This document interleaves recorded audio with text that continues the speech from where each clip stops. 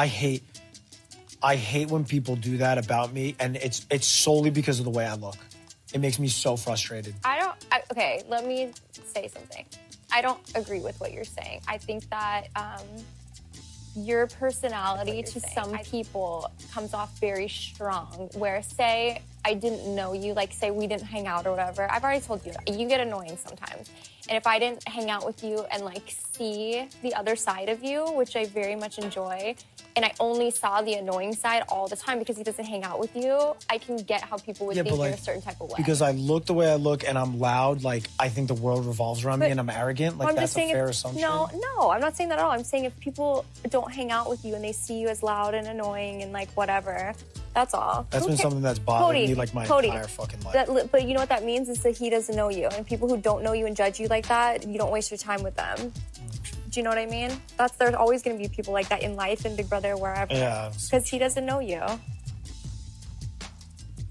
Plenty of people hate me who don't know me. Plenty of people hate everyone who don't know them because they see a certain, whatever they want to see. You know what I mean? Yeah.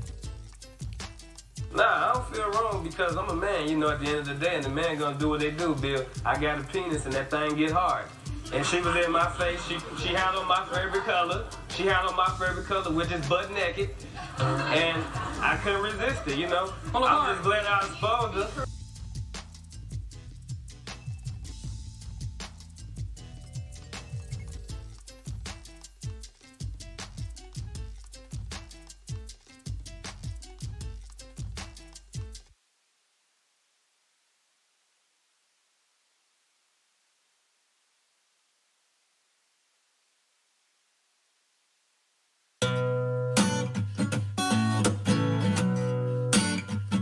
Congratulations, Daniel! You are the first head of health summer.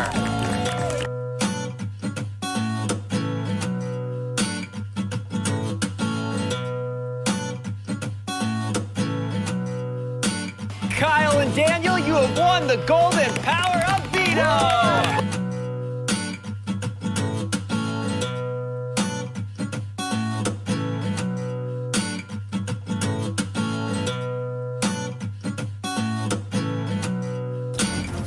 It's been 10 years to be here. I can't roll over now.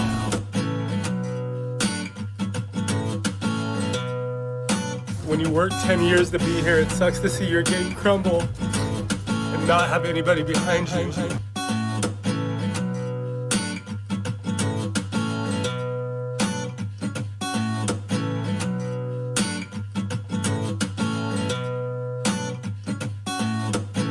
Daniel, you're up first. House guests, please vote to evict me. I'd rather hang out with Nicole and Paloma than any one of you bozos here today.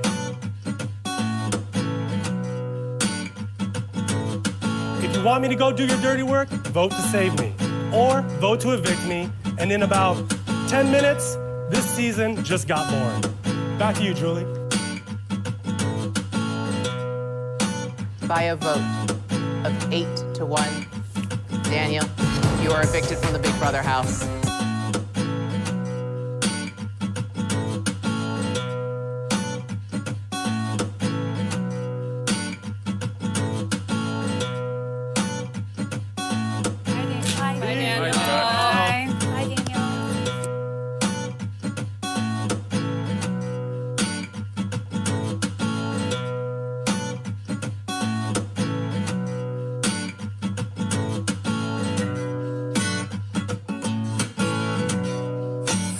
Some people can't stop talking about.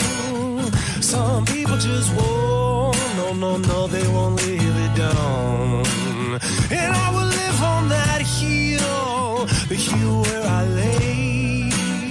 And I will not leave. No, there is no need to stay. Say my name. Say my name. When you say my name, say my name. You better scream it out loud. You better scream it out loud. Some people just won't really live. Some people just can't get rid of it. And I will live on that hill where I lay. And I will not leave, no, there is no need to stay. Say my name, say my name. When you say my name, say my name. You better scream it out loud. You better scream it out loud. You better scream it out loud. You better scream it out loud. See, sometimes when the terrible life ain't going the way that they want. Sometimes when they ain't got much, they always want to scream, but they never run. Sometimes when the terrible life ain't going the way that they want. Sometimes when they ain't got much, they always want to scream, but they never run. As long as you scream it out loud. As long as you scream it, scream it. Just scream it out loud. Scream it, scream it. So say my name when you say my name. Say my name. Say my name.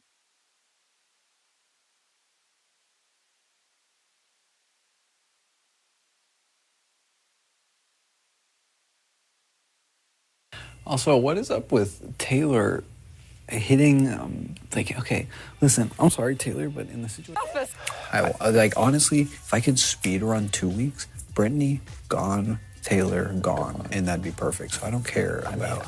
I kind of hope Taylor doesn't win another HOH. Because beforehand, Taylor came to me and she was like, "Is there a bigger target?" I was like, yes. I wasn't going to tell her no. Taylor's the only person in this house I feel genuinely betrayed by. What was that? Obviously, ideally, don't tell anyone this. Because beforehand, Taylor came to me and she was like, "Is there a bigger target?" I was like, yes. I wasn't going to tell her no. Taylor's the only person in this house I feel genuinely betrayed by. Her explanation, a lot of it was blamed on Joseph, but it's easy to blame things on Joseph right now because he's not here. Yeah. But just not, feeling excluded from whatever I feel like she was making. Yeah. Honestly, it made me feel some type of way. So Taylor's who my personal goal for this week is, but I would love to collaborate on this idea with you. Mm-hmm. If you have another thing, I assumed you would either not use it or take Brittany down. Yeah. But I would love to know your thoughts. Yeah. I think if the goal is that you want Taylor this week, I think. Are you fine with that goal? Because I would hate for that to even fuck up your game. Yeah. I mean, personally, I really like Taylor, but I also know that, we're getting to the point where, I like everyone. Yeah. Oh, no, you didn't. Wait a minute. No, you did. Personally, I'm okay with that. Mm-hmm. And please don't tell her this. No, absolutely not. Perfect. Yeah, and I would assume, everyone would be on board. I don't think anyone would be on board. You disloyal, fool-ass, bitch-made punk. I don't want to speak for her, but I don't think she's happy about how she's gotten dragged into things. So I think she is pissed at Taylor, honestly. Yeah. So that's the vibe I'm getting, that she's furious with her.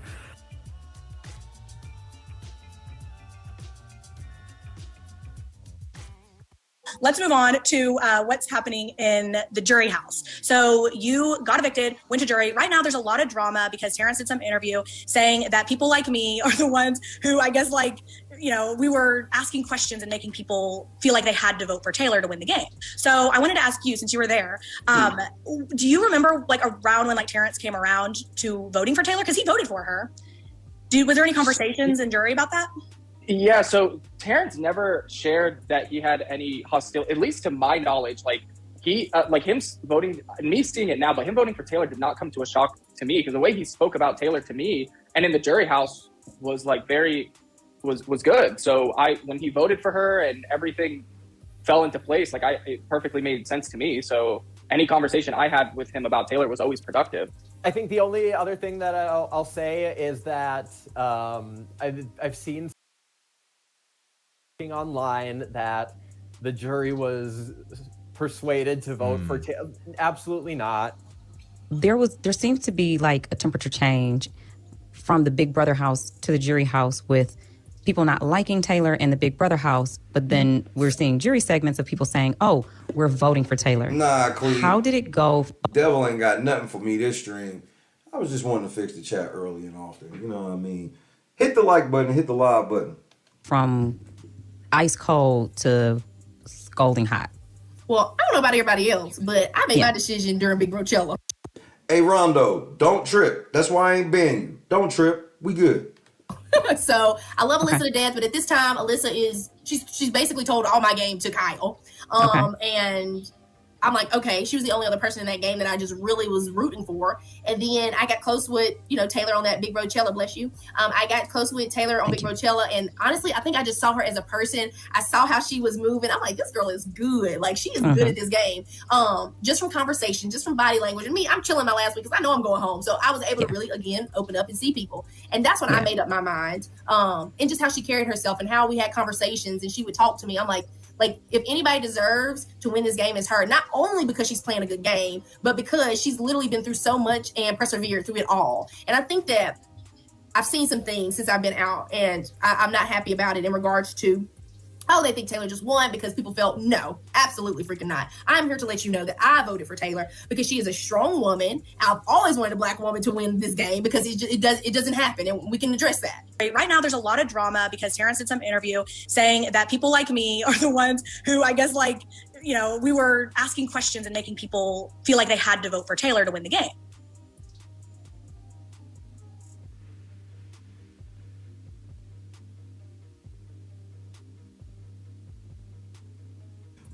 We saw that the media was leaning into it, and every one of y'all got the same treatment coming out of that house in that hotel room. Like, by the time you got to that hotel room, you was number 5, number 6. You popped on screen, was like, there go the room, here it comes. So because it was kind of weird, and I caught on to it quick because I went to media school. You know what I'm saying? I went to how to conduct interviews and things of that nature. So when you see the interview coming at you and all of these questions are the same absolute question from every outlet, it clued me into already what the temperature was, and how everything was moving. So it was like, so that's what y'all think? That's how y'all moving?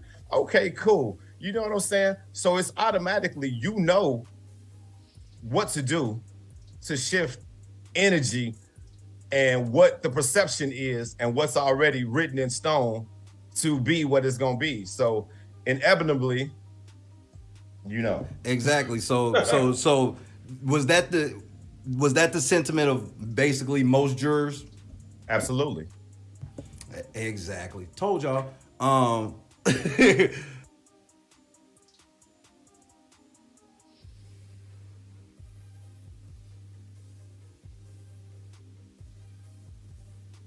Yes, I would love to see him out of the house if I was the HOH for this week. Well, there was never a thing. There was never a thing that I didn't like Taylor. I would not make any changes to my HOH. I don't think it was anything that I didn't per se like about her. I just think that her game coming into the Big Brother house and her strategy, I thought we were not aligned. She was hanging out with a lot of the guys. Even when the girls were around chatting, talking about girl stuff, she would never hang around. She would always go hang with the guys. And so, I just thought that maybe her strategy was to not work with girls in this game. Taylor made it known she didn't want to target other Black women in the house. You didn't feel the same way because you did put Taylor on the block and refused to work with her. What went through your mind knowing you had this kind of loyalty from someone in the house and they were making it known to other house guests? Last question was the most suggested question from you guys. Joseph, you're flirting with Taylor. Was that strategy or are there feelings there?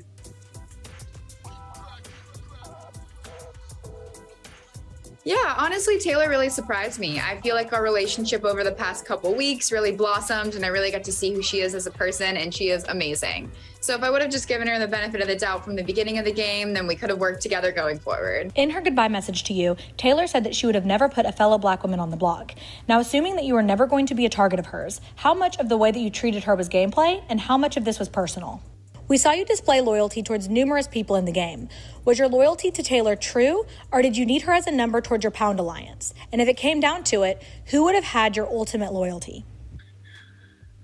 My loyalty to Taylor was most definitely true. I even recall talking to her initially in the game was causing me a lot of difficulties. Even maintaining a relationship with her while she was in the leftovers required that we start a foamance just so I can communicate with her and talk to her. If I wanted, to play a self-preservation game or only stay true to the Pound initially, once we had Taylor's vote and what we needed, I could have just disregarded her in that manner, but I wasn't willing to do so, and I was taking it day by day with her and seeing how it goes. First question. If you had reached to the 7 with the leftovers, would you have stayed true to the Pound, or would you have cut someone loose for another ally?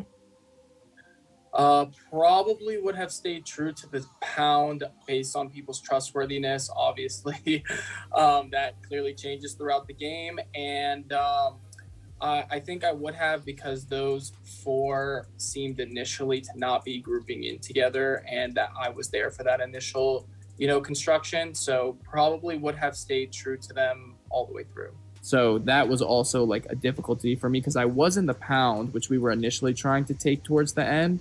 And then Taylor did inform me that, her, Michael, and Brittany lock in a final 3. But Taylor and I relationship was definitely going to cause a lot of problems for the Pound and for Michael and Brittany's final 3, because within the Pound, I definitely noticed that Turner and Kyle locked in together. And that left Monty and I by association to lock in with one another. But I wasn't ready to make that decision because I was still considering other people. So that was already problematic. So the Pound was crumbling on its own. First question. If you had reached to the 7 with the leftovers, would you have stayed true to the Pound, or would you have cut someone loose for another ally? Probably would have stayed true to the Pound based on people's trustworthiness. Obviously, that clearly changes throughout the game. And I think I would have, because those 4 seemed initially to not be grouping in together, and that I was there for that initial, construction. So probably would have stayed true to them all the way through. Now, when you were on the stage with Julie after you were evicted, do you remember who you told her you were rooting for?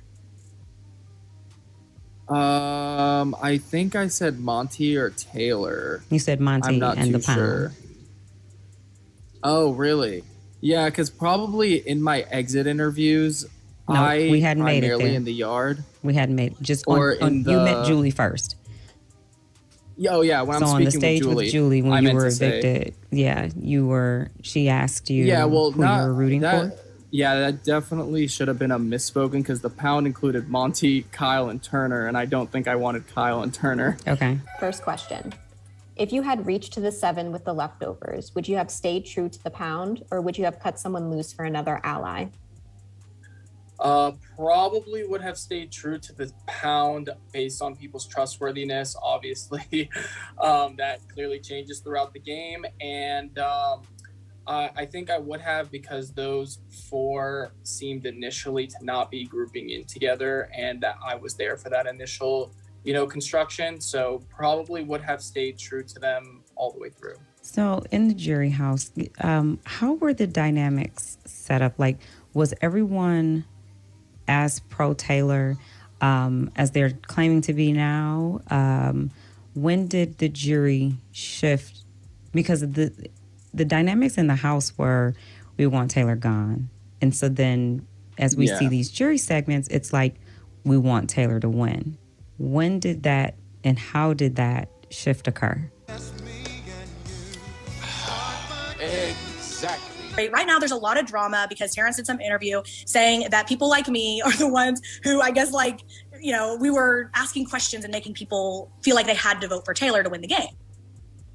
Hey, Terrence. Hey, how are you? Doing well, thank you. And welcome to Rob Has a Podcast. Thank you. Oh. Question number 1. Why did you have so much animosity towards Taylor coming out of the house? I struggled with how I wanted to ask him about Taylor. We saw such hate from him towards her for the entire season.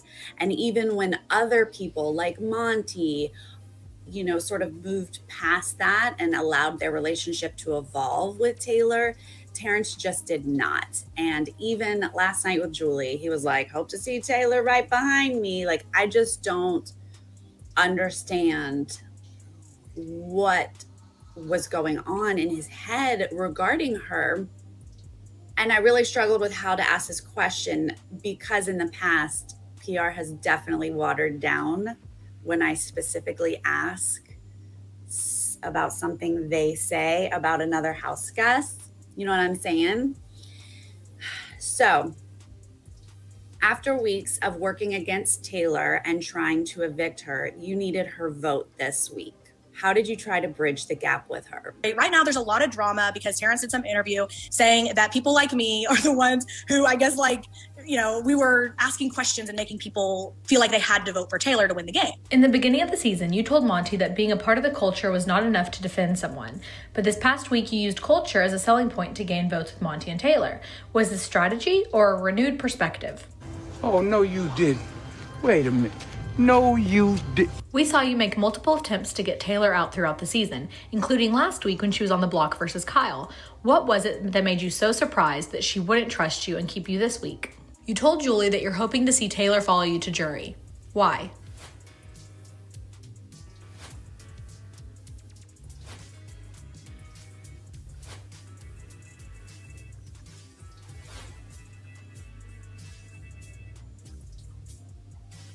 Question 2.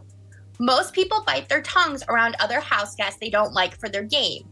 But you told Taylor not to talk to you while on the wall, helped other people accept her at the last veto meeting, and when she mentioned you wanting Kyle to stay over her in your private talk, you glossed over it.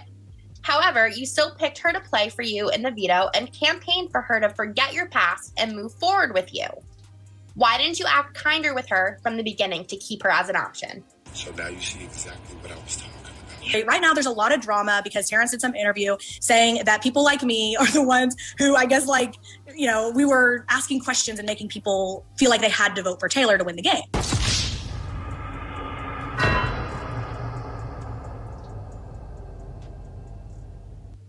But Terrence, if there's anything that you need to address in any way, I don't care what it is, whatever you got on your, if I ain't asked it to you yet, what is it? What's on your heart?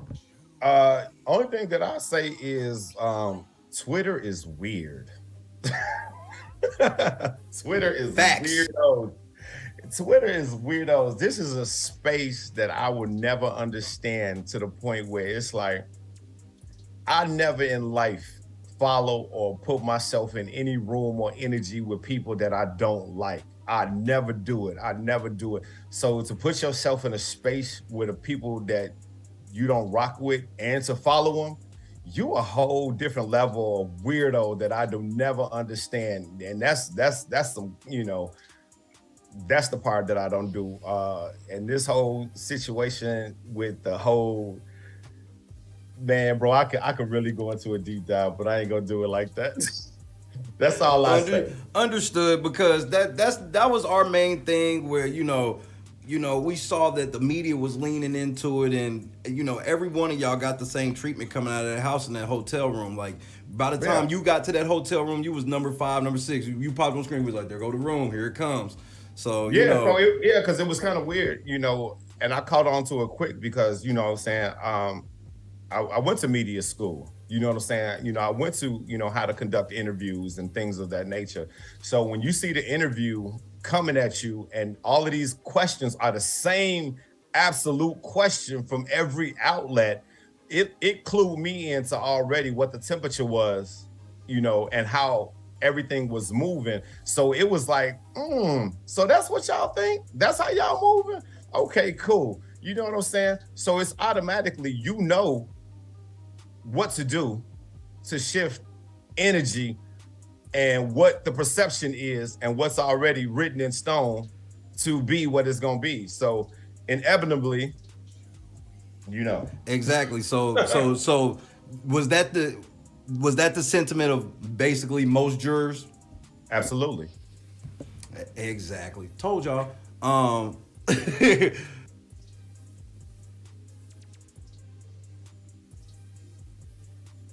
You can't lie on LNC, Cat. You can't do it either.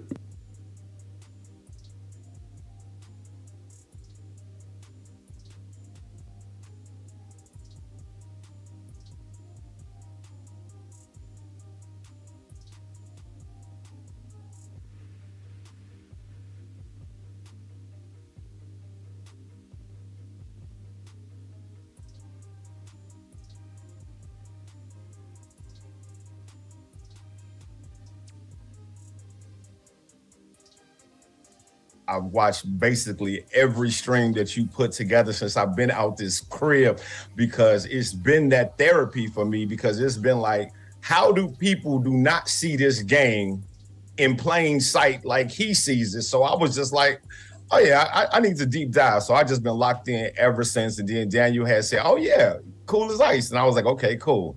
And then, hey, that's been it with me, bro. And I've been in. And I was like, I wasn't going to grant nobody else an interview, because just one, for the simple fact that I rock with, you know, outlets that represent what I talk about. And to me, what you talk about is, and the energy that you bring to it, you guys are dead to me, like y'all the Breakfast Club of interviews for when leaving Big Brother house. If you don't want to go to the Breakfast Club, to me, this is the Breakfast Club of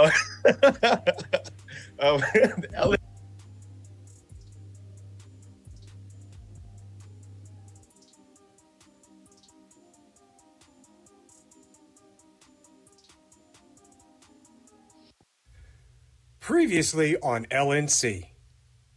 I got a bombshell question for you. How do you feel about all of the house guests that blame everything they said about Taylor off of what Paloma said? What do you think about that? Hey man, I meant to say that too. You know what, bro? That's crazy. Y'all literally doing the same thing from Dire Fest. Blame it on Joe. Joe did it. Joe. It was Joe. Y'all, come on, bro. Y'all not gonna blame Paloma for everything that happened. Y'all not gonna say Paloma did this. You're not gonna blame Paloma for insecurities that you just had within yourself that you now you're gonna throw her under the bus.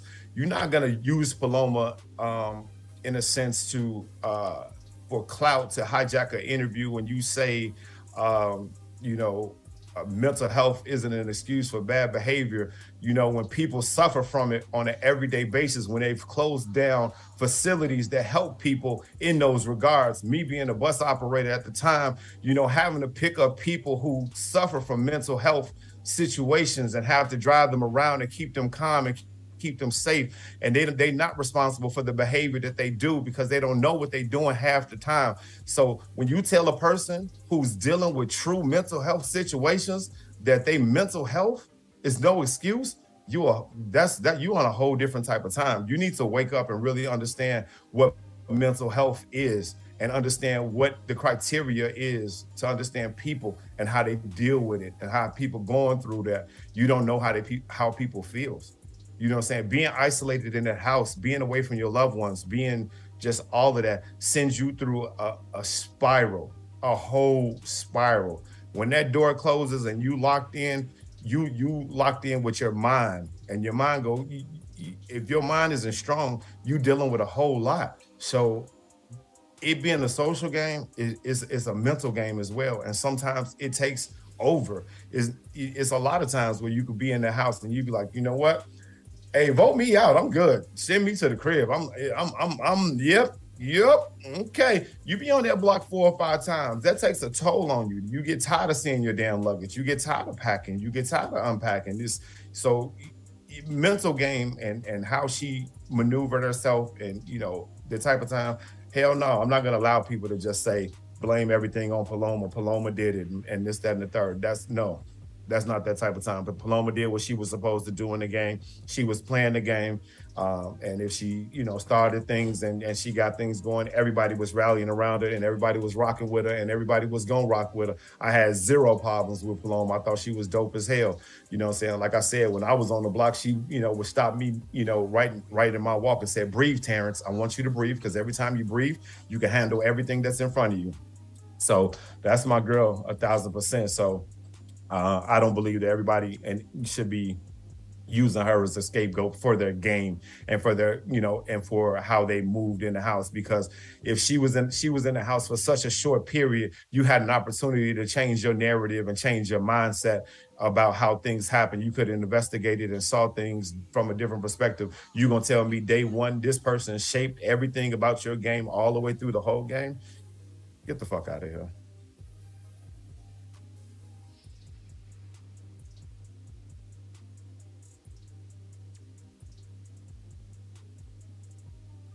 And literally just got a text message, Shay, about you. Kyle said to keep the floaty out of your combo. Keep my wife's name out your fucking mouth. I'm going to, okay? Hey, well, I didn't even say Kyle, bruh. Wow, dude. Yes. It was a G.I. Jane jump. Keep my wife's name out your fucking mouth. One. Hold on. Let's take a second, so we can just re-envision that have-not room. I'm not allowed to mention the floaty anymore, and Kyle got a Thor's hammer, so I don't want to mess with him. But let's just take a moment. Uh-oh, Richard. Oh, wow. Shout out to the boy Kyle. Kyle Caitner, bro. KK, bro. Shout out to Kyle. Shout out to Jamie too, man. Shout out to Mom. Up next, more Big Brother 24 coverage on LNC.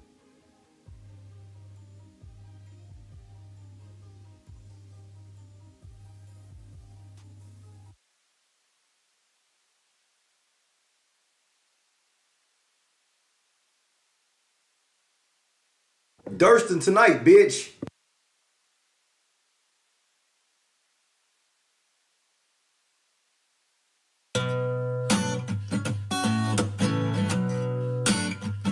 Congratulations, Daniel!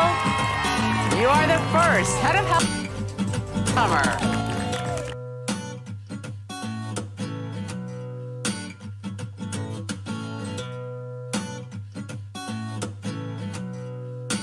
Kyle and Daniel, you have won the Golden Power of Veto!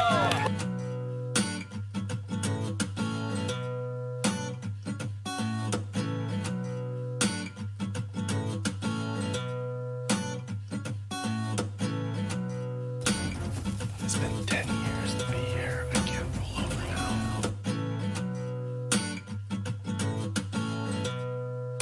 When you work 10 years to be here, it sucks to see your game crumble and not have anybody behind you.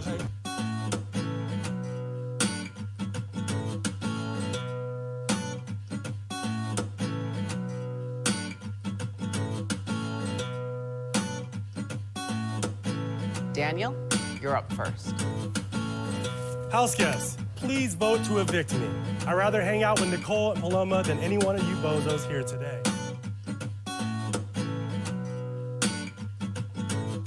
If you want me to go do your dirty work, vote to save me. Or vote to evict me, and in about 10 minutes, this season just got boring. Back to you, Julie. By a vote of 8-1, Daniel, you are evicted from the Big Brother house.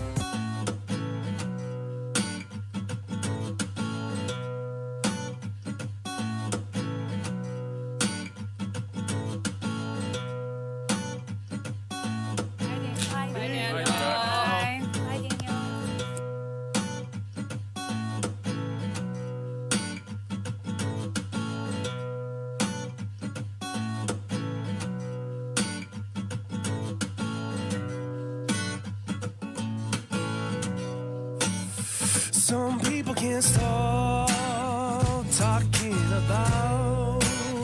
Some people just won't. No, they won't leave it down. And I will live on that hill, the hill where I lay. And I will not leave. No, there is no need to stay. Say my name. Say my name. When you say my name, say my name. You better scream it out loud. You better scream it out loud. Some people just won't really live. Some people just can't get rid of it. And I will live on that hill, the hill where I lay. And I will not leave. No, there is no need to stay. Say my name. Say my name. When you say my name, say my name. You better scream it out loud. You better scream it out loud. You better scream it out loud. You better scream it out loud. You see, sometimes when the terrible life ain't going the way that they want. Sometimes when they ain't got much, they always wanna scream, but they never run. Sometimes when the terrible life ain't going the way that they want. Sometimes when they ain't got much, they always wanna scream, but they never run. As long as you scream it out loud. As long as you scream it, scream it. Just scream it out loud. Scream it, scream it. So say my name when you say my name. Say my name. Say my name.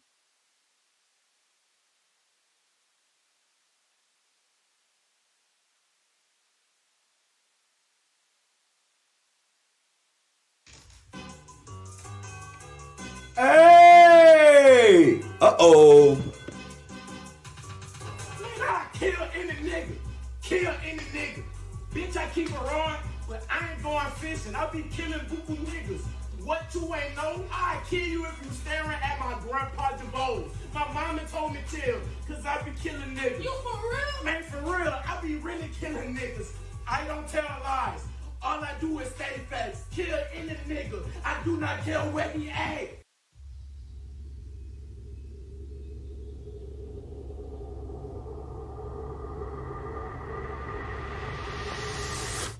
Yo, what's going on, boys? How are you? Yo, dap me up. Hey, all right, damn. What part of the city are you from? Yo, What's up? there, brother. Hey, Yeah. What's up? Yeah. You guys ready for this? Take this. Oh, all right, sick. Why don't you guys come inside? Don't ski. These are the guys. I'm Octavius Gray. And I'm Steve. Steve LeVois. It's okay, I bathe in here, right?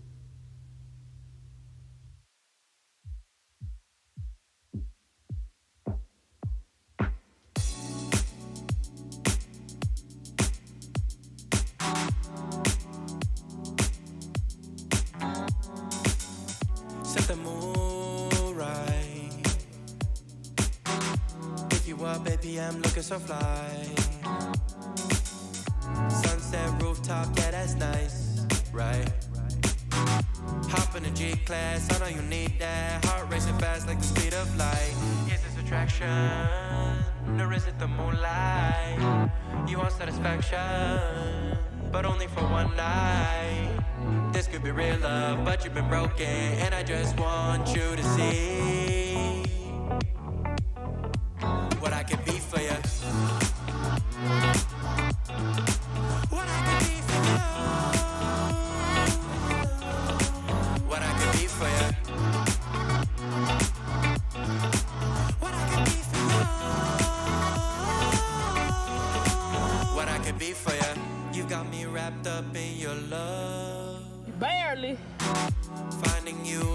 sacred treasure,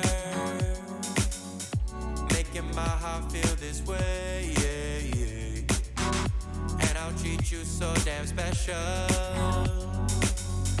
What you did, who you were with, I don't care about those days. When I'm with you, I won't complain. Share your success and heartbreaks. Yeah, you know I stay by your side. Never leave you dissatisfied. But I need you to let me know. Yeah. Is this attraction? Yeah. Yeah. Or is it the moonlight? Yeah. You want satisfaction, but only for one night. This could be real love, but you've been broken, and I just want you to see what I can be for you. What I can be for you. What I can be for you. What I can be for you. What I can be for you. Baby girl, it's just one night. Yeah, baby girl, it's just one night. Oh, yeah, it's just one night. Yeah, baby girl, it's just one night. Yeah, girl, it's just one night. Yeah, baby girl, it's just one night. Oh, yeah, it's just one night. Yeah, baby girl, it's just one night.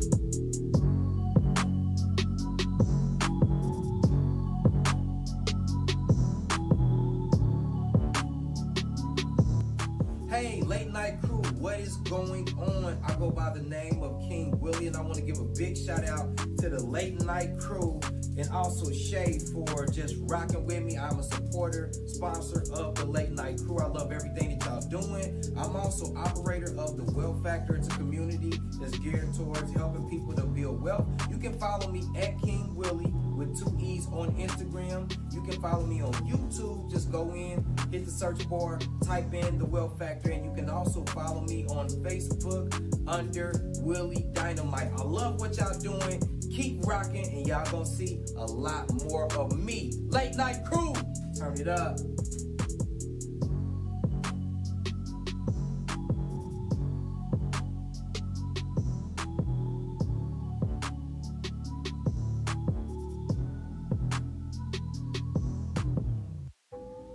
I am LNC. I am LNC. I am LNC. I am LNC. I am LNC. I am LNC. I am LNC. I am LNC. I am LNC. I am LNC. I am LNC. I am LNC. I am LNC. I am LNC. I am LNC.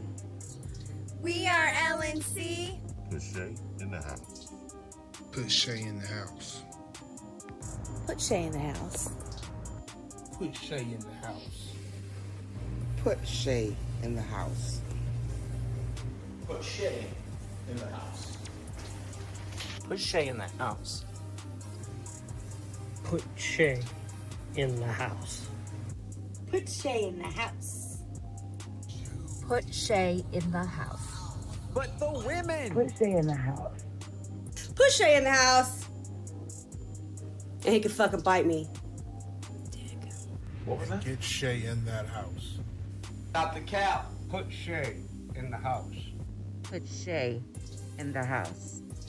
Put Daddy in the house. What's wrong with Angela? You heard him. Tactical nuke incoming!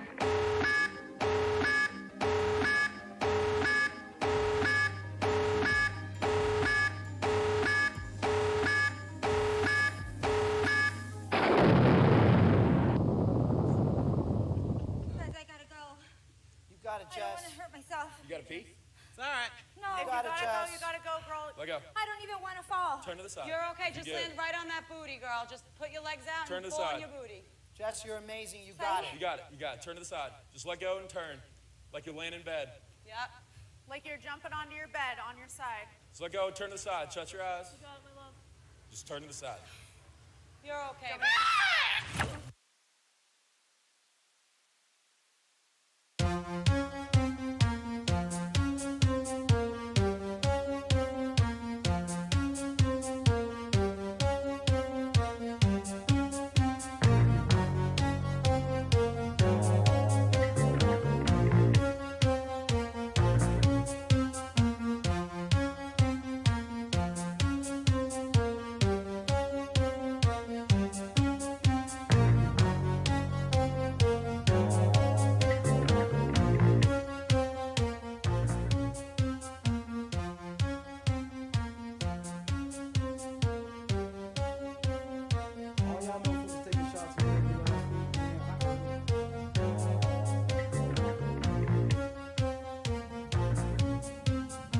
All y'all motherfuckers taking shots at me over the last week, man. I heard it. I don't care. You was dancing on the nigga grave. I wasn't in there though. I was on the couch watching TV. I played a lot of baseball this week. MLB The Show was fun. I played a lot of baseball this week. But hey, it only took me to be back an hour to get blocked by AFP, nigga, cause she weak. Mentally. You mentally weak, Taylor. That's why you was crying in the room every time you didn't get your way. I wish somebody would come save me. Save me. Daniel, wrap that 45-inch cock around me and save me. Kyle, you're kind of cute. Joe, please handcuff me to Joe. I need you guys to handcuff me to Joe. I want to be handcuffed to Joseph. You guys sent him home in Direfest? Fuck me, Monty! Fuck me, Monty! Fuck me, fuck me, fuck me! Let me guess, that's slut shaming. Get the fuck out, I just told you what happened. You can't say me telling you what happened is slut shaming, bro. Stop!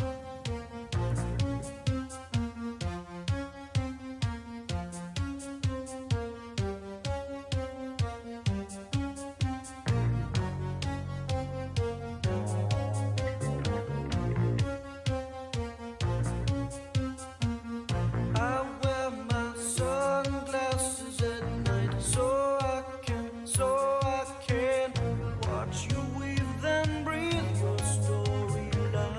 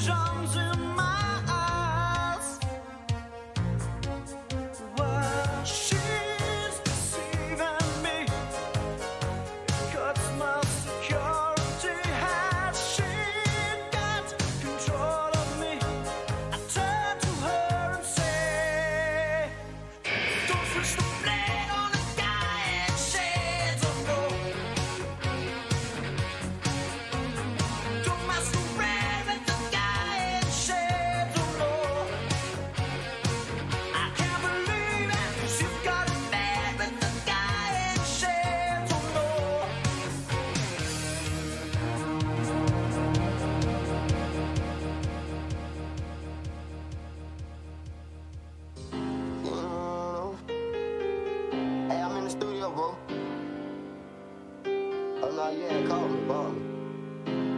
Yeah. Yeah, I'm at the studio. Hold up, dude. I ain't get to roll no weed. I ain't get to roll no swishers. I was locked up on Christmas. I ain't get to see my niggas. I ain't get to hug my mama. Couldn't even give her no kisses. Can't even post on my Instagram. Could he pussy nigga be snitching? Everybody acting suspicious. Might probably say that I'm tripping. When I'm all alone in my jail cell, I tend to get in my feelings. And all I smoke is that loud. Don't pass me no midget. And I'ma smoke all of my pain away, cause that's the only thing that gon' heal it. I don't understand you women who go around pretending as if they really fuck with me. So I love them all from a distance.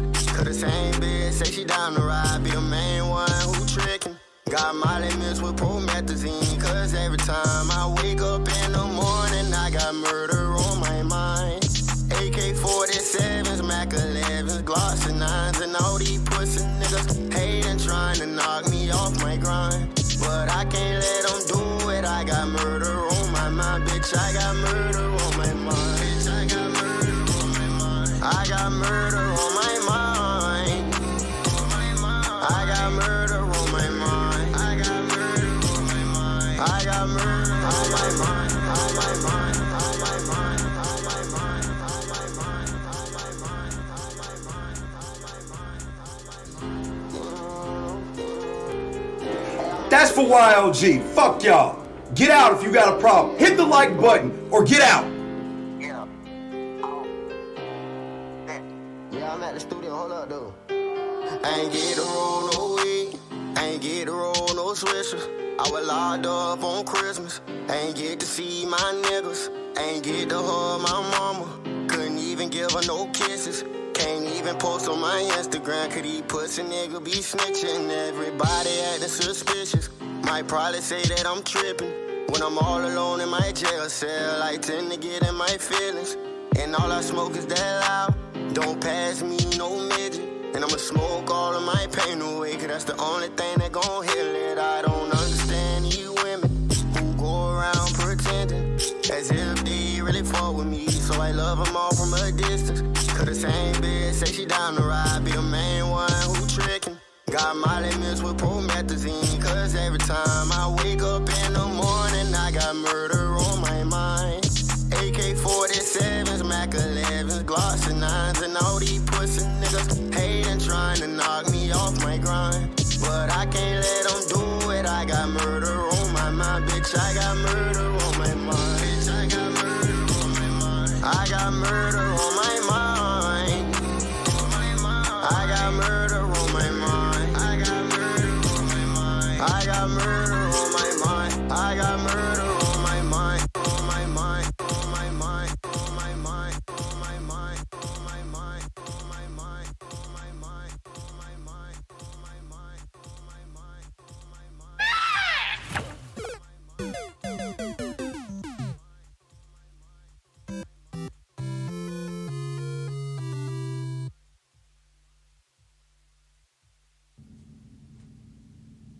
All y'all motherfuckers taking shots at me over the last week, man, I heard it. I don't care. You was dancing on a nigga grave. I wasn't in there, though. I was on the couch watching TV. I played a lot of baseball this week. MLB The Show was fun. I played a lot of baseball this week. But, hey, it only took me to be back an hour to get blocked by AFP, nigga, because she weak. Mentally. You mentally weak, Taylor. That's why you was crying in the room every time you didn't get your way. I wish somebody would come save me. Save me. Daniel, wrap that 45-inch cock around me and save me. Kyle, you're kind of cute. Joe, please handcuff me to Joe. I need you guys to handcuff me to Joe. I want to be handcuffed to Joseph. You guys sent him home in Dire Fest? Fuck me, Monty. Fuck me, Monty. Fuck me, fuck me, fuck me. Let me guess. That's slut shaming. No, it's not.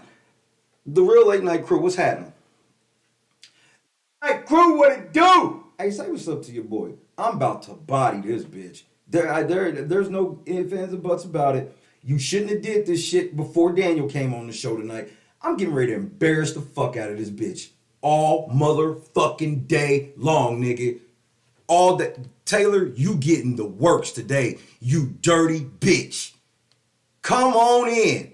Come on in. Get y'all screen captures ready, cause I'm about to body this bitch all motherfucking day. Hey, Daniel said ain't nothing off the table today. I'm going to test that. Cause I got some shit I want to fucking know. Uh-oh. Who the fuck is Shay anyway? I've never even heard of him. Don't be here tonight, bitch. Then don't be here tonight, bitch. You niggas don't know me, remember? Don't nobody what? Taylor don't know me. She don't know. Taylor don't know me, right? Right. That's right. Trifling, bitch. Hey, first off, fuck you, Jalen Rose, you weak ass nigga. I ain't fucked with you since you left Indiana, no way. Weak ass nigga, you wasn't nothing but a 6'8" point guard that couldn't shoot. You want to keep it a thou wow. Yeah, if that's what you want to do, because you ain't never made nobody's greatest list of anything, nigga. You the same nigga that tried to stand up for Ime Udoka until your motherfucking white man called you and said, hey, nigga, you not allowed to stand up for men. You got to shit on men and protect all women. Yes, sir, massa. I goes on there, massa. I goes on there, massa. I say whatever you wants me to say. Bro, how the fuck do y'all ever call me a Uncle Ruckus and shit, but y'all love, I know y'all love this fucking Jalen Rose interview. Most of you motherfuckers don't even know who the fuck this nigga is. Get the fuck out of here, nigga. Nigga, all the fucking basketball and football I watch, you know what I don't watch? Goofy ass niggas like Jalen Rose talk about it. I don't watch none of that ESPN propaganda shit, and if I do, I'm just watching it because ain't shit else on. The fuck you mean? Oh, let me tell you what Eli means by 81. You know when Kobe dropped that 81? He dropped it on Jalen Rose, weak ass. Him and Sweet Mo Pete was getting the business, nigga. But Chris Webber bringing the ball up court. Don't get me started on Jalen Rose, bro. Jalen Rose, nigga, they did a commercial where your weak ass sat there while Kobe ordered a drink with 81 olives, nigga. Weak ass nigga. You been getting cucked for years. Ain't no way a nigga dropped 81 on me and I'm doing a commercial with him about it. There's no, bro, y'all niggas are built weird, bro. Age niggas are built weird.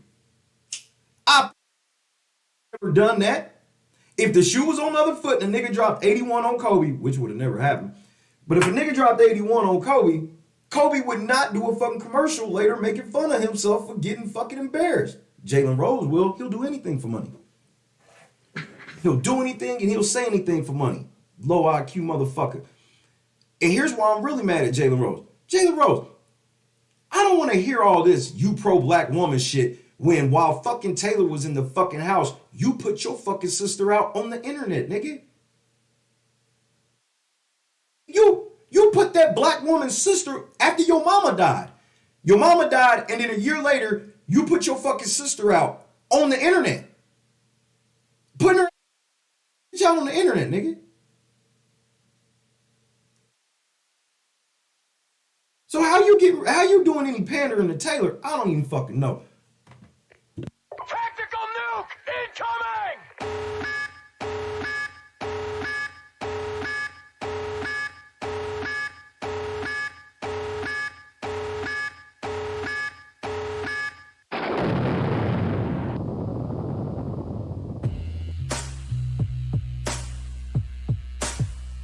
It makes me happy. And my next guest is a television personality. Bro, you be sounding so low IQ to me. You sound like you barely know how to fucking read to me. I'm gonna keep that shit a stack. I'm about to be on Jalen Rose's fucking head tonight. I've been waiting for a goofy nigga like this to slide into my lane.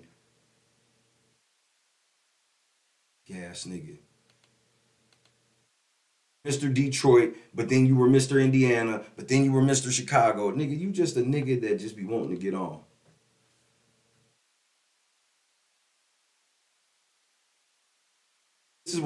This is probably the most disgusting interview she did. Hands down. Down. But that nigga he ain't gonna come save you. I wish the fuck Jalen Rose would say something to me, nigga. He know better. I wish the fuck he would. Stephen A took his girl. Nigga, you lost Molly Carum to fucking Stephen A. Smith, nigga. Bro, you just he's a walking L, nigga. Eli feels me, apparently. This nigga been a walking L for me since Indiana. Remember, Kobe busted his ass for a ring, nigga. I watched the whole shit go. Nobody even knew who Kobe was. Everybody knew who Jalen Rose was. Nobody knew who Kobe was. And then after that finals, everybody knew who Kobe was, and Jalen Rose wasn't shit.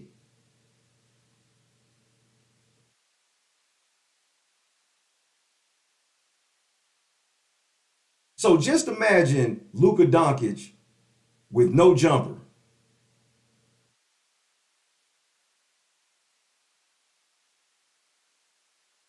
No scoring ability pretty much whatsoever. That's Jalen Rose.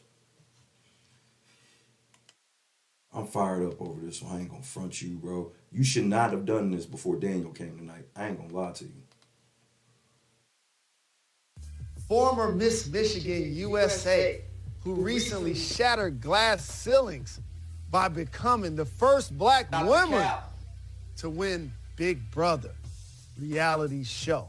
And again, that's what Jalen was, Eli. Jalen was a big ass nigga that could get to anywhere he wanted on the court but couldn't score. This nigga running point, can't no point guard guarding. If Jalen Rose tried to do the Luka step back, it'd have been an air ball every fucking time. Because Luka can get anywhere he want to on the fucking court. Yes, YLG. Yes, YLG. Token, I got you tonight in the post game. Of course he didn't. Jalen don't represent black men. He represents black betas. Bro, go back, Jay. Bro, I'm a Pacer fan, bro. And everybody was so happy about getting this nigga that can't shoot. And that's what cost us the finals. Jalen Rose non-shooting ass. I'm talking about this shit from 2000 like it was yesterday. Bro, I have not fucked with Jalen Rose over the last 22 years, bro. I ain't gonna lie. It was almost perfect. It was almost poetic that he's the one doing this goofy ass shit. being from my hometown is a shining example of the resilience and strength that our city produces. It is my honor. Shout out to number 5. I see you.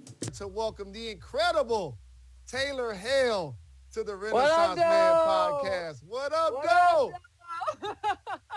Look, that was the best intro I've gotten in the. Before we even get into it, I'm gonna tell y'all this is some of the most disrespectful shit to anybody from Michigan. Especially if you from the D, especially if you from where niggas is from for real. If you from any area where niggas is at, you know, the Yak and all of that shit, Flint, all these places where niggas really be populated. To hear how they talk like they really from this shit when you clearly, just wait. A month and a half since I've been out the house. I just need to record that and have that hyped up wherever I am. Thank you, Mr. J. You know how we do it. I'm happy for you. I'm proud of you. I'm rooting for you. I know your story, but I want you to tell the story to those who may not know. Tell us about your upbringing in Detroit, where you grew up, and how you think Motown shaped you. Michigan folk, brace yourself. Woo! All right. Well, this is easy. I talk about it all the time. So I grew up at 7 Mile and Woodward. I grew up in the University District. And I went to school my entire life at Country Day. So let's stop right there. You went to Cranbrook. That's a private school. Somebody told me this early in the season, bro. Told me exactly what school and shit she went to. And I was like, everybody from Detroit that I know and fuck with, they all denounced this shit immediately. Even if they fuck with Taylor, they was like, bro, she ain't from nowhere like that, bro. She low-key shouldn't even be claiming Detroit. From age 4, I was one of, I think, 4 black kids going to Country Day. And I went there all the way until I graduated high school. But it's interesting because people at that time didn't understand Detroit to be a multifaceted, multi-economic city. So you see the black girl from Detroit coming to public or private school in the suburbs, they automatically think, I'm from the hood. Wait.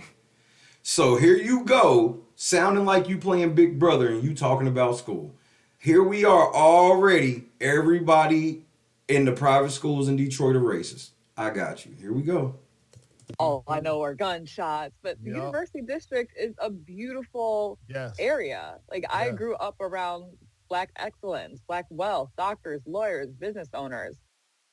So the niggas that count, you grew up around black excellence. You hear that?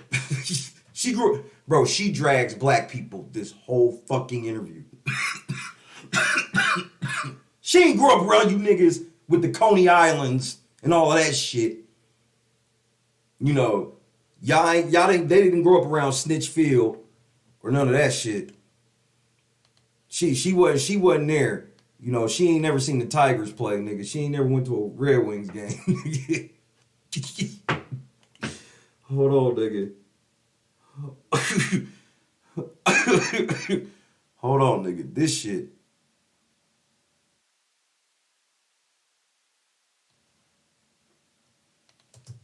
That's the life that I've always had.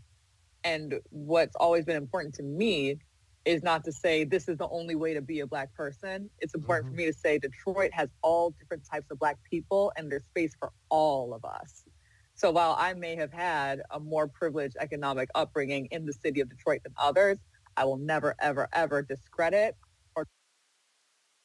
But, okay, if that's the case, Taylor, why would you start off basically saying out rip? You was basically saying out rip that, hey, I didn't grow up around no bum ass niggas. I was like one of 4 niggas that was privileged and I was out there with the rich white folk. I grew up around doctors and shit like that. See, she grew up around all of that shit, so she don't want to discredit the broke niggas. This is why she gonna end up with no dude, is because she alienates all the black people, and then she sits around white people playing victim all the time. And she think that the white people that don't like her, bro, they don't like that you play victim all the time. This shit is crazy, bro. This shit is one of the worst interviews I've ever heard from a Big Brother winner. Myself from other Detroiters because circumstances just happen to be different. Absolutely. So that is the life that I had as a native Detroiter. And I would look 7 Mile Woodward. You can never tell me I'm not a Detroiter within city limits. Okay. No doubt. No doubt. These is major streets. Woodward, 7 Mile. This is major right here. And by the way, Country Day, one of the greatest schools in the United States of America. And they produced a bitch that didn't do shit with her life. She was a beauty pageant, and how did schooling help that? And then she went and played victim on Big Brother. Like, give me a fucking break, bro. How great is the school really? People had the money for her to go to that school, nigga. Don't play dumb, nigga. Her people had the money for her to go to that fucking school, kid. So don't play me. Don't try that shit, nigga. So kudos to your family, your parents, for not only nurturing you, but yourself for getting in. What was it like for you in so many cases being the minority trying to prove that you deserve to fit in? You know, that's something, being one of 4 black kids at age 4, I learned very early on. But what I was also appreciative about Detroit Country Day. What was that? Being one of 4 black kids at age 4, I learned. So, again, this is why I have a problem with her playing this whole, I went through the black struggle. She tells you since the age of 4, she was never in no black struggle. So how do you get to become an adult and start taking shit from black women who actually went through black struggles? Make it fucking make sense, bro. Very early on. But what I was also appreciative about the Troy Country Day is that even though I was a minority within a minority, that school was still very diverse. I got exposed to Jewish kids. I got exposed to Indian, like from India kids. I got exposed to Middle Eastern kids. And yes, many different. When did you get exposed to black kids, though? See how she thinks she is all of black people, where it's like she can be around all these other cultures and shit. She feels like I don't ever have to be around black people because, hey, I'm black. And so whatever my experience is the, you know, that's what it is by default.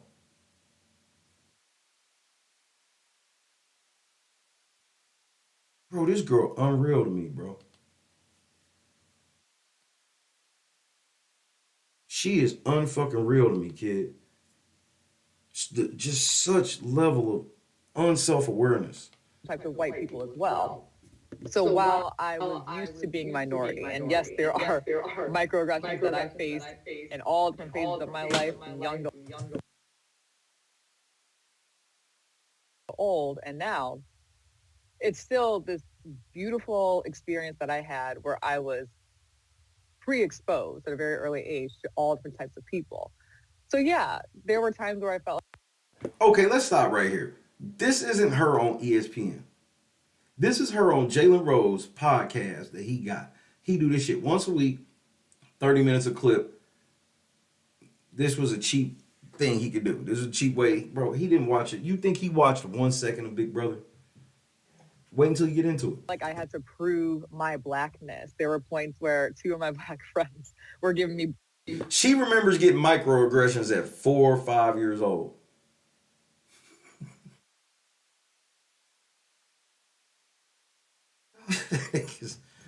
Y'all are something else. Black lessons on how to drink pop the right way and talk the right way.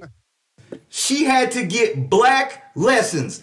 She went from getting black lessons to now I gotta win all this money and become the first black winner because I went through this black struggle. Nigga, she just said out of her own fucking mouth she had to be taught how to be black. She had to have black lessons. What the actual fuck?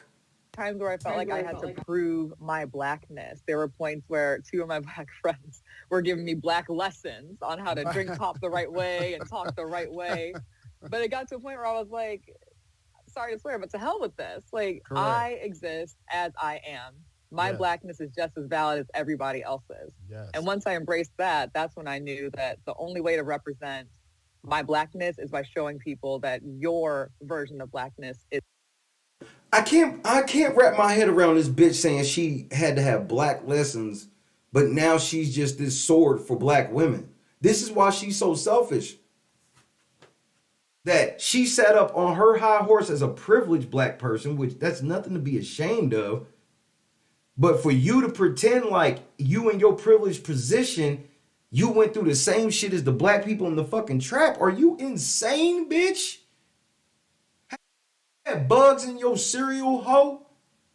Have you ever had to cut the milk with water, bitch? You ever been on a rice and eggs and ramen noodle diet, bitch?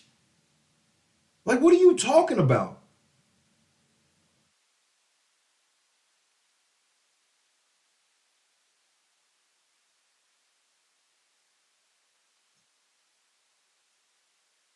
Unreal, bro. Correct and valid.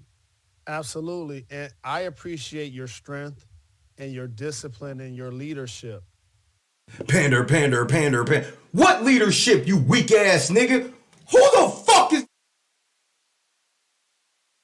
You couldn't even tame Molly Carum, you weak ass nigga. The fuck you mean? You was literally dating a chick that was on TV on a regular emasculating men. But she was fine though, right? Weak ass niggas, bro. What leadership qualities has this bitch had, bro? Leadership. Liked her leadership. What fucking leadership has Taylor Hale shown? Who is following her besides Joe?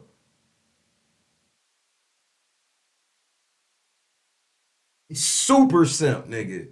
But growing up on 7 Mile and Woodward, but then entering in a pageant universe is two different worlds.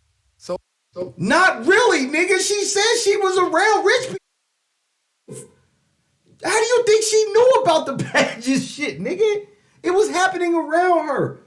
Don't try to make this shit sound like this bitch was Dusty in the Trap and the family had to save up years to get her a pageant dress and all. Man, no, stop the fucking cap now.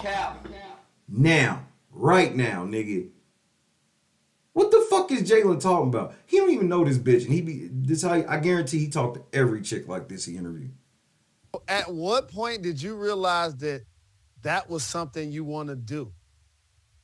Oh, it's funny. People always ask me about this when I tell them I was with Michigan USA, and they think, oh, so you...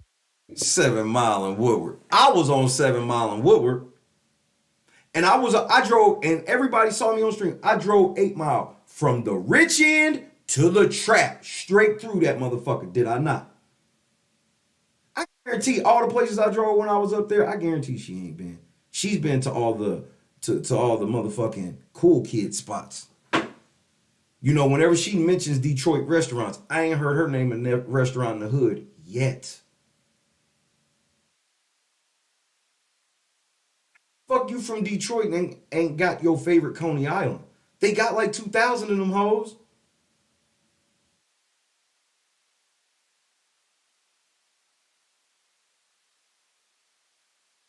She one of them niggas that was pedal biking.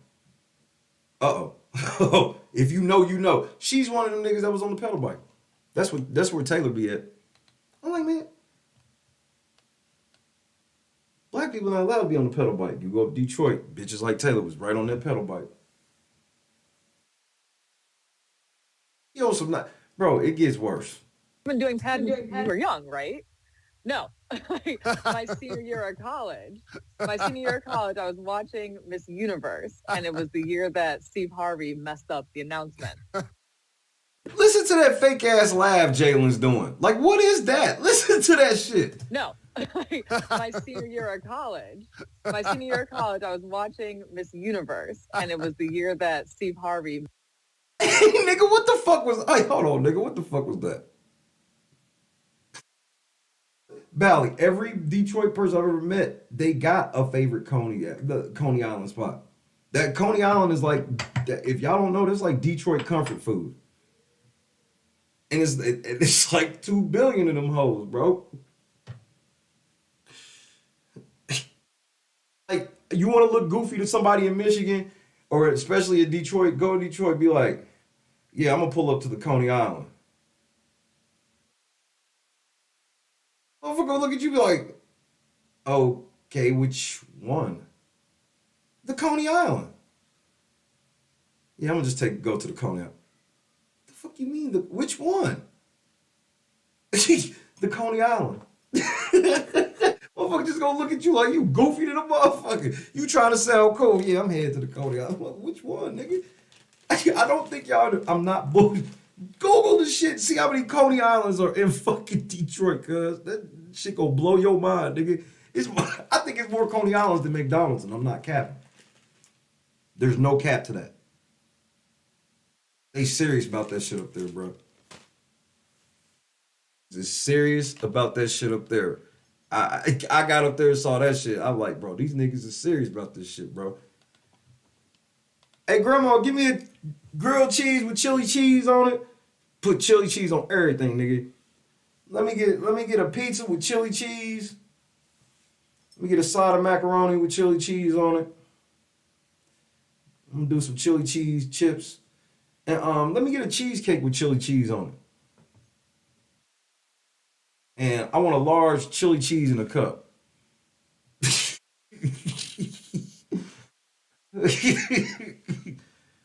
See, Bally, I actually go to these places. This is why I'm doing these trips, because fuck what be happening on the internet. Bro, one thing I've learned when I've been on the road, and y'all have learned on stream, this shit don't never be like it they be saying on TV. Yeah, you can drive to that TV spot, and it be like 8 blocks, and once you get out of it, that's when you start seeing the real city, the real people, the real food.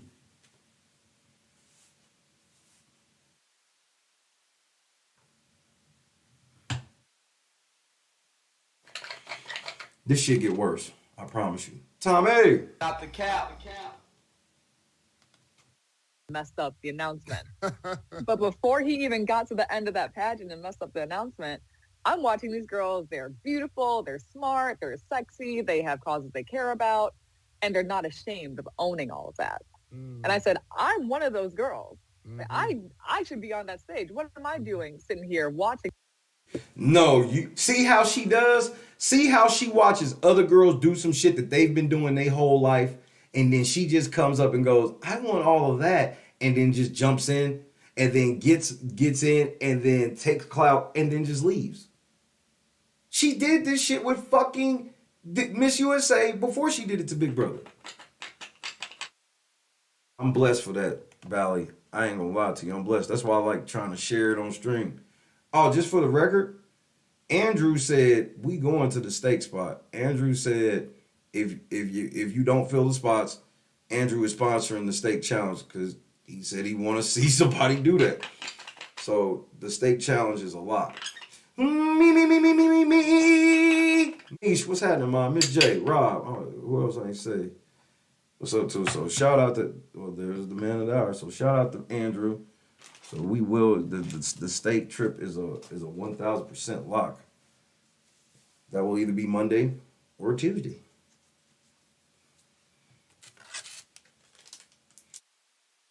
J Rods will be in full effect.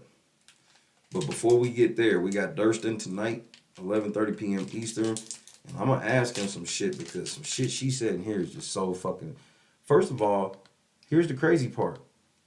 Daniel was one of the people that got probably the best look in this interview. How crazy is that?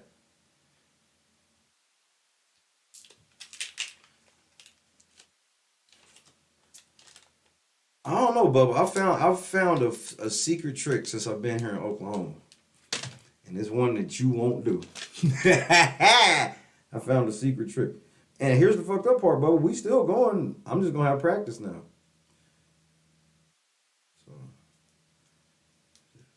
So if I lose, you know what I mean? Obviously, you should feel good.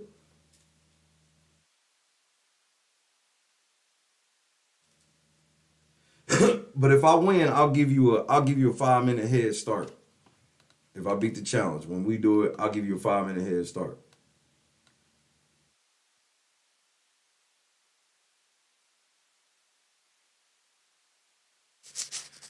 So here we go. Let's get back to this foolishness. Let's get from the good news to this. I need to be one of them. Mm-hmm. And I was already looking up how to compete for, at the time, Miss DC USA, because that's where I went to school. Mm-hmm. Then, and the show comes, Steve Harvey has his whole debacle, but I'm already signing up for DC. I'm like, I need to be who I am at a larger level. So I lost that pageant, but the girl who beat me went on to win Miss USA. And I said, oh, okay. I might have something here. If I can place in her top 15. I waited 3 years because I just needed to trust myself and trust my timing. I competed in Michigan, and I got second runner-up, and I won the swimsuit competition. And then I said, next year, that crown is mine. Mm-hmm. And I trained, and then COVID happened. You trained? Oh, come on, bro. Come on, man. We gotta make everything sound so much physically tougher than what it is. Me neither, Grace, but I don't have no proof. But I also haven't looked for any either. Just for the record. So instead of training for 9 months like I planned, I had to train for a year and 9 months. And I never quit. I never stopped. And when we could finally have that pageant, I swept. He says she thinks she Goku. That's what I'm saying, Mish. A bitch with a great metabolism sitting around talking about, yes, I had to train. Again, this is the same bitch that said she was going to get breast implants, but she ain't have enough fat. That competition and won Miss Michigan USA. So being a basketball player, there's certain people that think, oh, you're tall, so you're good at basketball. So for you, you're beautiful, you're... Jalen, why the fuck would you say that, nigga? Because I'm one of them niggas that do not believe just because you tall, You know, I played basketball. As a matter of fact, nigga, I just said that you Luka without a jumper. Luka without all, I mean, he could pass the ball a little bit, not as good as Luka. He could rebound a little bit, but he couldn't shoot or score for shit. Mark, so it only makes sense that you should be in a pageant. But you just talked about training and work ethic. What are some of the things you were doing leading up to that point? Yeah, I'm glad you asked that because I'm definitely glad you asked a lot that. of people think, oh, you can get some good grades, hold a normal Oh, he had his defense was like Luka's. conversation and put on some makeup. You can walk on some heels and do just fine. No, I have seen glamazons lose that pageant.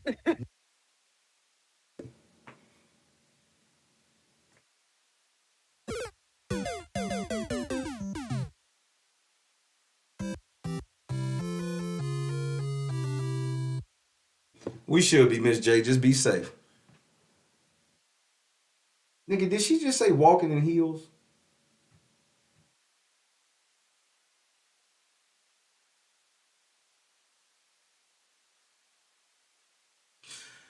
Nigga, Travis Best had a better jumper than Jalen Rose, and I put that on everything I love. I stand on that. Travis Best had a better jumper than Jalen Rose. Travis Best was in He Got Game. Jalen wouldn't. I'll just leave it at that.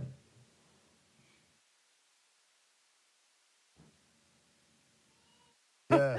I have seen all different types of people lose a pageant. And I've seen all different types of people that people don't think will place in a pageant. And it's What does that have to because do with these- you? No. Let's back up. Because you be forgetting the question. The question was, what did you do to train? Some of the things you were doing leading up to that point. Yeah, I'm glad you asked that because a lot of people think, oh, you can get some good grades, hold a normal conversation, and put on some makeup. You can walk on some heels and do just fine. No, I have seen glamazons lose that pageant. Yeah. I have seen all different types of people lose a pageant. And I've seen all different types of people that people don't think will place in a pageant. So you didn't do anything. And it's because these women are highly driven and highly dedicated. And when you stop looking at it as I'm competing against other women, and you start looking at it as I'm competing to be the best version of myself. No, that's just some trick that you tell yourself to make it seem like you're not. No, bitch, you're competing. And all them hoes are competing against you. That's why there's a winner. That's why there's a winner, bitch. She danced around and over that shit. I'm glad you asked me that question, which is why I won't answer it. I'm competing to be the smartest, most informed version of myself. I'm competing to be the most inspirational version of myself for other people to see. I'm competing to be the healthiest version of myself. That's when you can walk into that pageant and walk on that pageant stage and say, this is who I am. Take me or leave me. And She belongs to the streets. if you take me, I'm going to show you over and over again why you chose me. And if you leave me, She belongs to the streets. And if you leave her, she go cry like a motherfucker and say you only left her because she a black woman. And if you a black man, she gonna say you only did it because she a woman and you hate black women. See, I know your games. I know all these little tricks, bitch. These are tricks.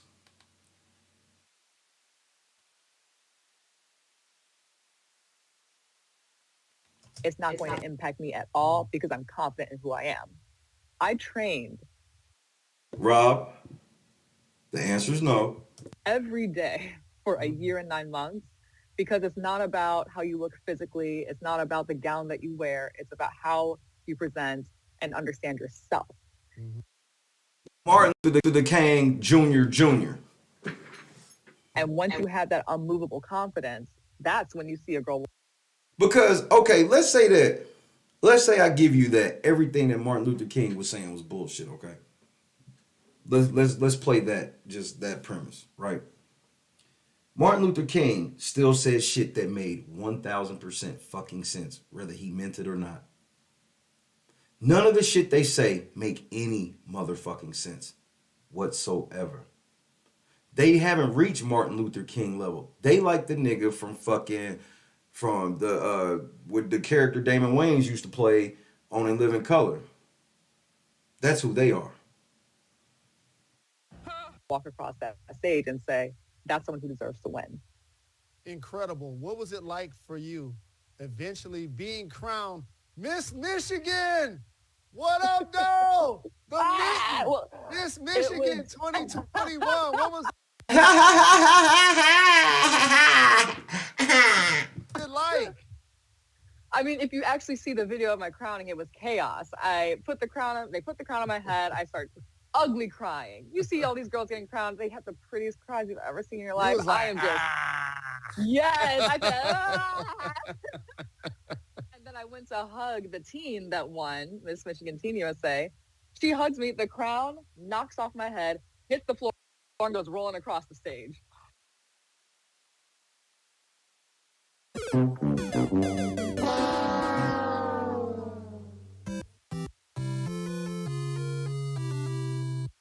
So I said, there is no more perfect crowning than this chaos right here. It's a Detroiter. That's something happened to a Detroiter. That's all. Yes, that's all it is. But you know what? Again, that immovable confidence.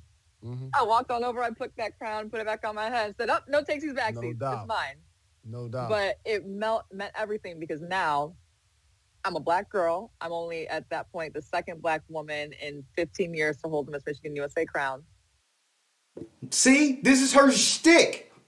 She's gonna find something else that a black woman ain't done and guilt trip them people into giving her. Didn't it just sound like she was talking about Big Brother like right there? No, she was talking about Miss USA. It's the same shit.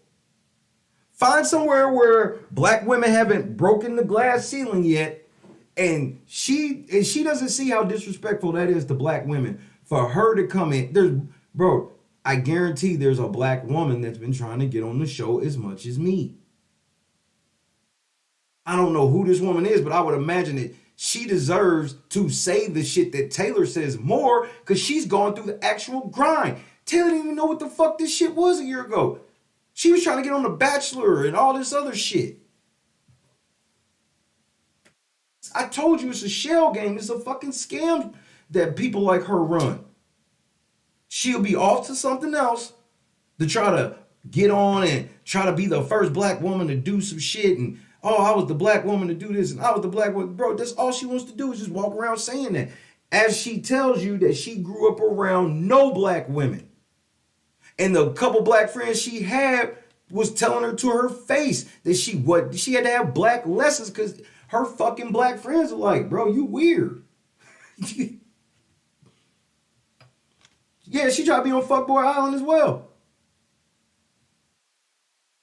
And then she gets in these spots and pretends, oh, I've been suffering like I've watched Big Brother since the beginning and all the things they've done to black women. Shut your lying ass up, bitch. I'm about to put a compilation together to show what some black women have had to endure in that house. She act like Jerry ran down on her like Libra. She act like Dick ran down on her like motherfucking Jamaica. Daniel said one fucking thing to her, nigga.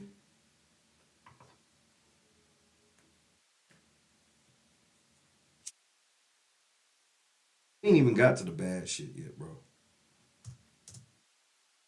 I'm a native Detroiter, the daughter of 2 Cass Tech grads, and I get to show Michigan, I get to show the USA that black girls like me with a darker skin complexion. Yeah. Oh no, nigga! Tactical nuke incoming!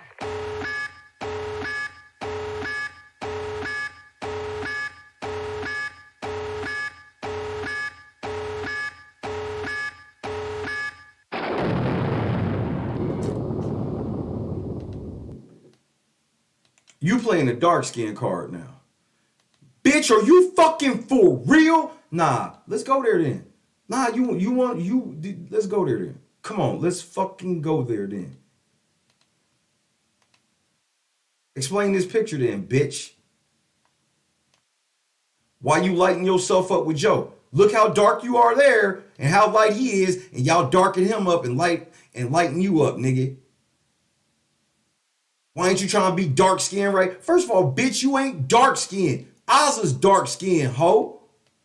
Bro, she don't want to let bitches have shit. She don't want no corner of black women to have a fucking thing. Whew. This bitch is out fucking rageous, bro. It's the level of disconnect for me. Hit the like button, bro, or get out.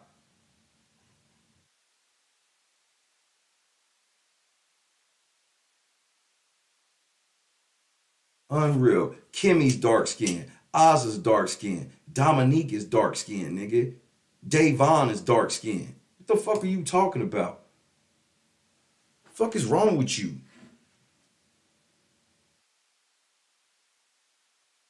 Told you, this is her motherfucking, this her shtick. Checking off boxes for clout and money. Yes. Deserve to be heralded as beautiful, as smart, as well-rounded.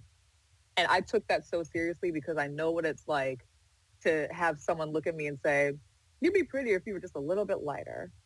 Who the fuck said that to you? You're a fucking liar. So, black men said this to Taylor. Or y'all want me to believe white boys were saying this to Taylor? Oh wait, it was. So you telling me you was just around a bunch of racist white boys? Because you didn't grow up around niggas. You said you was one of 4 black kids. So them racist ass white boys was sitting there telling you, I would date you, but your skin needs to be a little lighter. Shut up, bitch. You fucking timestamp where it didn't happen. You know how I play with you, bitch. You a fucking liar, bro. She's a fucking... Bro, this is gross.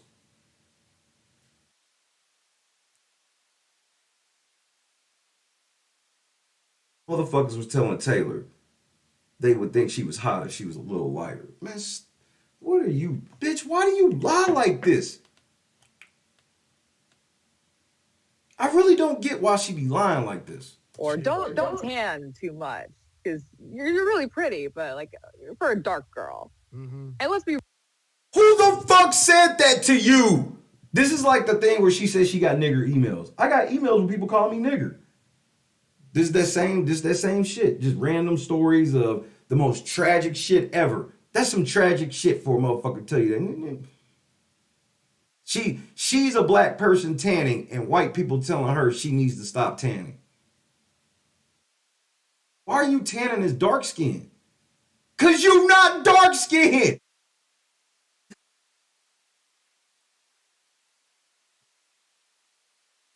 She told you, she went from being dark skinned to say she was tanning. You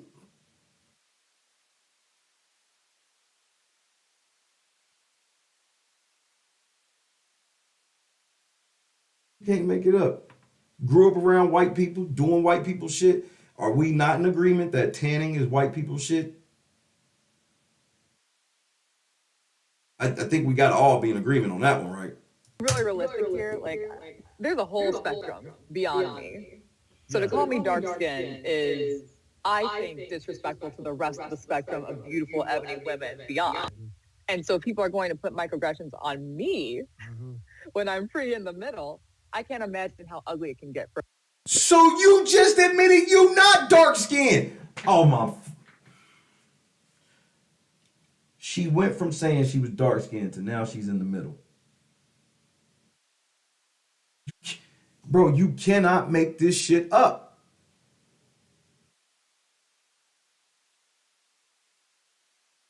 You can't make this shit up, bro. I cannot confirm or deny at this particular juncture, John. I just can't do it. I'm not comfortable going out on that limb yet. For my darker sisters. So it was important. And so you got a sister who's Oh, you talking about, okay. For me to fully embrace what I can mean and the space that I can open up for the girls who look like me coming after me. So you're wearing the crown. You're Miss Michigan. What are some of the things, who are some of the people that probably reached out to you, that recognized who you are, that hit you on social media, that surprised you after that? Ooh, that's a really good question. You know, I will say, going to Country Day, I actually grew up with someone who was related to the Illich family. So they were kind enough to reach out and be like, hey, hey, like, let's get you visibility. And that was important to me because I don't want to be a girl who just got a crown and competes at Miss USA and doesn't do anything for the rest of the year. I got that crown for the whole year. Well, 10 months in my case, actually. I'm not bitter. You bitter. But, you know, with COVID having just happened, I love my predecessor, but she was limited in what she could do. And let's be real, Jalen, if I asked you who's Miss Michigan USA right now, you wouldn't be able to tell me. Exactly, which means you went in it wasn't shit. The only reason we know is because you came into our space and told us. We would have never just found that out if you never came into our space. That's what she don't realize when she be trying to hold shit over our head. It's like, bro, if what you was doing was so important, we would have knew about it before you came here.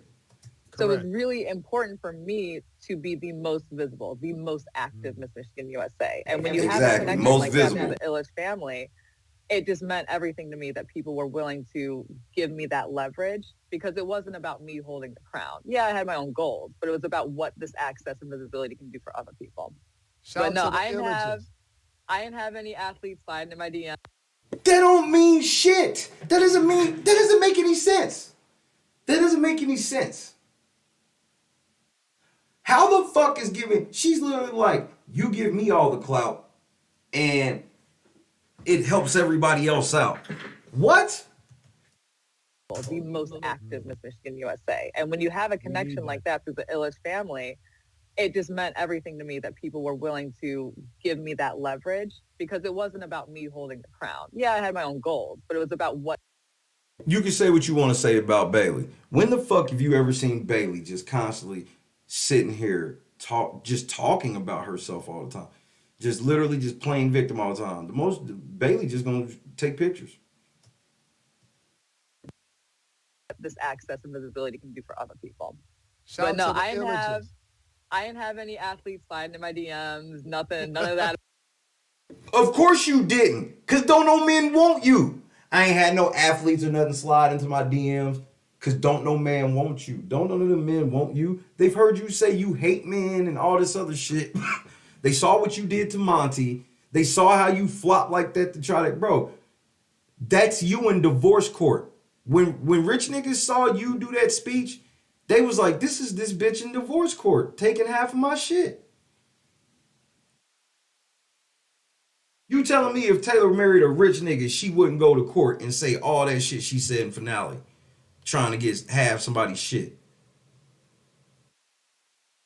Yeah, I ain't had no blue check marks hit me in my shit. I know, 200,000 and you ain't had one motherfucker that mattered hit you.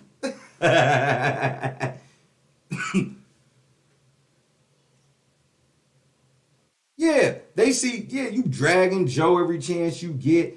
Yeah, men ain't shit, men are stupid. Yeah, men don't want to, I told you men don't, and she just admitted, don't know what men be trying to get at her.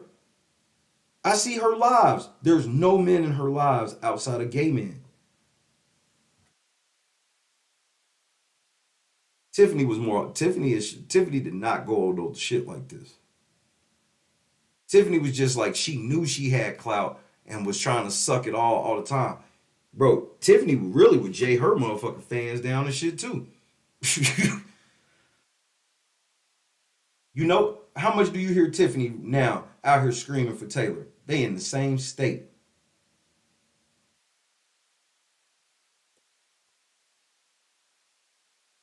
Exactly. We scared of women. Yeah, look, oh, you not strong enough to handle. No, I just don't want to deal with that shit. Strength has nothing to do with this. You're annoying. Nobody wants to deal with you. You trash men all the fucking time, and you with a gay man. Allegedly. Overnight stuff. Well, Joseph, congratulations. You guys have officially made it public, and I want to acknowledge that and congratulate you. But before I ask you about him, I have to ask you. How big was Monty's dick? Was he really blowing your back out for a whole week? So you were really squirting in the HOH. I gotta ask, you were really squirting in the HOH room. So Monty was blowing it down like that.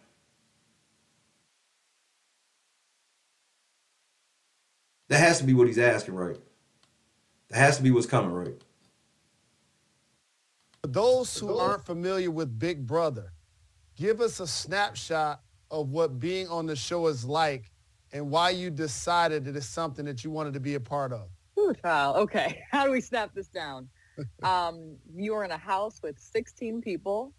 One person has power and nominates 2 people, and the house votes to evict one of those 2 people.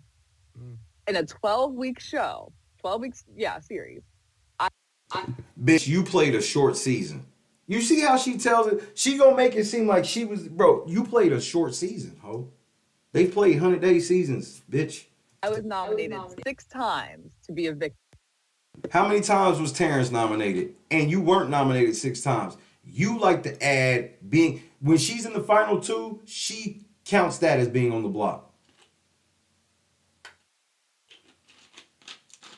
Perpetual victim mode activated.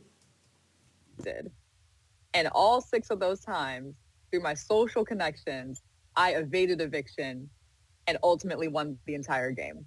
Now, my story in that house is unique. It really is. That's where me and Taylor can agree. Her story is unique. I've never seen a bitch that was totally worthless like her go through that game and play victim and everybody be entirely too scared to put her out because they were afraid of what Twitter would say. That's unique as fuck. I faced an unprecedented amount. Robbing the cut one time, ladies shall break out Z Methuselahs.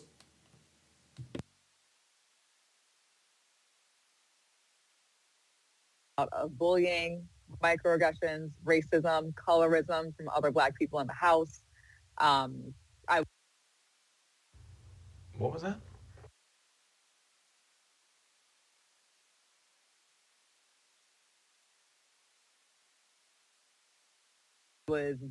I faced an unprecedented amount of bullying, microaggressions, racism, colorism from other Black people in the house. You're a disgusting bitch. I am a Division I basketball player. You're not talking basketball with me. Trifling bitch. Fuck you. You didn't go through shit, ho. How dare you disrespect all the Black women before you that went through actual shit in that house, you trifling ass whore.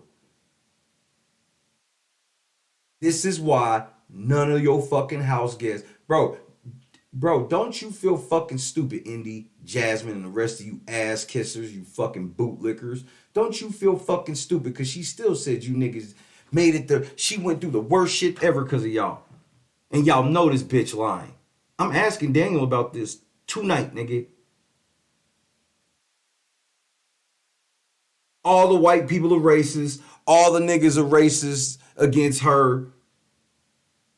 The white people were racist and the Black people were colorist. Shut up, bitch. You disgusting whore.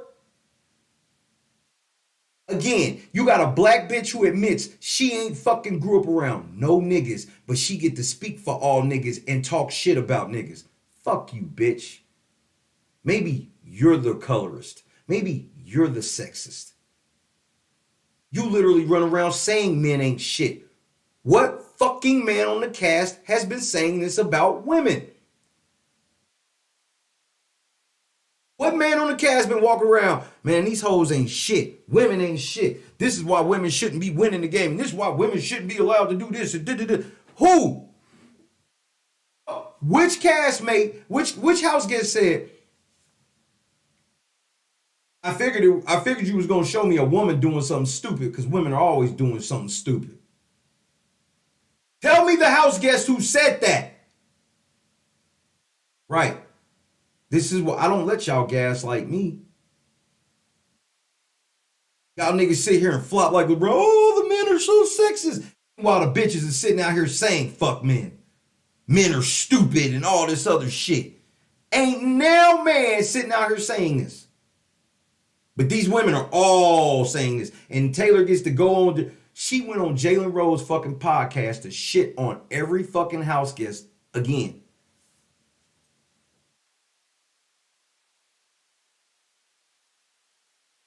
Jasmine, she didn't go on that show and pump up them nails you made. She went on that show and drug your goofy ass again. And she let everybody know them nails are cheap to the motherfucking probably shouldn't buy them.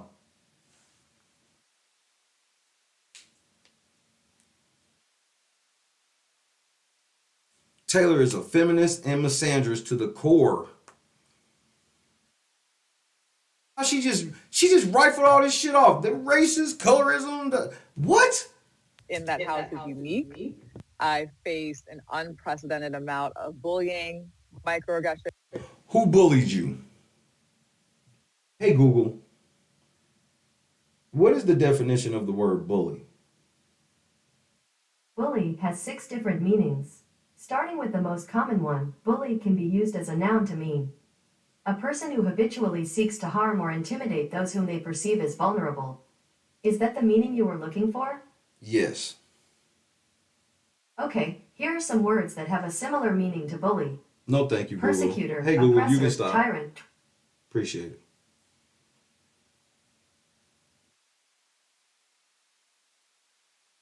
Who did that? Who habitually tried to intimidate you? Who? And how come nobody has any type of fucking video evidence of this? Everybody tells you all this shit happened, and the only place that shows video is us. Everybody else just fucking lies about what happened, including jokers, including Big Brother updates.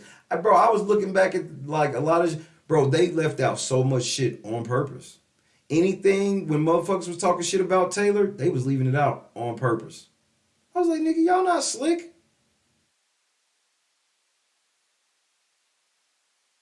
You don't believe me? Go look at Joker's tweets versus what's on the website. And you'll see, bro, every fucking time it was some shit about Taylor, especially if it was somebody that was pretending to like Taylor. So like Michael, Big Brother Network, Big Brother updates, and Joker updates all ran cover for Michael. Again, Turner was sitting out here Turner ain't tweeted. Turner took a whole ass day off yesterday after all that big shit he was talking. Motherfucking, now that motherfucking, they know. And Turner, I was going to give Terrence another video today. I'm not until you poke your head out. I'm going to wait until you poke your head back out. And then that's when I'm dropping another fucking video right on Terrence's lap. Terrence got a whole ass motherfucking archive plug, bro. Told y'all don't play these games with me. Don't play with me. Go play with your pussy. Because I'm not the one.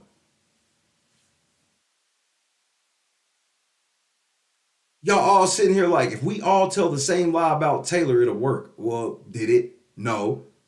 This bitch, this is her free interview number 10,000. So all she do is do free interviews to remind herself that she still has a little bit of clout. She did not get paid for this, just so y'all know. Racism, colorism from other Black people in the house. I was verbally attacked in front of everybody in the house by one person. It was a harrowing and overwhelming experience. It's something we haven't seen before in that house.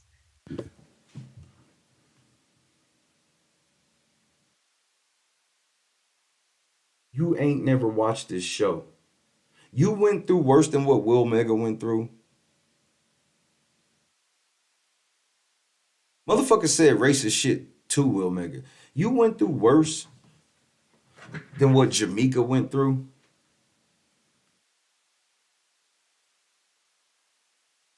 We just watched Jamaica 2 days ago. Y'all telling me what Jamaica went through was less than what Taylor went through. Just that one time. And that was that one time. Because that one was after their last blow up. Where she couldn't take it no more and called his mama a bitch. Dominique had a white boy dress up in blackface in a dress during her eviction. The fuck is wrong with you, you lying bitch? You're a fucking liar. This bitch watched half a season of a show and then turn around. Yeah, all the black. Shut up, bitch. I went through it worse than any woman that ever played, black woman that ever played this game. That's why you don't see none of them out here fucking with her.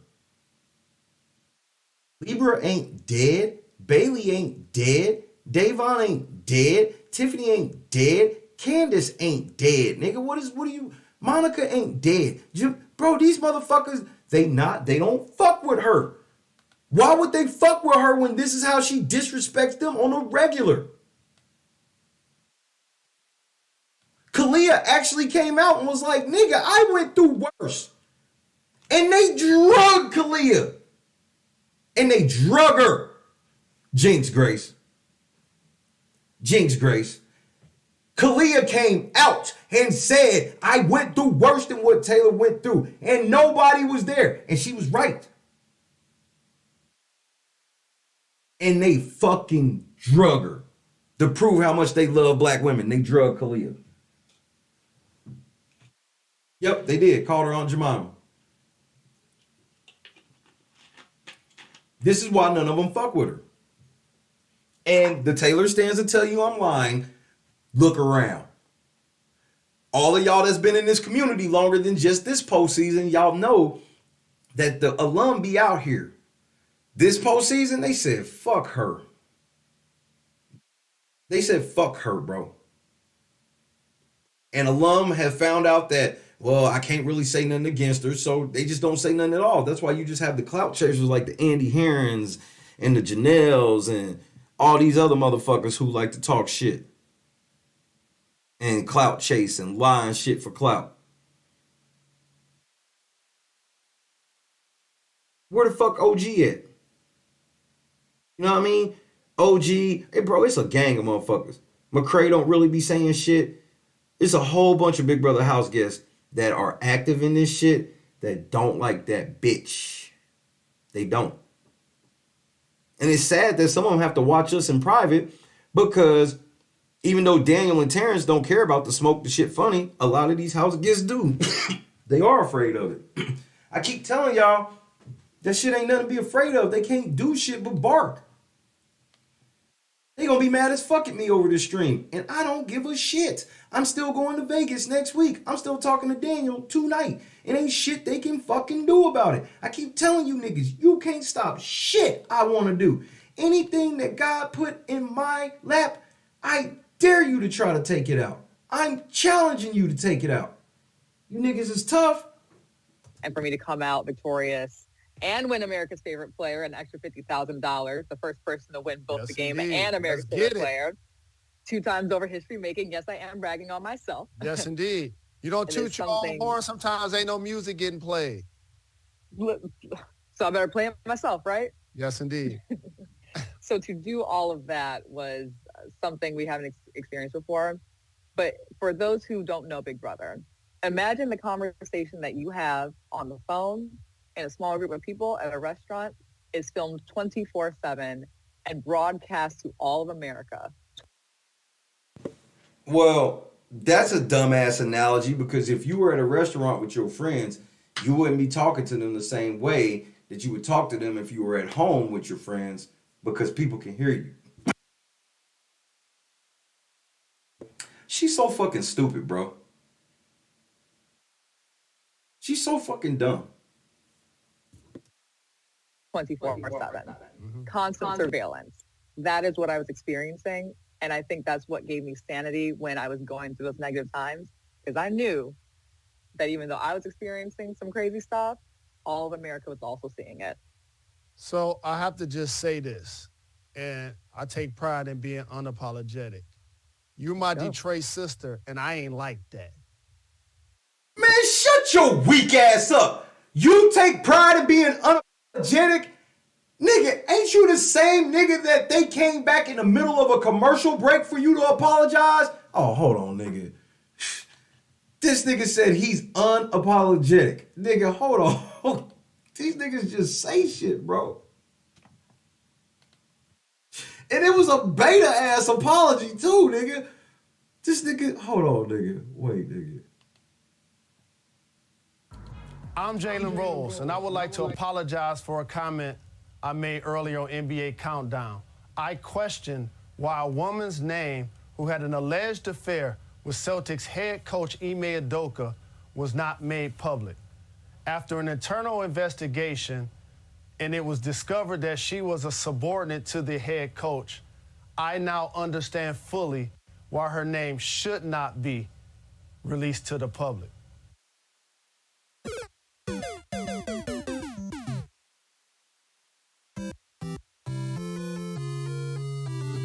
nigga, I thought you was unapologetic. Nigga, you started off with, nigga, this is what happened, y'all. This nigga go say, so Ime Udoka, he get caught fucking a girl that worked for the Celtics, right? But she breaking rules fucking him. It was consensual. So they both broke rules. But for whatever reason, the Celtics decided to release his name, but not hers. So Jalen Rose goes, hey man, that's fucked up they did that. I'm like, yeah, finally, Jalen. Jalen like, yeah, that's fucked up they did that. You know, they should release her name too. Nigga, they went to commercial and the commercial break stopped for Jalen to apologize, nigga. Like, they called the bat phone on this nigga during commercial break, was like, hey, nigga, you better apologize for that shit, nigga. You can't say that shit. Yes, sir. I'll apologize right now. Turn my mic on. And this nigga gonna talk about, I pride myself on being unapologetic. Nigga, you had one of the fastest turnarounds to a full apology I'd ever seen in my life.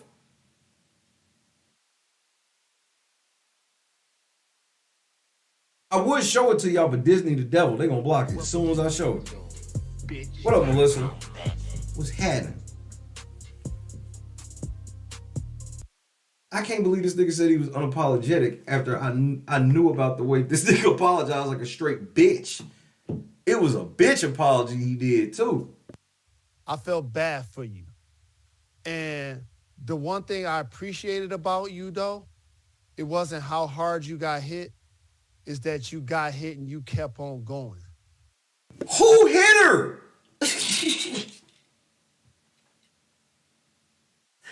Who hit this bitch? Y'all just be saying shit, nigga. It's just platitudes, bro. And from the 313, everybody knows what that means. And so, Nigga, no, that 313 shit, yeah, I know that's y'all area code, but that shit, it mean different where you from. What's up, Tata? Shout out to BDD. What up, Jones? Am I lying? Detroit, my Michigan people at. That 313 shit, that yes, that's the area code, but that shit don't mean what these niggas are trying to make it mean for them. Bro, this shit weird. Bro, this shit weird to be clout chasing off a city like this. for you, what was it like to overcome the microaggressions, the bullying? A lot of people, including myself, felt it was reprehensible how you were being treated. But you did it with class. You did it with a smile. You did it with intellect. So what was that like for you? Jalen, she quit the Final Five and fucked the nigga that took her to the end. What the fuck are you talking about? Evie, what's happening? Hold on. She had class by saying, I'm getting my back blown out all week. Class. She had the intellect to fuck the nigga that was gonna take her to the end. But what are we... Nigga, she quit the Final Five and fucked the nigga to carry her to the end. And y'all niggas is telling this story as if it was something else that happened. Nigga, that's what happened.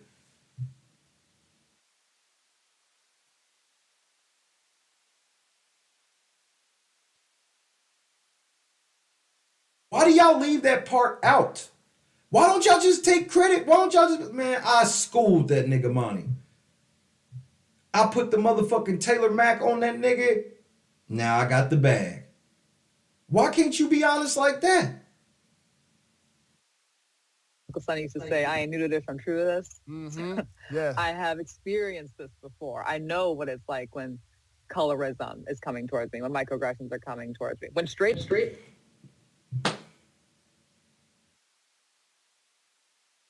She got experience with suffering from racism and colorism her whole life while she grew up with rich people.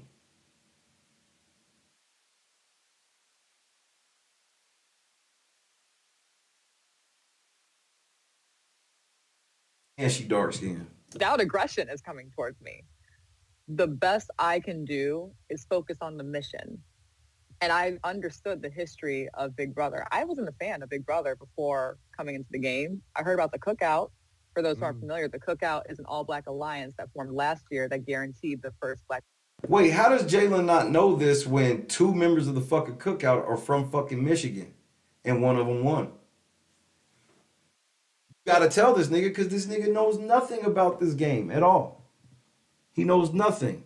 That's why this interview in itself is a fucking insult. Winner, Big Brother, Xavier, who's also a Bender, not from Detroit, but I'll give him Michigan props. Shout out to Xavier. He's Shout from out the to mid. Xavier. That's right. Finally. But I heard of the cookout. I watched some of their season. And just so y'all know, Jalen has producers. So somebody just told him that. Just so y'all know. Real time. And as I was being recruited for Big Brother, I super binged everything so I could understand what I was getting into. And in that super binge, I realized that the Black women, especially the ones of darker skin complexion, were ostracized, bullied, alienated for little to no reason. You are a motherfucking lying ass bitch. You didn't binge watch Big Brother and see that, you fucking lying whore. Why would you lie like that? All the Black women were making it to jury if you were binge watching. What are you talking about? Did Monica not make the final 3? Did Jamaica not make the final 4?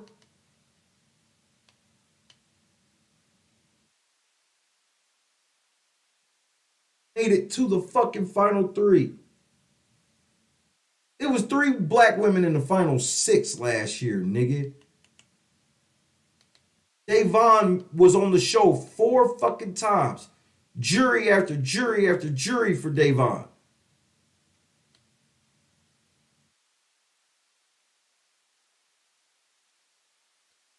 She ain't got nothing to say about Keith, though. You ain't got a motherfucking thing to say about Keith. Keith was in and out. Will Mega was in and out. The Black man that didn't make jury, you don't give a fuck about. But you gonna be sitting here talking about everybody else, though.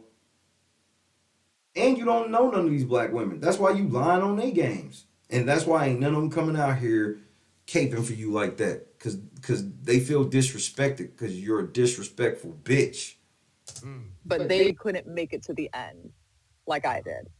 Gotcha. And I knew. She just dissed all of them right there. She just fucking dissed all the Black women before her. Tiffany, listen again. She just dissed all of them. Bullied, alienated for little to no reason. But they couldn't make it to the end like I did. Gotcha. And I knew, based on the history of the show. That's because all them Black women had enough class to not fuck their way to the end. You're the first Black woman to fuck her way to the end as well. You're the first Black woman to try to fuck multiple guys in that house. I don't remember no other Black woman doing this. It was just you. Name the other Black woman that tried to fuck multiple people. There ain't one. There is not one. But she don't want that title, but you got it.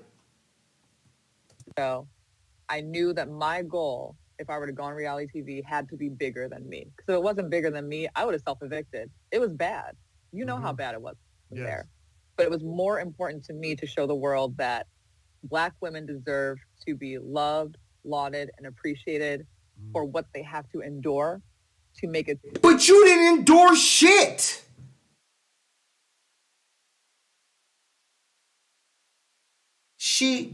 Okay, so you binge watched it. You saw all the shit Black women went through, and you still think you went through it the worst. It was unprecedented what I went through. You didn't go through shit. This is why, hey Taylor, this is why you be fucking up, is because you think that your Twitter stands are the majority. This is why you look stupid to everybody else. This is why ain't no men hitting you in the DMs. This is why ain't no men in your fucking lives or none of this shit. This is why you can't get no corporate deals that you want. None of this shit. Because you are a fucking idiot. All you care about is just motherfuckers saying you the best, and you don't even want to do the fucking work. Lazy as fuck. Don't believe me? To the end, because we get villainized all the time for just trying to exist. Just trying to exist. And I wasn't going to let that fly in the house. So you was punking people in the house now. Yeah, they wanted to punish me for just it. Bro, this whole thing of you being a black woman and was being punished just for being a black woman existing in the house. Man, will you shut the fuck up? I was down 20-something%, Taylor, because of you. More people wanted to see the cookout than wanted to see you. Notice how they're talking in generalities, no specifics at all. I told you. None of this shit mean anything. I'm glad you asked that question, which is why I'm not going to answer it. What the fuck? He lied in the cup one time. I am a Division I basketball player. You're not talking basketball with me.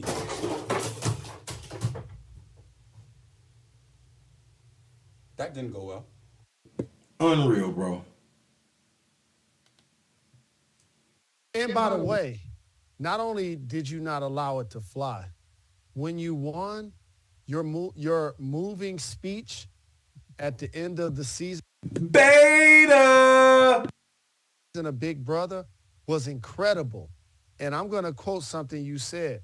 Like so many other women in the world, we have to fight to take care of ourselves.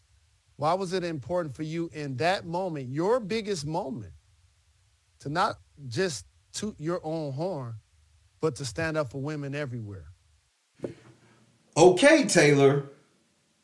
There's no way after this beta simp underhand pitched the most perfect ball down the fucking middle.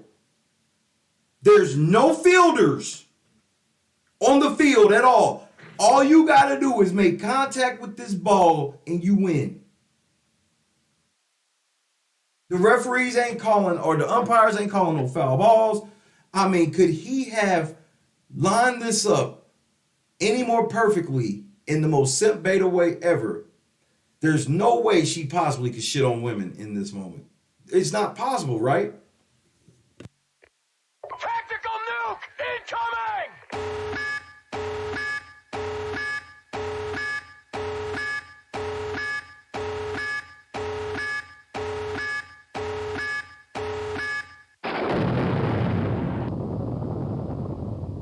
Because I know the nature of the game.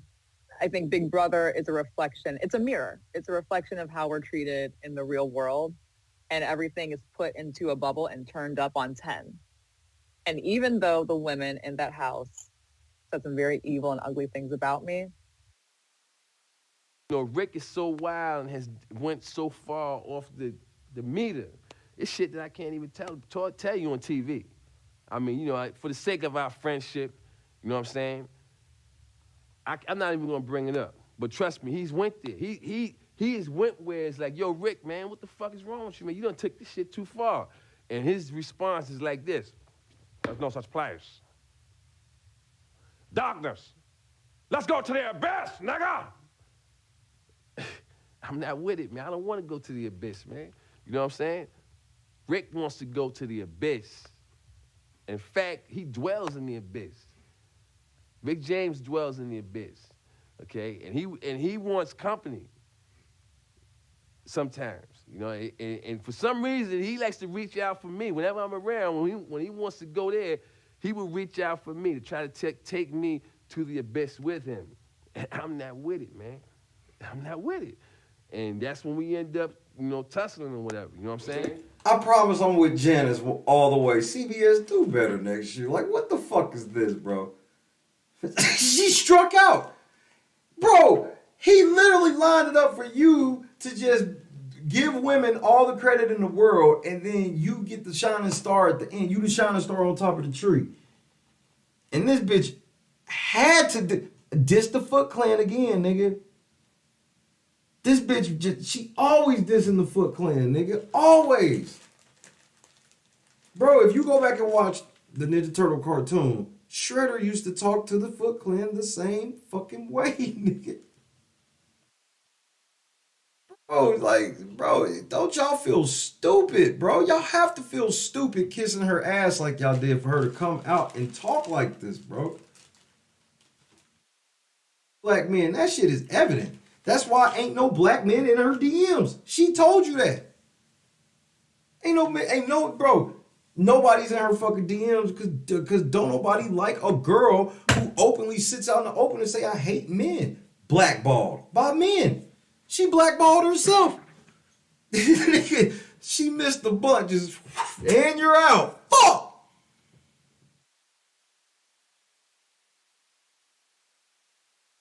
Actually,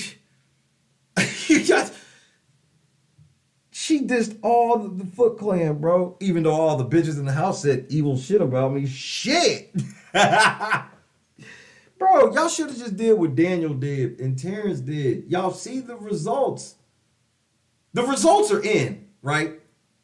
Terrence and Daniel are having fun while working, doing whatever the fuck they want. Terrence got a comedy show coming up, bro, that he DJing. That's being taped. Like, y'all niggas don't get it, bro. Y'all lazy and y'all thought the quick way to get this clout and this money was to hate on the people that Taylor don't like, quote unquote, or the Taylor stands don't like. Taylor ain't even bold enough to come say nothing about these niggas, bro. If you want me to keep the shit all the way a thou wow.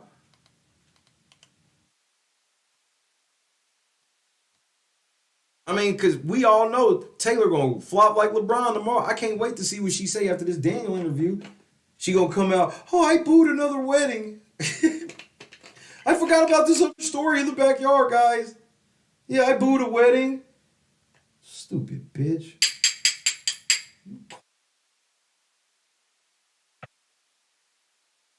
But y'all can hit me and I'll see if I can get y'all on the show when I get back from Vegas.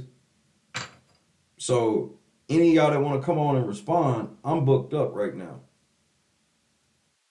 Anybody else who wants to hit the private shit with us, the whole Vegas experience with the shirt and everything, the autographs and all of that shit, $125 a spot. You can hit me, ShayLateNightCrew.net for the complete details.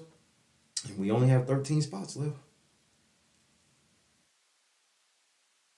Aaron, excuse me, motherfucker.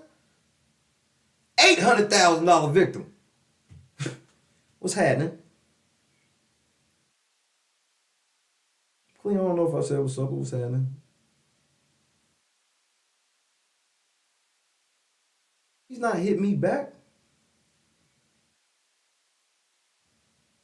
Monty believes in toxic masculinity. Monty is somebody I'll be able to talk to when he get like 33, 34. Monty's not old enough to understand a nigga like me. He got too much simp in his shit. He too much of a mama's boy to really fuck with a nigga like me. And then like his mama told him the way, don't listen to these hoes.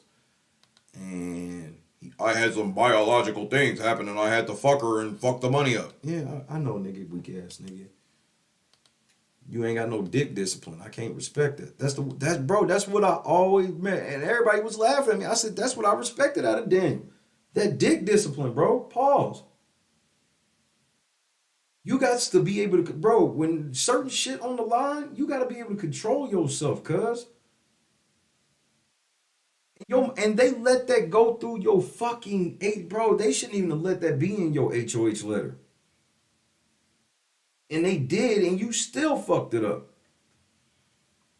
82 days. This nigga can't go without busting a nut. With the help of a chick. He could have always just went in the fucking water closet and jacked off. Could have jacked off under a blanket. He could have, there's a gang of shit the motherfucker could have did. No, you chose to get up in that pussy. You didn't need to. He said that shit like, me as a man, well, yeah, you know, we do kind of shut down around 8. What? What's wrong with you? You do know there's some ugly ass men that don't never get no pussy, right? So to hear a motherfucker like Monty, who seems like he never has a problem getting any pussy, sit here and just be like a fucking dope fiend to the point of fucking a fucking succubus. He fucked a literal succubus, nigga. Oh, here she comes. Watch out, boys, she'll chew you up. Oh, here she come. She's a dick eater.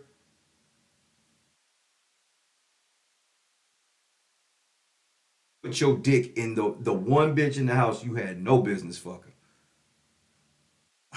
He don't want to talk to me. He knows I know what happened. He'll go talk to people that literally hate him before he come talk to me. You know how I know this be true? I've seen him do it. I've seen him go talk to people that literally hate him to not have to come talk to me. It's cool. I don't care. I don't need it. Door's always open. I hit him.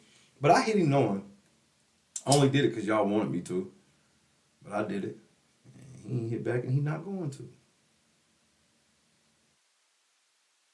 Even though I can offer him the most protection in this space. And Daniel and Terrence have seen this.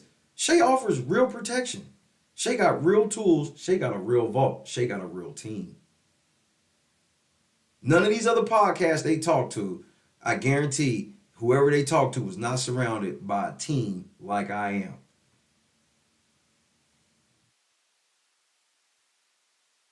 Bars, Cassie.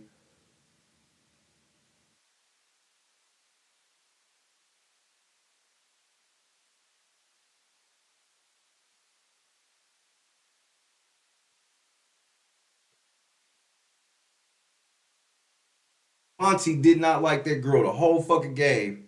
Fucked her, and then once he got tired of fucking her, broke up with her over the dumbest shit ever. And I'm like, okay, cool. You wanted to just fuck her and then break up with her. Cool. Then I don't understand how you don't take Turner after doing that. I don't know how he thought he was going to do that and then still take Taylor and everybody's going to be like, no, it's cool. But he don't know girls like he think he do. Them niggas thought they know girls.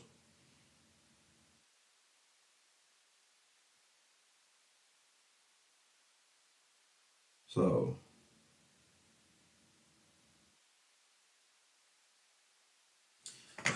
hey, I got a message for y'all. I don't normally do this, but I got a message for y'all. I'm gonna show y'all something. I'm in a Pistorius mood.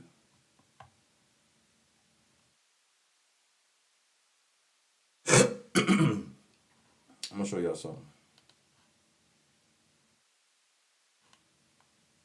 Because I've been seeing a lot of these, because it's a lot of motherfucking bigger accounts now that be talking shit because they all want to get some clout. Y'all all want some clout. Well, y'all can come get this clout, but I'm going to just embarrass the fuck out of y'all until y'all get bold enough to say any of this shit to my fucking face, bitch. You hear me? Who am I talking to? You about to see, you goofy bitch. Because I see you hoes want clout. Y'all see a nigga over here winning and y'all think that hating on me gonna get you a dub. It don't get anybody a dub. Hating on me is not gonna get you on. It's gonna get you hurt. I need y'all to be understanding this before y'all be fucking with a nigga like me, bro. I'm all types of petty, bro, and I don't be caring, bro. Look at this. Look at this goofy shit.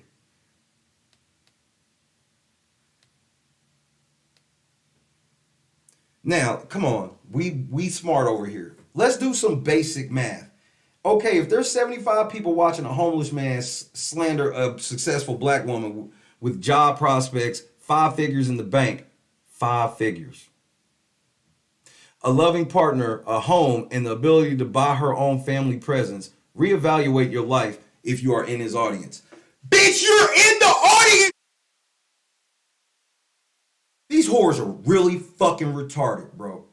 You fuckers are insanely stupid. You're literally in the audience. You know how many people here. You know what I'm talking about. So that means you're in the fucking audience, ho. So you need to reevaluate your life. These fuckers are insanely stupid. These bitches are so fucking dumb. All you hoes trying to get famous, trying to get off my dick. 5 figures in the bank? That ain't even $10,000, you dumb whore. No, that's 10,000. That ain't even 100,000. You meant 6 figures. 5 figures in the bank? She spent it all down to 5 figures already? So she under 100 racks already. Stupid motherfuckers.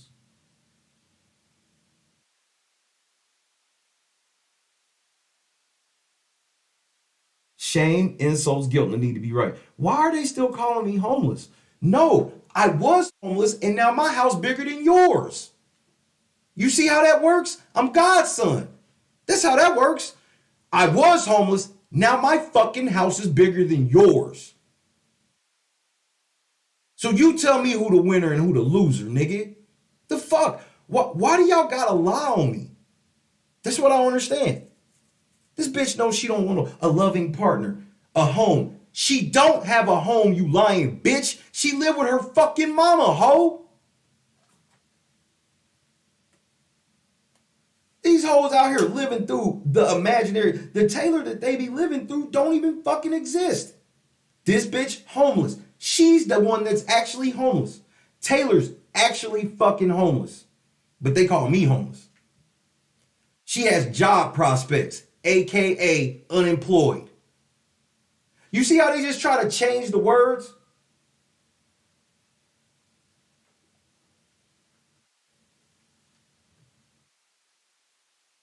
You see how they try to change the words?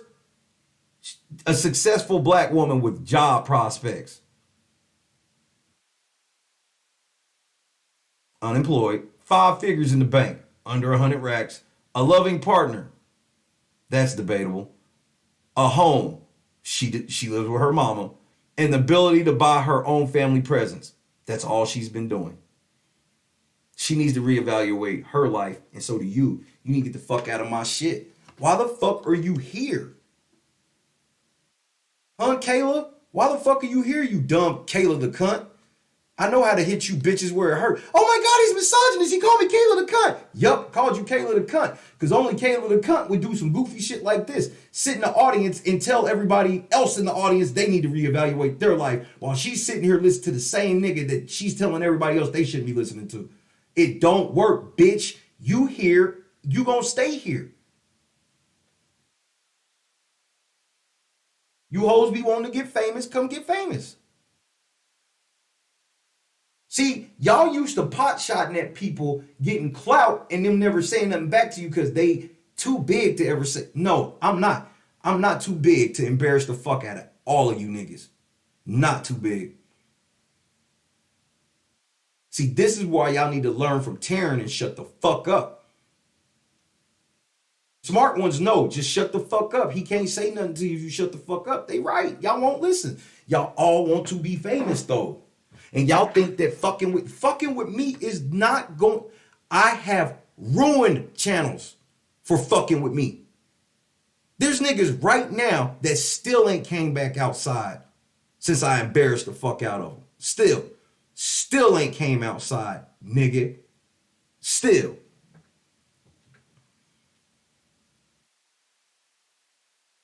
So why do y'all all be fighting to be the next one on the Summer Jam screen? I still don't know.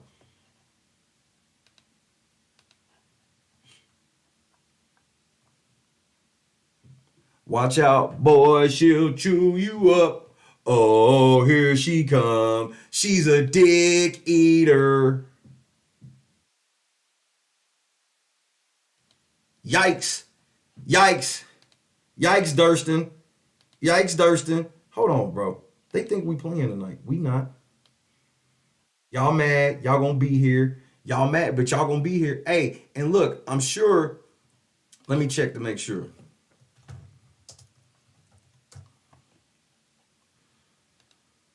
Okay, so the comments are limited. So if any of you hating ass niggas got something y'all want in them motherfucking mentions and them replies, hit me up and I can get it in there for you, okay?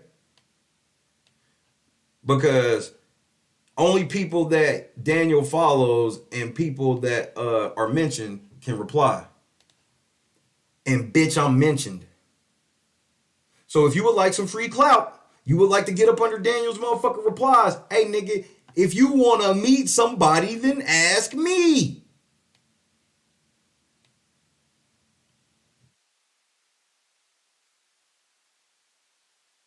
If you want to meet somebody, then Maggie, shut your hating ass up, bitch. Get the fuck out of my channel, hoe. You big mad. You'll be here tonight, but behind the block button, ho.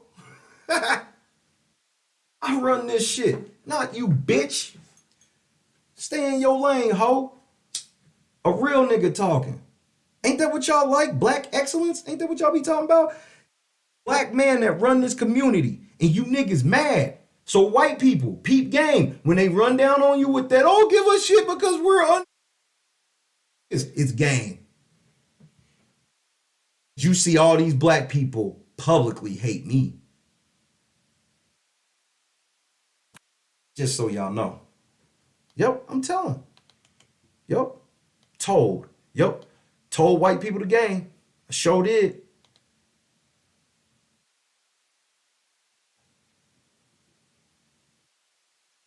Welcome home, Aaron. Welcome home.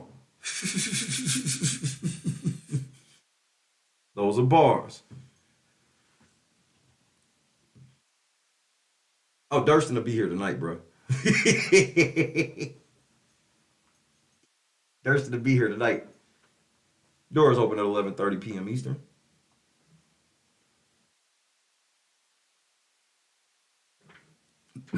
And for the record, Maggie, I would never try to be Snoop. That nigga's a weak ass nigga beta too. This nigga trying to run down on Gayle King, nigga. Yeah, nigga, I'm a motherfucking gangster, nigga. You say shit about Kobe Bryant, nigga. You sound gay. Oh, nigga, you gay. Nigga, I'm Shay. I ain't trying to be nobody else, bitch. Now, to quote Snoop, before I was interrupted by that bitch. I still was not going to turn my back on these women because I know what their experiences are like in the real world. And as much as I Bitch, you just turned your back on them, though. You literally did. said some very evil and ugly things about me, I still was not going to turn my back on these women because I know what their experiences are like in the real world. And as much as I hated that they felt that they had to come against me in the house, my final speech was still a larger message about how we play this game and how we act in the world. And I'm not going to be the one to betray women, even though they betrayed me. I'm not going. Again, to reiterate, Foot Clan betrayed her. To reiterate,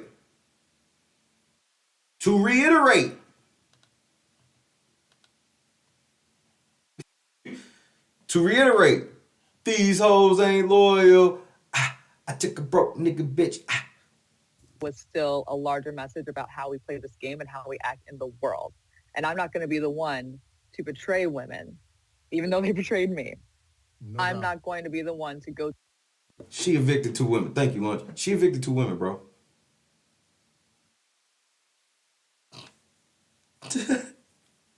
Women went home on her HOHs, bro. The worst thing that happened for black people was Michael getting HOH, and the worst thing that happened to motherfucking women was Taylor getting HOH. But they woke. Make it make sense. So has she donated to these women's organizations like she claimed? Barely. To the end and put a knife in all their backs, because when any one of us succeeds, the rest of us succeed. And that is more important to me. So How are the other girls succeeding right now from you succeeding? You succeeded. They gave you your flowers. You shit on them. In every interview. Everyone.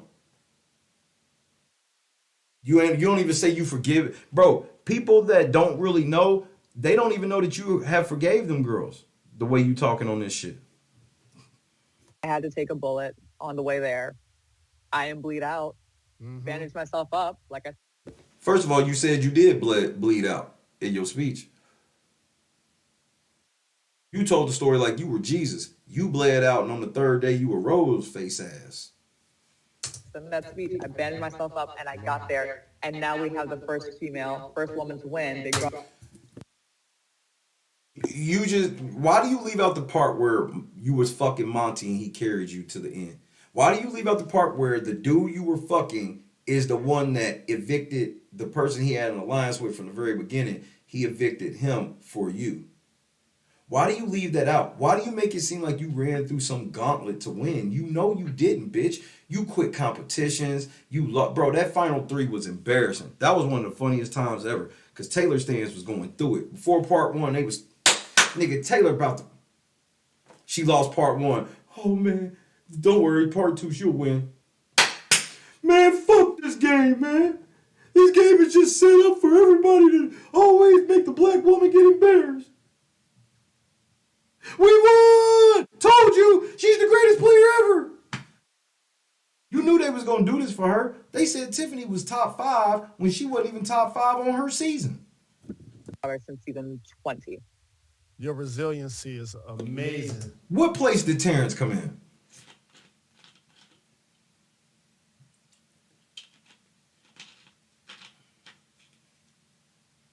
What place did Terrence come in?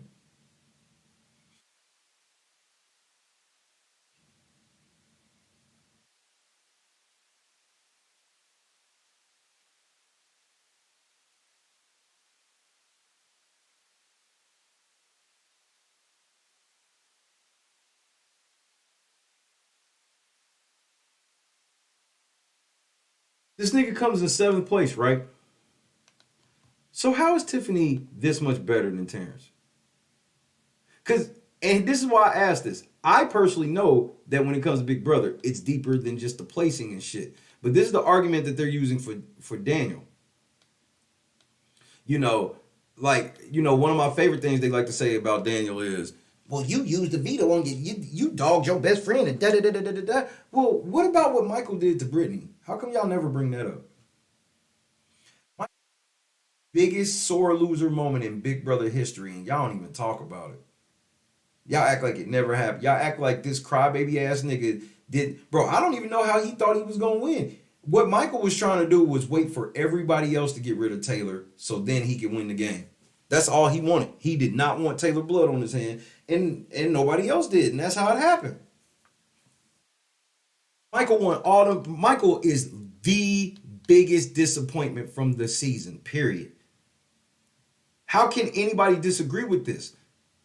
Michael won 50 fucking competitions to fucking get Terrence out, which led to his demise on the same night.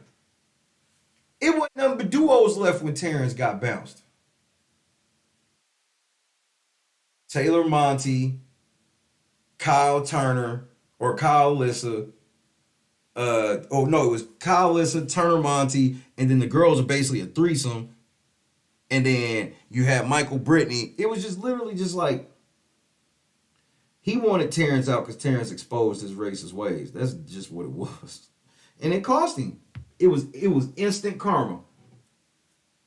Him getting out. That's why I'm like, you sitting here talking shit about Daniel while you got out Terrence, nigga. Stop. You got out Terrence and went home right after that shit. So how smart were you? All them fucking comp wins and you got multiple minorities on your record. Woke. But Kyle got to go because he's the one trying to get niggas out of the house. Make it make sense. Hey, I know I've been getting all the black people out of the house, but Kyle has actually been, he talked about it.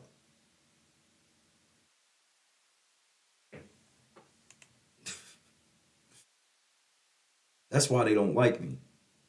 I don't fall for none of that shit. What's up, Wicked? That's why they don't like me. I don't fall for none of that shit. I'm Mr. Balls and Strikes all day long.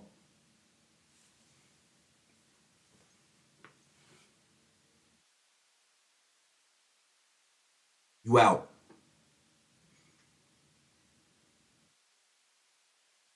That's why Jasmine like to just, hit dog on holler. Shut up, bitch, and show some evidence, ho. That's all I gotta say. Any of you fucking Big Brother players, because everybody be like, well, I don't even know how he be feeling like he in it.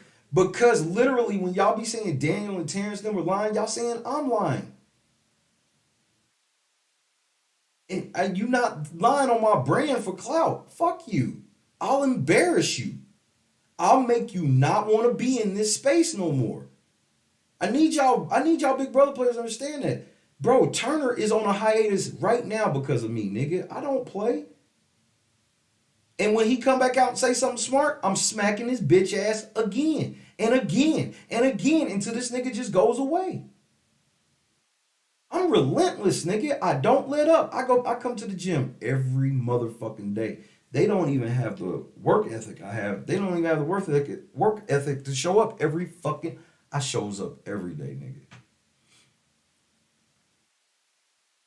Hey Turner, let me tell you one of the ones that's gonna be in the next video. Because I told you each video is gonna get worse.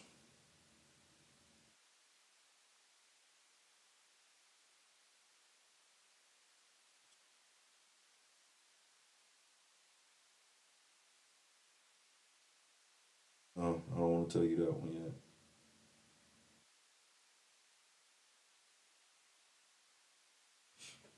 This one, Turner. August 28th, 2:28 a.m. BBT. Alyssa says, Taylor would want to talk to me. Turner says, who cares? She's leaving anyway. You can tell her to fuck off. You have the upper hand. What you, Turner? When you poke your head back out, that's going to be on the next shit. And that's not the only one. Bro, you said so much shit. I can't believe you still be talking shit. Be honest with you. Shut that ass up yesterday, though. You didn't ratio L nobody yesterday, though, did you, nigga? I told you, I don't play that shit. I know how to hit you niggas where it really hurt. Where you ain't gonna be wanting to ratio L. The last thing you want to do is bring attention to that shit. You want to bring attention to some shit to try to embarrass motherfucker. But now you ain't interested in doing that shit now. No ratio L, huh? I told y'all I knew how to fucking diffuse all of that goofy shit. That's why I don't be overreacting with niggas like Turner. This one trick ponies. Anytime you got to get a crowd of people, every time I'm trying to talk to you, that lets me know you a bitch. Anytime I'm talking straight to you, and you try to motherfucker, bro, and the shit I told him in that motherfucking DM, I wasn't playing either. You was calling yourself the real LNC and all of this shit. Now you can't say shit, bitch. Pussy. Clapped up.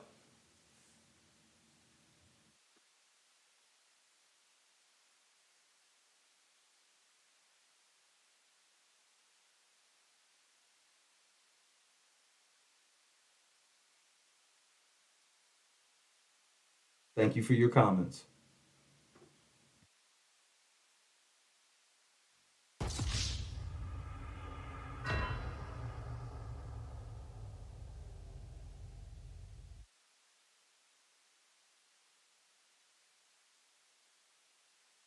Turner is taking one of the worst L's in a week, bro. He's taking a bad L. But I still ain't heard Turner be elevated in this conversation. But Taylor learned about Turner yesterday too. So this would be the last, bro. She ain't fucking with Turner no more. That's over. So I want to ask a fun question. What are some of your hobbies? What do you like to do for fun? I'm like Garfield. I like to sleep and I like to eat.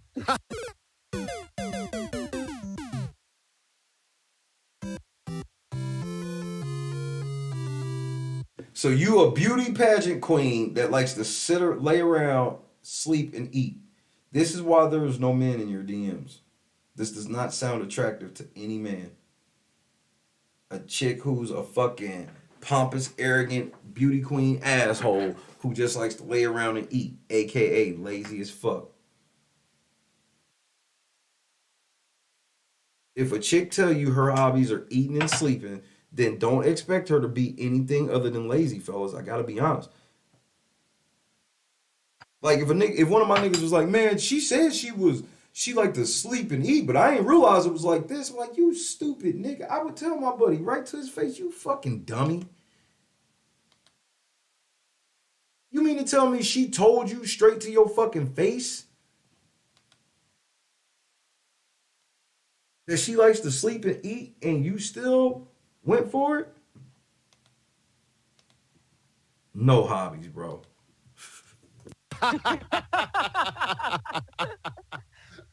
Listen, all these restaurants. Oh, Joseph's trying to FaceTime me right now. Not right now, bud. Why would Joseph be trying to FaceTime you? Why would you not let your man know that you was getting ready to do a podcast with the Jalen Rose? So unprofessional. All these restaurants we got downtown. Listen, you know I went to school for like. First of all, why ain't your phone just on Do Not Disturb? Like, lived in DC for 7.5 years. Went to undergrad there. Every year that I came back to Detroit to visit family, I said, "What's this new place? What's this new place?" So, baby, I gotta eat. I gotta eat everything in sight on top of my old classics. And what do I do after I eat? I sleep. No doubt. So what do you like to eat? What are some of the things you like to indulge in?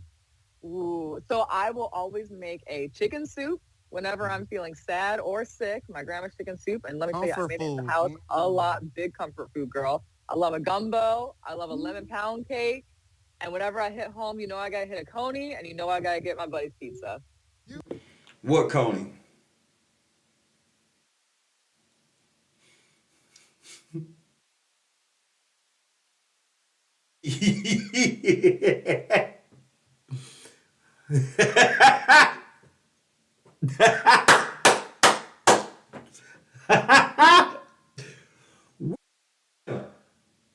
Bro, you can't make this shit up. Church out.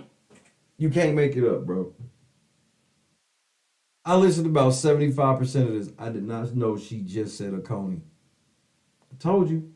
Niggas who don't fuck with that shit, that's what they sound like when they trying to pretend that they... Because if you're not from Detroit, you hear that shit, you're like, oh, okay. You don't... Nah, man. Told you. Told you.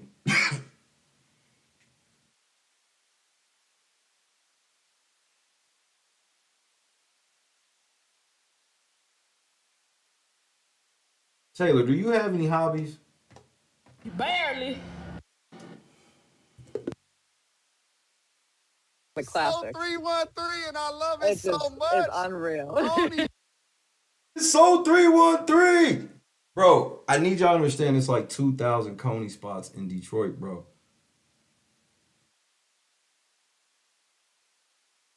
Hey, Google. How many Coney Islands are in Detroit? Here's what I understood from Wikipedia. Detroit has 20 national Coney Island locations. Do you want a little more context? Those are the national ones. How many local... Hey, Google. How many local Coney Islands are there in Detroit? Sorry, I don't have any information about that, but I found something else. Do you want to know how many Coney Islands are there in Detroit? Please. On the website visitdetroit.com, they say, the rivalry between the two Coney Island spots in Detroit isn't just some local secret. Then why are you keeping it secret? My secret is wanting to help you make your day better. Oh, well, thank you, Google. Okay.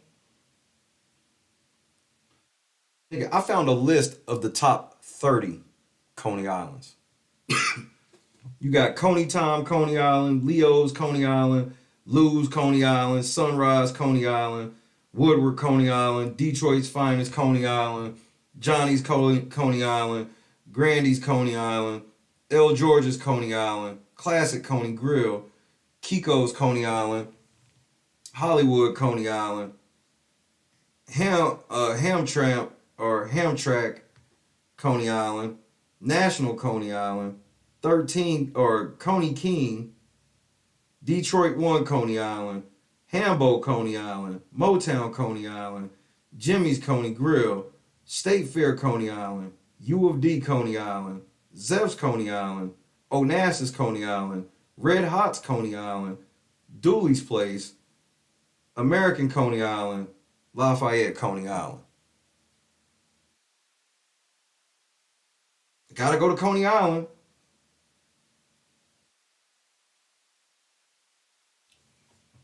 Gotta go to Coney Island. Which one, bitch? Bro, that was just the top 30. That was them withering it down to 30, bro. I can't believe she said that in this interview. But she told you she ain't from Detroit, nigga. See, let me show you what some of the motherfuckers look like.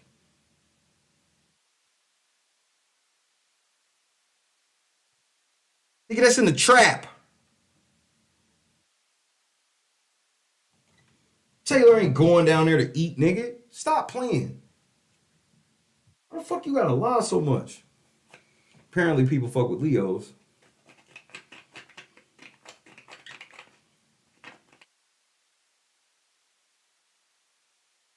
Like where most of the Coney Islands are, Taylor not going. I promise you.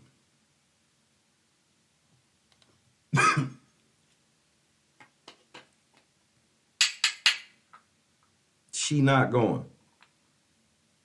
They sound so fake. They sound like they not even from Detroit. I gotta be honest.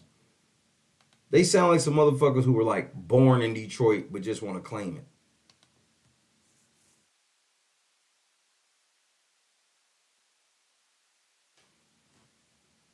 Because, okay, think about it like this. If you a Taylor stan and you get up to Detroit and go, I want to go to Coney Island.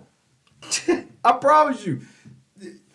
Think about that shit. I would never want nobody to do that shit. I would never want nobody to get to a city and try to go somewhere that I said and I ain't even remotely close.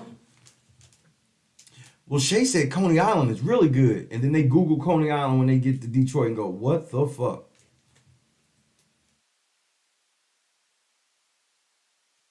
Fucking Coney Island. Whoever thought that shit would make a stream today? Boss up. Do you know how many times I talked about Verner's in that house? They said, what the hell is Verner's? Yes. I was like, y'all don't know. Y'all don't know. And motherfucker Bally right. If you end up at a trash Coney, you ain't even gonna want to fuck with it no more.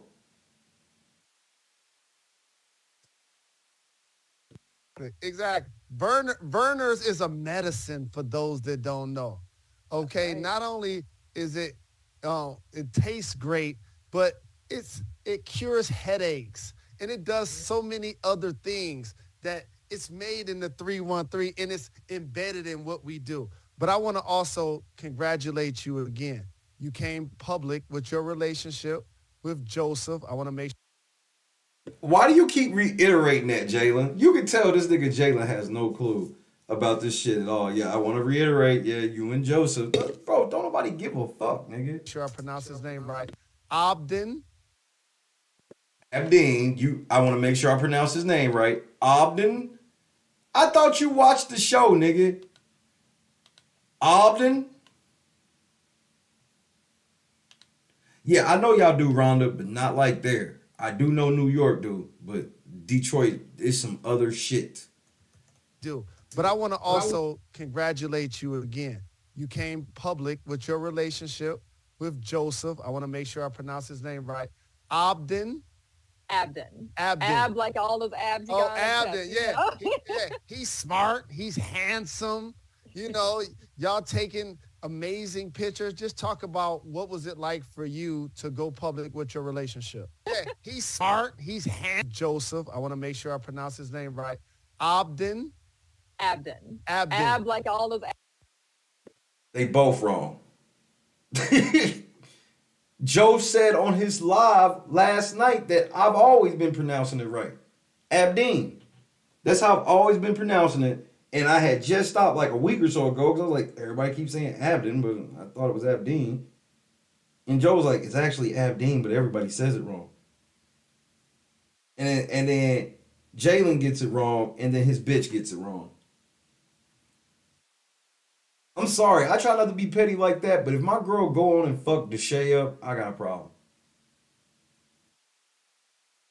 Like, by the time we decide we go together, you should have my name on lock. I don't think that's much to ask.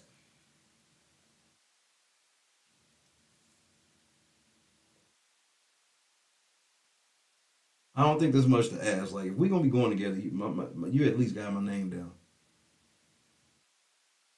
Yeah, she didn't even know how to pronounce her own man's name, bro. That's embarrassing. Abdin, yeah. He's smart. He's handsome. Pause. You know, y'all taking amazing pictures. Just talk about what was it like for you to go public with your relationship. Oh, slightly terrifying, but also a relief. You know, in the Big Brother house, you never know who you can really trust. And Joseph was one of the very few people to be kind to me when the entire house was attacking me. Not the cap. Even though it wasn't good for his game, he still spent time with me. He got to Not the cap. Bitch, you handcuffed yourself to Joe. Literally. Joe was talking to her for like 3 days before they got handcuffed. And now they tell this story that Joe was defending her, even though there's still no fucking video of this nigga ever. He's supposed to have been her nigga, and she went through all this shit, and there ain't one fucking video clip of Joe standing up to anybody.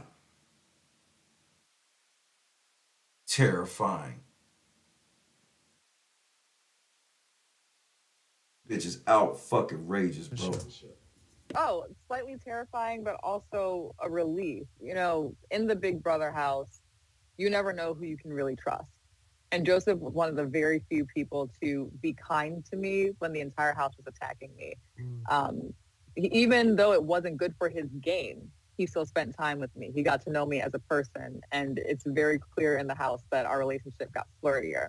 Now, once he got evicted and Once he got evicted, you fucked Monty relentlessly. And then while you were sitting there next to Monty, after fucking him, you flirted with Joe through a TV screen. Bitch. I know what happened. everybody came back and very intentionally made me believe that he turned on me, degraded me. Nobody told you that Joe degraded you, you lying bitch. Nobody said that. Terrence did not come in the house and say Joe degraded you. Kyle didn't say it. Alyssa didn't say it. Turner didn't say it. You lying bitch. You see how she's trying to manipulate the whole thing to be like, I only fuck Monty because everybody said that Joe was degrading me? Well, let me let you in on a secret, bitch. Let's say Joe did, quote unquote, degrade you. Well, the worst thing you could do as a woman is to try to get back at a man by fucking somebody. That you add more to your body count is fucking yourself up, not the man you mad at. And that goes for any woman that needs to hear that. Let's say this nigga degraded her and made her mad. She should not be getting back with him by fucking somebody. And definitely not on TV. Okay, Taylor. You and Joe stay together and have kids. How the fuck are y'all going to explain to y'all kids when they go back and watch this season and see that Monty was dogpiling they fucking mama?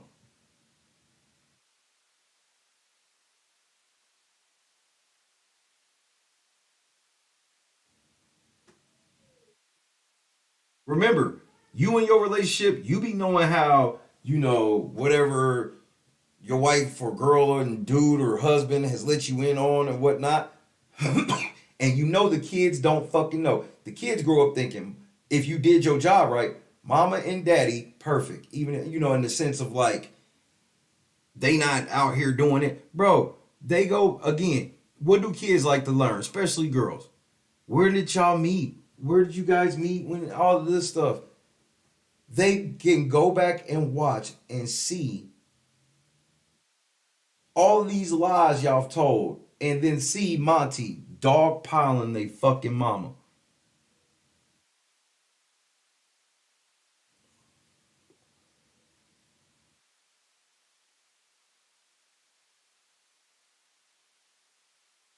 Just wow. I had to play the rest of the game wondering who this person that I was falling for actually was.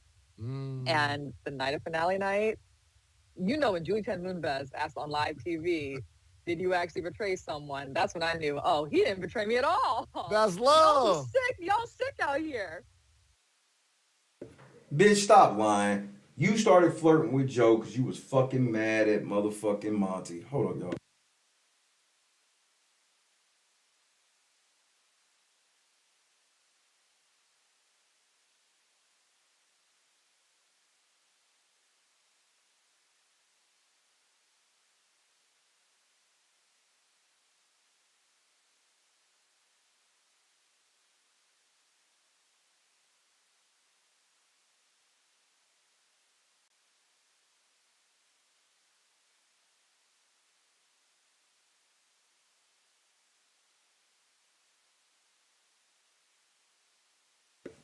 All right, I'm back.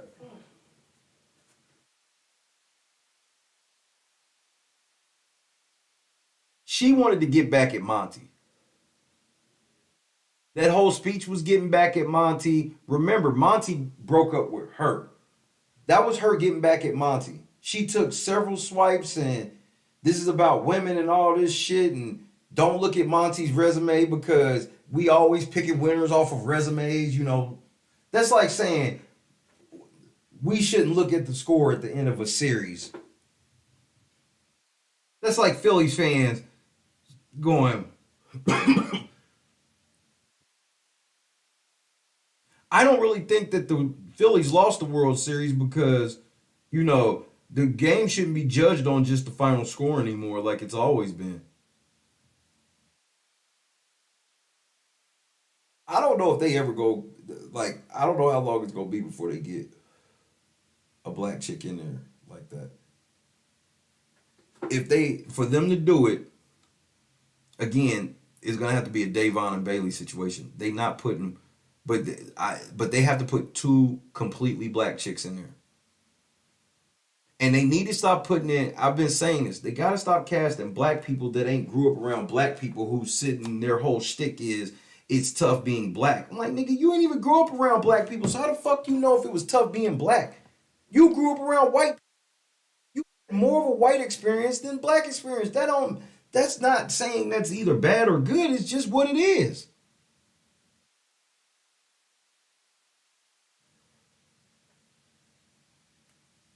But only rich black people do that shit. Poor black people don't pretend to be rich black people. Not even when they buying these ridiculous outfits and shit. They not pretending to be rich. But you got bitches like Taylor, privileged as fuck every step of the way, wants to pretend like it was the worst shit ever growing up for her. And the only thing she could tell you about is, oh, I had microaggressions. What? Again, black women, that ain't disrespectful to y'all. Think about the shit you went through by the time you were 27, just as an average black woman who wasn't on TV in beauty pageants, didn't go to rich school and all this shit. Was the work? Can you look back at your shit and just go, oh, I just had some microaggressions like everybody else? Like what?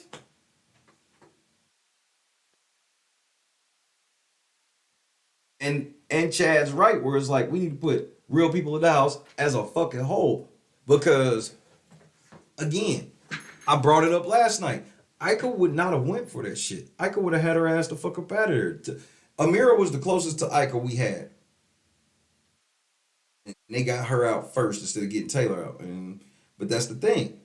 Now y'all needed somebody like Amira. Y'all needed a Daniel. Because remember, y'all whole plan, let's keep it a buck. I'm going to keep it the shit all the way 1,000. Y'all know y'all plan was let somebody else get Taylor out.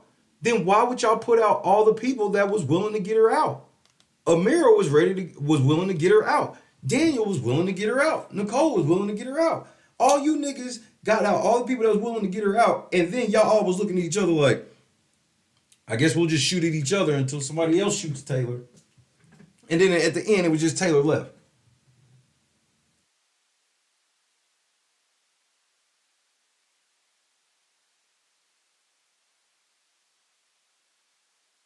Well, it's hard for me to say they should have kept Pooch. I could go with that if it wasn't, man, Pooch fucked up, bro.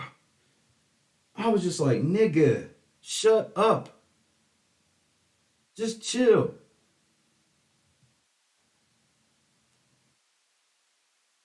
I was just like, bro, y'all got by this woke shit. And then that's why they don't like me. That's why they don't like Daniel. That's why they don't like Terrence, because we can't get got for that woke shit. We see what it is for what it is. Shaming tactics for y'all to get y'all way. Because then if we submit to them, do they come back and go, man, that was cool that Shay, Daniel, and Terrence actually came to the light? No, they go, aha, aha, aha. They'll laugh right in your fucking face after you give them exactly what the fuck they want, and these niggas will still turn around and laugh in your fucking face. So why give them what they want? They take nothing from you. They just give you the illusion that, hey, if we get mad at you, your career is over. Yeah, we ran that motherfucker off Twitter. No, they just left. They be thinking when people just leave, it's because they ran them off. No, y'all, they just left because they like, I don't want to deal with this shit. I would love to read my fucking fans. But I got, bro, it's people that have sent these motherfuckers. I guarantee, I can't wait to see, because I'm going to ask them to show me when I get in person. I'm going to ask Daniel and Terrence to show me their DMs that they're willing to show me. I'm going to ask them, because I guarantee you, I promise you without seeing or knowing, I promise you it's multiple people that have sent multiple long-ass fucking messages to these niggas with no response.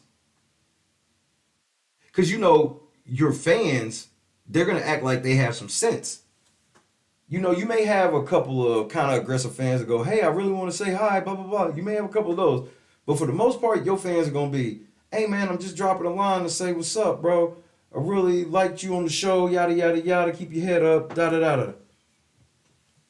And then they're not going to keep sending messages. The motherfuckers who hate you will send you messages and keep sending them.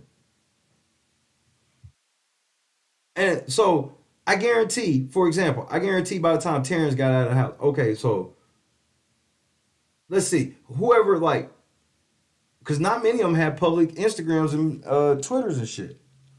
But if your shit was public, bro, I promise you, like, by the time you get out of the house, you see that a motherfucker been having a conversation with you for the last 3 months.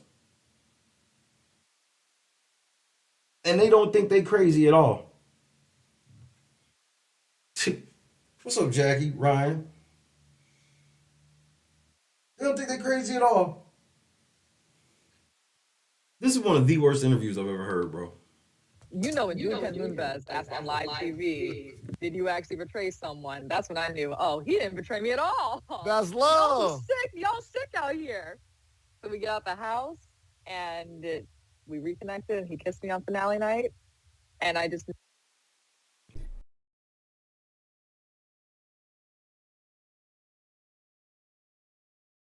knew that we wanted to take our time to explore our relationship, really hash all the things out.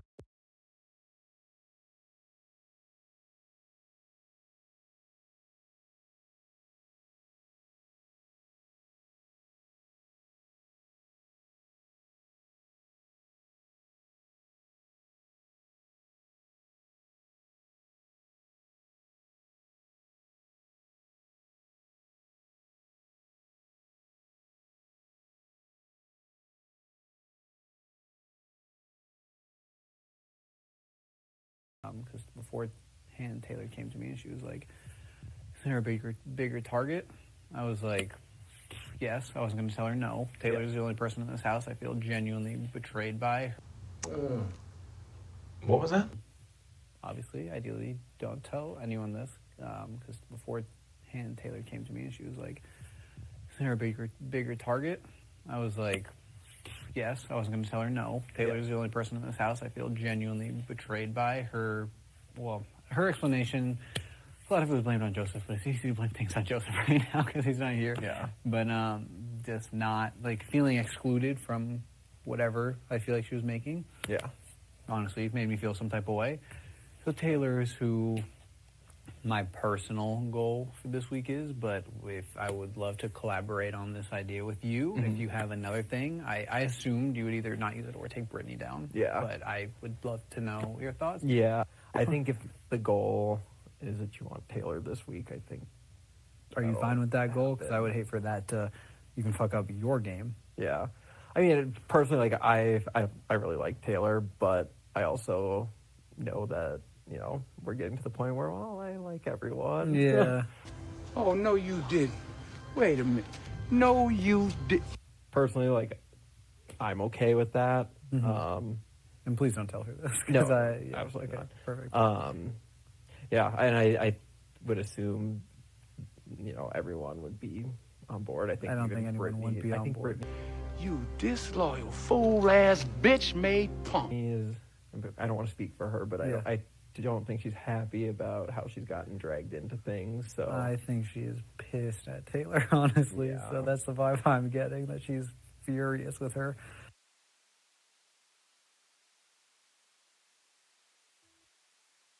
All right, man, we back. I don't know what the fuck happened. Like, all of the audio stopped.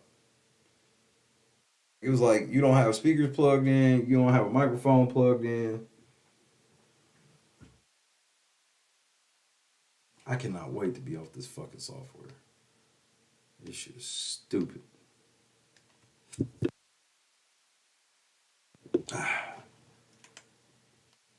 Now, as everybody gets back in here,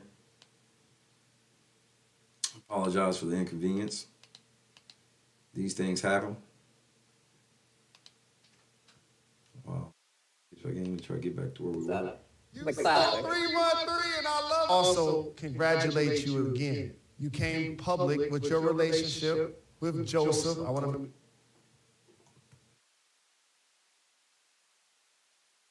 Daniel Durston tonight. T-minus 4 days.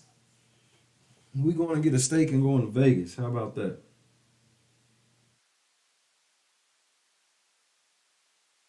Not gonna be crazy though.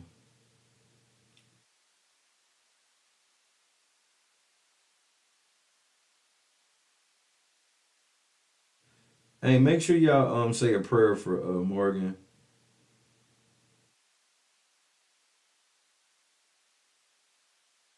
Her and her doggy, please. So sorry to hear that. Prayers to Morgan in this time. When's she going to get that mouth surgery? I don't know. She running out of money. She was starting to get to the point where a lot of shit she said she was going to do, she's running out of money.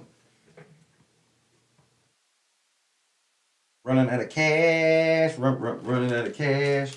Hey, Janice, I ain't got to talk to Christy yet, but I will after this stream. She'll be here.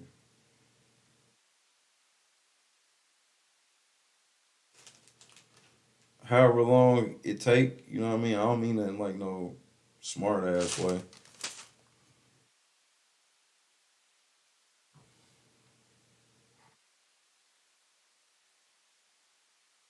All right, let's get back into the mix.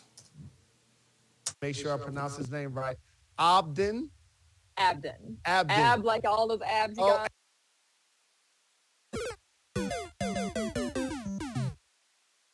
All them abs he hiding, bitch. Abden, yeah. He's smart. He's handsome.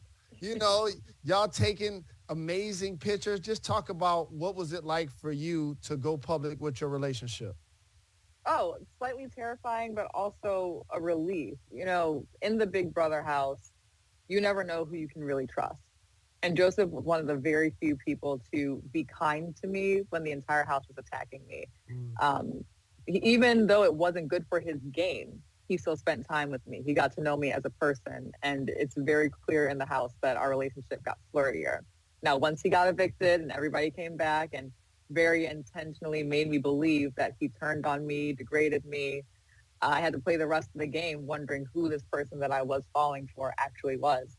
And the night of finale night, you know, when Julie Chen Moonves asked on live TV, did you actually betray someone? That's when I knew, oh, he didn't betray me at all. How the fuck is Julie asking that mean that he didn't? You're so fucking dumb. That's love. Y'all sick out here. So we get out the house and we reconnected and he kissed me on finale night. And I just knew that we wanted to take our time to explore our relationship, really hash all the things out that we were confused about. We were committed to going to therapy together to make sure our heads were okay so that our relationship would be long lasting. Because you see all these reality TV couples, they go on TV, they come out, they say they're so in love, they move in, and they break up 2 months later. I feel like I found my forever love, and there's nothing that I'm not going to jeopardize that. That doesn't make any fucking sense, you stupid bitch. She always trying to fucking Jedi mind trick you into thinking normal shit is stupid. Well, these people moved in together 2 months. Well, first of all, most of those people didn't say they were forever loves. You said you were forever love. So 2 months from now, there shouldn't be nothing that keeps you from breaking up. See, y'all just say words that don't mean anything. He's a forever love, but you afraid to move in with him because 2 months later, y'all gonna break up. That doesn't even make fucking sense. This is why no men are in your DMs. Why Jalen Rose ain't trying to holler at you after this. Because you think all this shit sound cool, and to men, that knows, like, bro, and obviously men that's been around girls, like, no, the average girl don't be on no stupid shit like this. Oh, he's the love of my life on the other side of the country. Nowhere ever. No dudes think this. The majority of dudes wouldn't think this is a good idea, and the majority of women wouldn't think that's a good idea. The love of your life, and then everybody go, well, I know about this one, bro. Of course, there's anecdotal shit, and ain't no telling what motherfuckers was doing until they finally got together. Love of your life, and y'all live across the country. What's up, Tammy? What's up, Kristen? MVP. Like Monty never existed, and they never. It's unreal. Happy 420. It's unreal. So now, after we went on the cruise that I won for America's Favorite Player, we had those really hard conversations, and you understand based on someone's communication style, how you are. I ain't never went with no chick and we had hard conversations before we started going together. First of all, I don't do that shit because I'm sitting here thinking to myself, like, you not my girl? What hard conversations could Joe and Taylor have had? They just say words, bro. They just say words. You, where they understand how they come from. That's when it was solid for us. We realized we can make it through any and everything. And only about a week afterwards when we went public. We got good hiding secrets, clearly. So you're like, we got to do this in public. Love me out loud.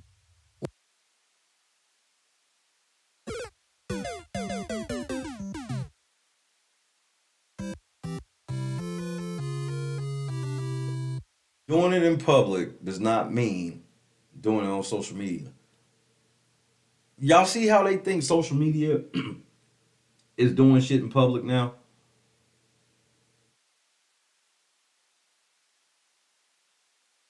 Cat Daddy said he driving, can't listen and be safe. Nuclear bomb dropped tonight, Terrence. You already know what it is. Terrence will be in the building. But tonight, Durston is coming to have a chat. Cat Daddy, nigga. Cat Daddy shut motherfucker Turner up. Turner on radio silence, nigga.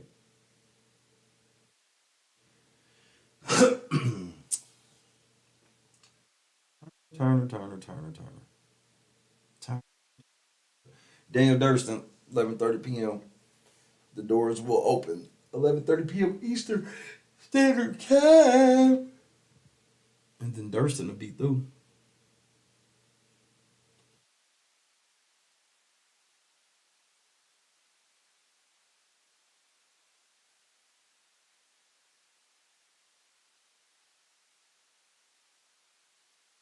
Yeah. Tender Turner. Scared to come outside. Of course, he should be. He shouldn't have been talking shit. Shouldn't have been talking shit. Cat Williams told you niggas a decade ago. Shouldn't have been talking shit.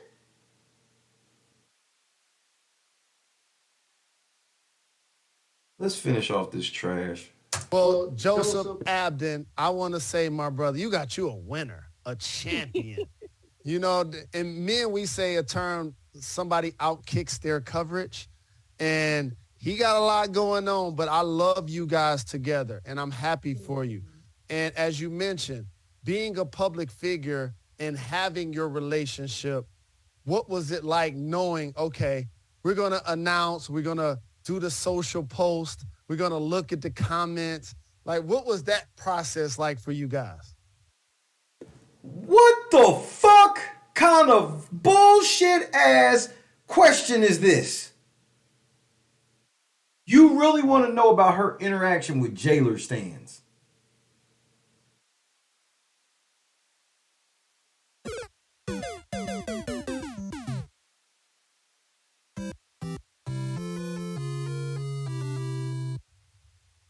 It's so easy when you have someone who is so loving and supportive. And I gotta also say, he's got Michigan roots. Joseph's mom grew up in Dearborn. I said, oh, y'all got them Middle Eastern. Yeah. That's what's up.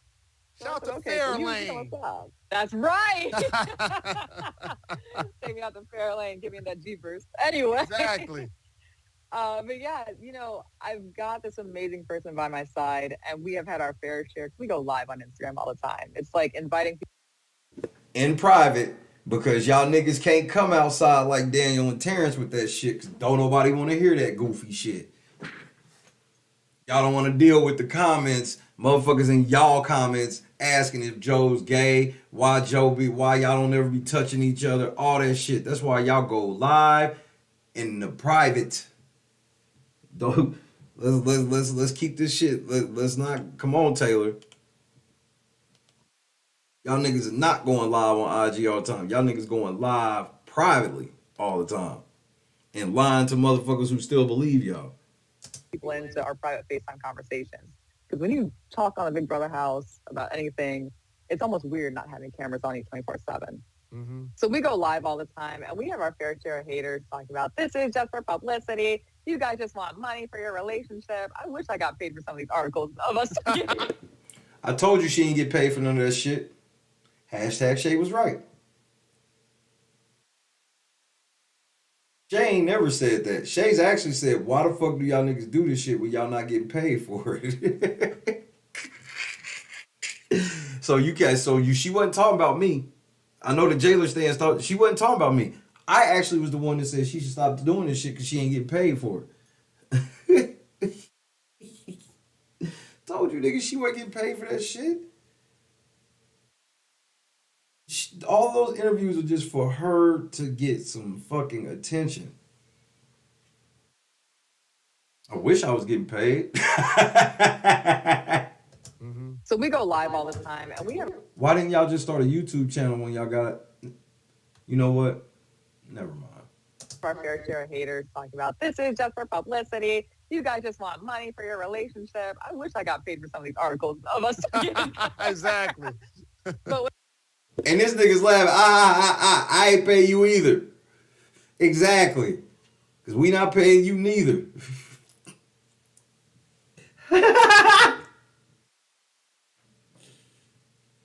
A nigga who...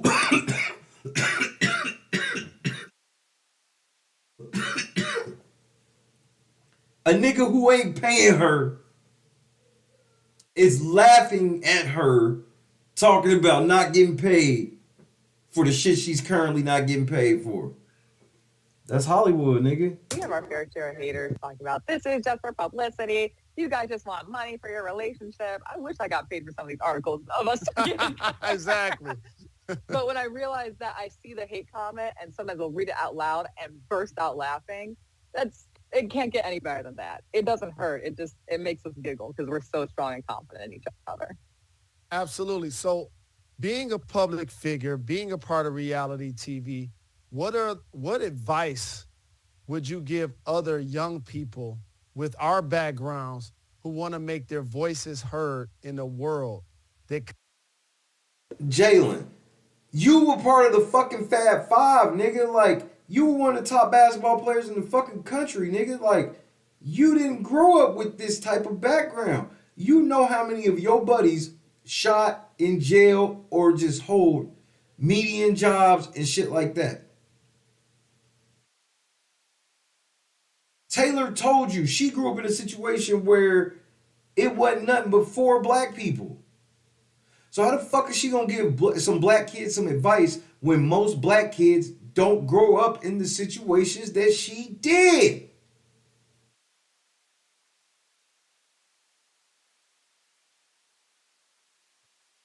Jalen, you can't really give motherfuckers advice on how to get out of the hood when you were fucking 6'8" and could hoop. I'm not looking down on you for getting out with that, but you can't really tell the average kid how to fucking get out. You don't know.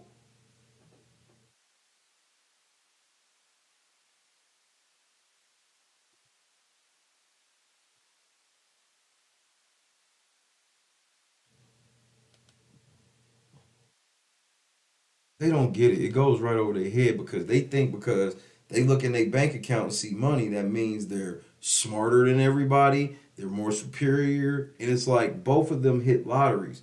Jalen had to hit a lottery to make it to the NBA. There's lots of niggas that are really good that could have played that never made it. We all know this. But motherfuckers always just be thinking, well, I'm rich, so that by default means that everybody should listen to me because that's the only thing you care about in life, right? Is to get rich. And I'm rich, so that means that I won life. No, you niggas are still stupid. Just because you got some fucking money don't make you smart, nigga. I don't know who told y'all this. Like they the first black people to do it all, Lisa. As they claim they doing it for us, they all the time like all the niggas are living through us. Constantly tries to minimize our voices. Yeah. I think self-assurance and confidence is exactly what you need. And that sounds so surface level, right? Believe in your... Right. Because everything you say is surface level fucking platitudes and shit. Yourself. Be kind to yourself. You won't get anywhere in this world if you don't love yourself, if you don't believe in yourself. Mm-hmm. That doesn't mean be delusional. You have to be self-aware. Right. Yep. But you have to be so self-assured, especially in this echo chamber of reality TV and social media coming outside of it. You have to understand who you are. You have to be willing to defend yourself, but also understand not to cross the line in degrading other people to advance yourself. Because reality TV is set up in a way where there have to be heroes and there have to be villains. You don't have to be one or the other. We are multifaceted individuals, and you can't be afraid of showing all sides of you and daring people on the outside to pin you as one way. Are you motherfucking serious? Then why do you have me blocked if we multifaceted? Why is anybody that don't agree with everything you say the devil to you? Are you serious? Are you fucking serious? Bitch, this bitch is unreal. Even when she try to speak in platitudes, she ends up stepping in it.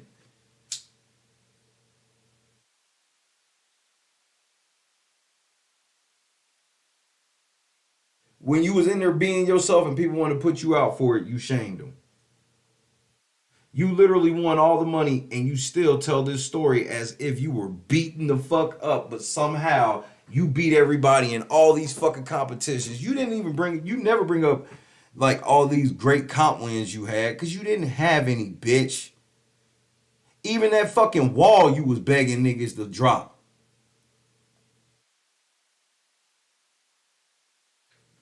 Jalen Rose is a fucking bum. Again, let me give you a reminder of who the fuck Jalen. I ain't even play it again. This motherfucking apology. That shit he did to Ime Udoka, of course he gonna sit here and simp for Taylor. He a fucking pussy. He's a beta male who sold the fuck out. I was messing in that house. Mm-hmm. I was kind, but I was also a human being. Mm-hmm. And I think that's why people really related and resonated with me, not because of what I experienced, but because I wasn't afraid of being exactly who I am, all versions. Then how come when people wanted to put you out for versions of you, you tried to shame them and shit? How come fans don't feel like this? Taylor, you and all your fans are going to be here tonight watching the fuck what Daniel say. And I have to ask why. Why do y'all care? We not talking to you. We over here doing our thing on our show. Won't y'all go sit the fuck down somewhere? Just so y'all know, I'm taking Terrence and Daniel to dinner, nigga, off the air. And we gonna have dinner and we not gonna talk about anything. Probably lying. Niggas don't understand. Y'all niggas is still out here thinking y'all running shit and whatnot. Y'all niggas gotta understand. Decisions have been made. The answer is no. I run this motherfucker and I run it from this podcast standpoint. And Terrence and Daniel literally run Big Brother 24 right now. Turner ain't even allowed to speak right now. The rest of the motherfuckers wish they could. The only way anybody could come out and try to get any type of clout like Daniel and Terrence is to come out and say something pro Taylor. They can't come out and say nothing about themselves for real, and anybody give a fuck. Terrence and Daniel never speak on this bitch, and every time they say something, they bro, y'all niggas is butt hurt.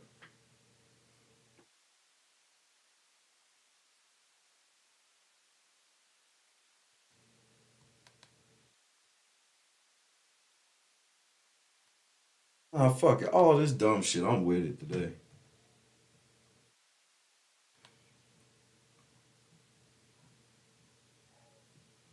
All this dumb shit, I'm with it. Bro, is this Lay's bitch still watching my show talking shit?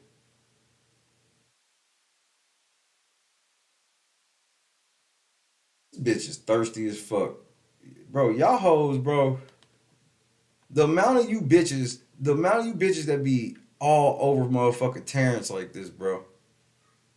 That shit make me laugh. I'm like, bro, y'all, bro, if he gonna get divorced for anything, is for how many bitches in his DMs.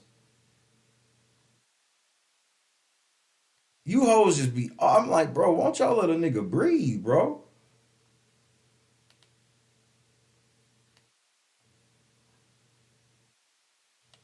Come on, man, let's go inside Jailer Anus right quick. I love listening to these retarded motherfuckers, bro. I ain't gonna sit here and lie to you. Well, let me not call them retarded. Let me just say these motherfuckers did not have a combined IQ of 70. Y'all be getting all woke and shit.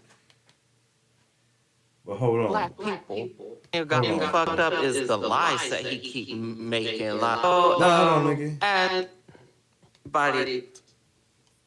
And that's BB fans and Michael Turner dragging the fuck out of those two fake bitches. And that is Elvis looking pig, who's broke as hell, got out pre-jury, claims to be a so-called BB super fan, but he ain't, because he ain't nothing but a bullying ass nigga.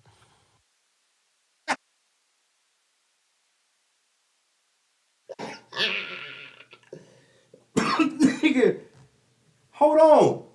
So how do you feel about when Terrence dropped a fucking nuke on Turner yesterday and Turner still ain't said nothing, nigga? I'm still waiting to hear from this nigga. Y'all niggas talk about we won. Hey, keep going, nigga.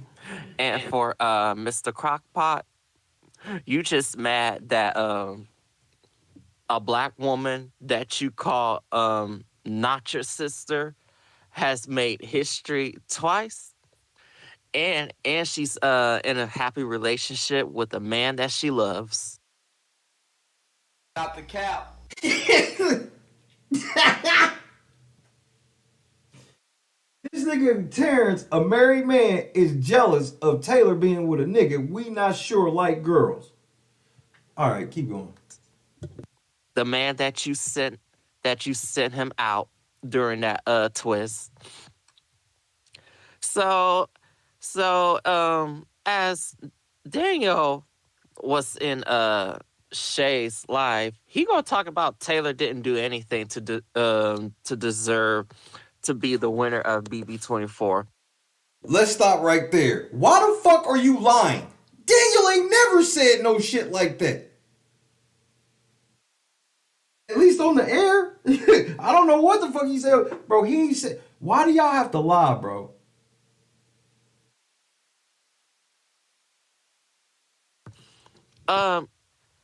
Did you just bully her? Like, didn't you bully her on that season? Like, didn't you make other people feel uncomfortable? Was you being creepy towards women? And not to mention, Michael is a super fan of this show. So and he left right after Terrence, nigga. and Terrence didn't trip on the rug and run from everybody. This nigga ran from everybody, nigga, on the rug. Terrence stood up and said, "Fuck you niggas, I'm leaving out of here like Daniel, nigga." This shit y'all be bro. Y'all just be making this shit up. it's your own fault that you decided you want to not work with another house guest who is a BB super fan. Now, granted, yes, it's a good idea to get rid of somebody who actually knows this game very well. I understand that, but however, he could have been a good shield for you. But you decided you want to be a bully.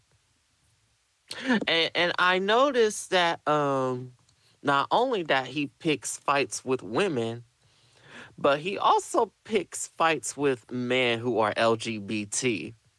I told you that's they go-to, bro. They hate heterosexual men. They hate us. They can't stand heterosexual men. They pick fights with us all day. Bro, don't nobody be fucking with them. Wants to say men ain't shit. The gay dudes and the fucking women, they all the men. We hate all the men, and the black men ain't shit, and the white men are racist, and y'all be saying it. There are no heterosexual men out here saying none of this shit. There's no heterosexual men out here talking about women and gay people like this. It's just not happening. Yeah, and he had a confrontation with Monty. That shit was way more intense than any of that Taylor shit. Y'all niggas is wild, bro.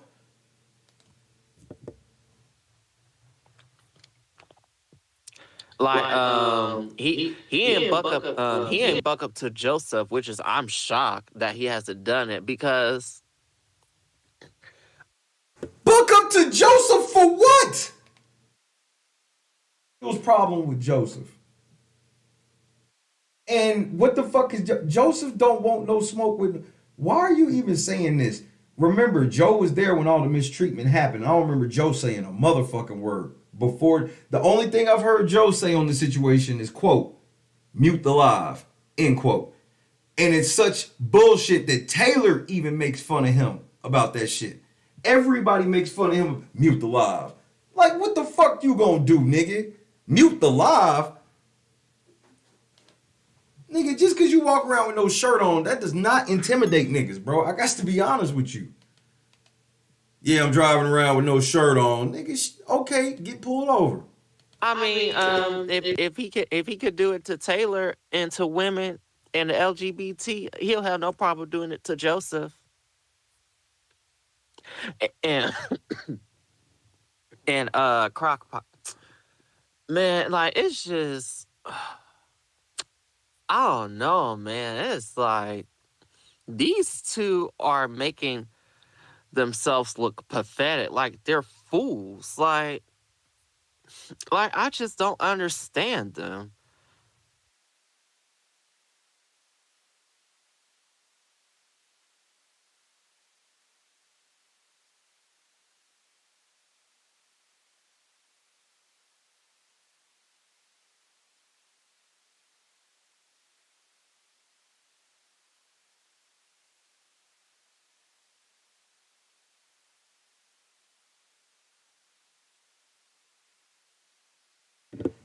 This nigga just said, hey man, all I know is, I don't know, man. Like, what the fuck, man? Like, I mean, Crockpot, and then you got motherfucking Daniel, and it's just like, I don't know. I mean, what the fuck do you, I told you, whenever them niggas gotta actually tell you, that's why I always, when I talk to them for real, I'll be like, well, tell me specifically what it is. And they never can, because they be in their feelings. They just like, it feels like Terrence ran and punched Taylor in the face. Even though the shit they mad, like, for example, the shit they be mad at Terrence about, they have never seen. Listen to what I'm saying. 95% of them of the hole in the stroll shit, 95% of the motherfuckers have never seen it. They've only heard about it. Why do you think I ain't never played it? I think I played it like when it happened, but like I ain't played it like after, because they all heard about some shit they've never seen. Let that sink in for a second.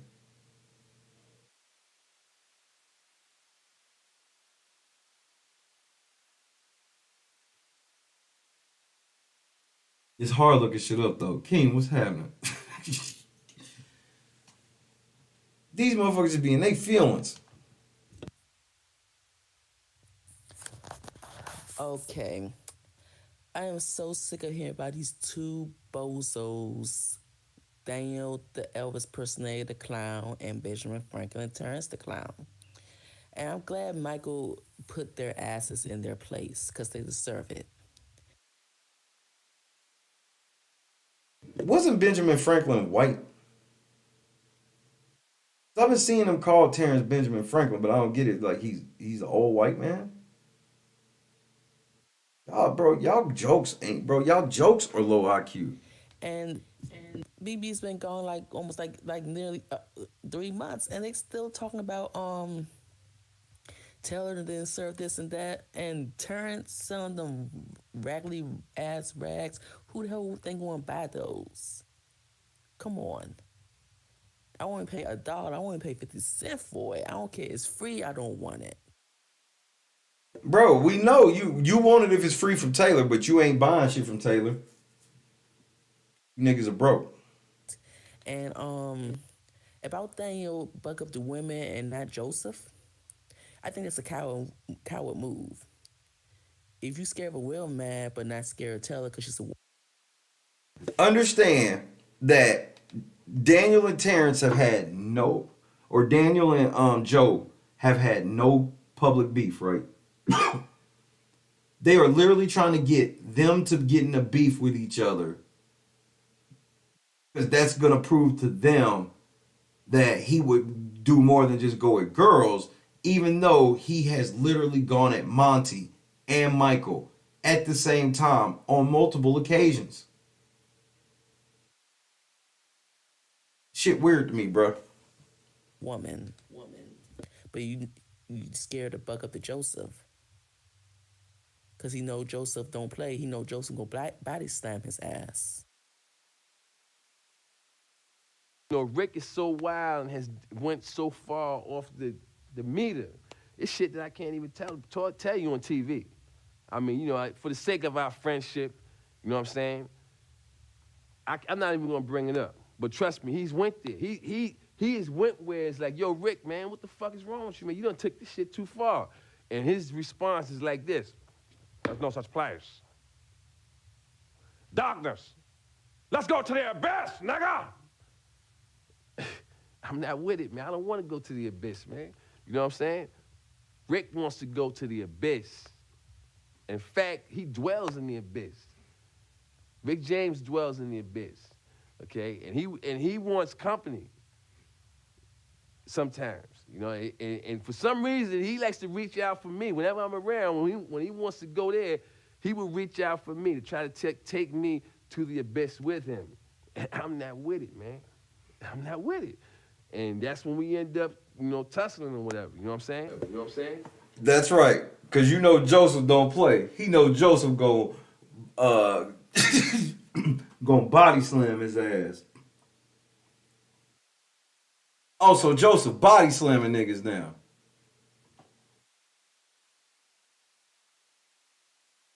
So Joe is body slamming niggas now. This is what we doing. Hey, nigga, is there somebody to do it? I got it.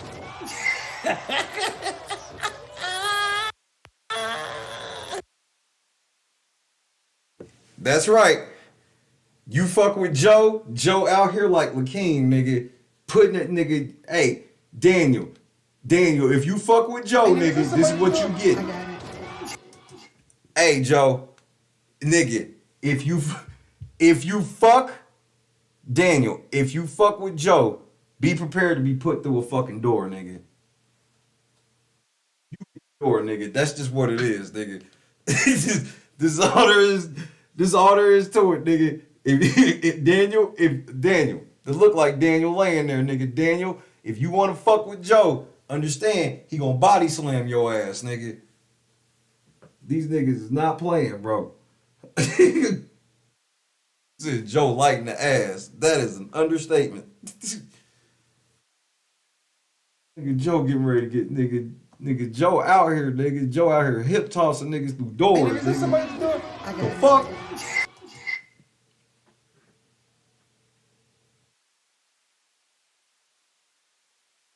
Then what the fuck are you doing in my fucking chat then? Suck my dick. Fuck you, bitch. Get the fuck out of my chat. Man, y'all niggas are weirdos. Get the fuck on.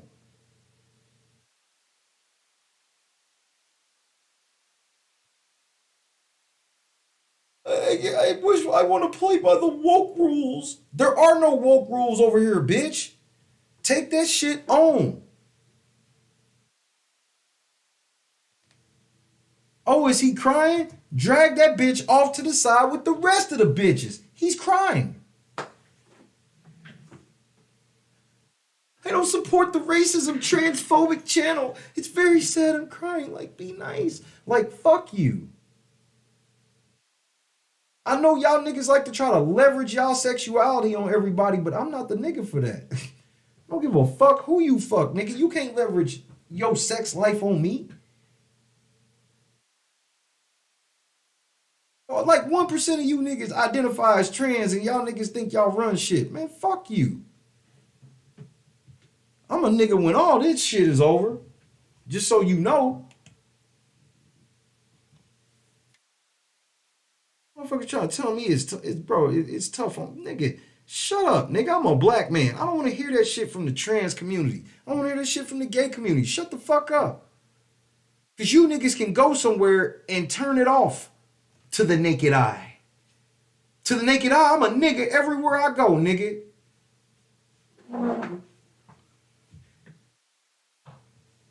Just ridiculous, these motherfuckers. But that's how they used to get in their way. They used to punking people by getting in their way because everybody be so afraid of this cancellation. They're going to cancel me if I don't bend. Who? You want people that support that goof? Like, and I'm not, when I say goofy shit, I don't mean in the sense of like supporting trans people or LGBT people, but motherfuckers that's trying to use that shit to leverage some shit out of me, fuck you. I don't want your money. If you want me to just kowtow to them motherfuckers and let them take over my business, I don't want your money. You can keep it. I want my freedom instead. And that's interesting. Men want to fight and pick with women, but not men. Deep down inside, I know they want to, but they scared and they're cowardly. What about Monty? It's something that a 40-something-year-old man, 30-something-year-old man still obsessed with this woman. Beautiful black queen woman. And she... What did Terrence or Daniel say about Taylor? You see how they always just try to wheel it back to Taylor?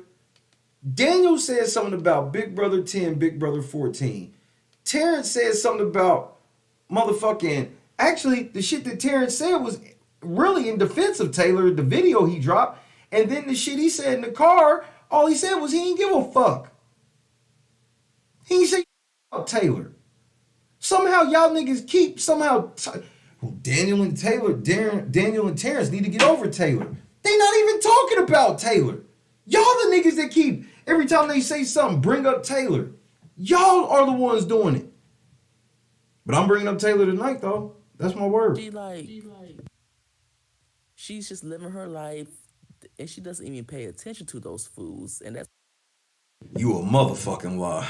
That's what kills me, because I love about Taylor. She does not pay attention.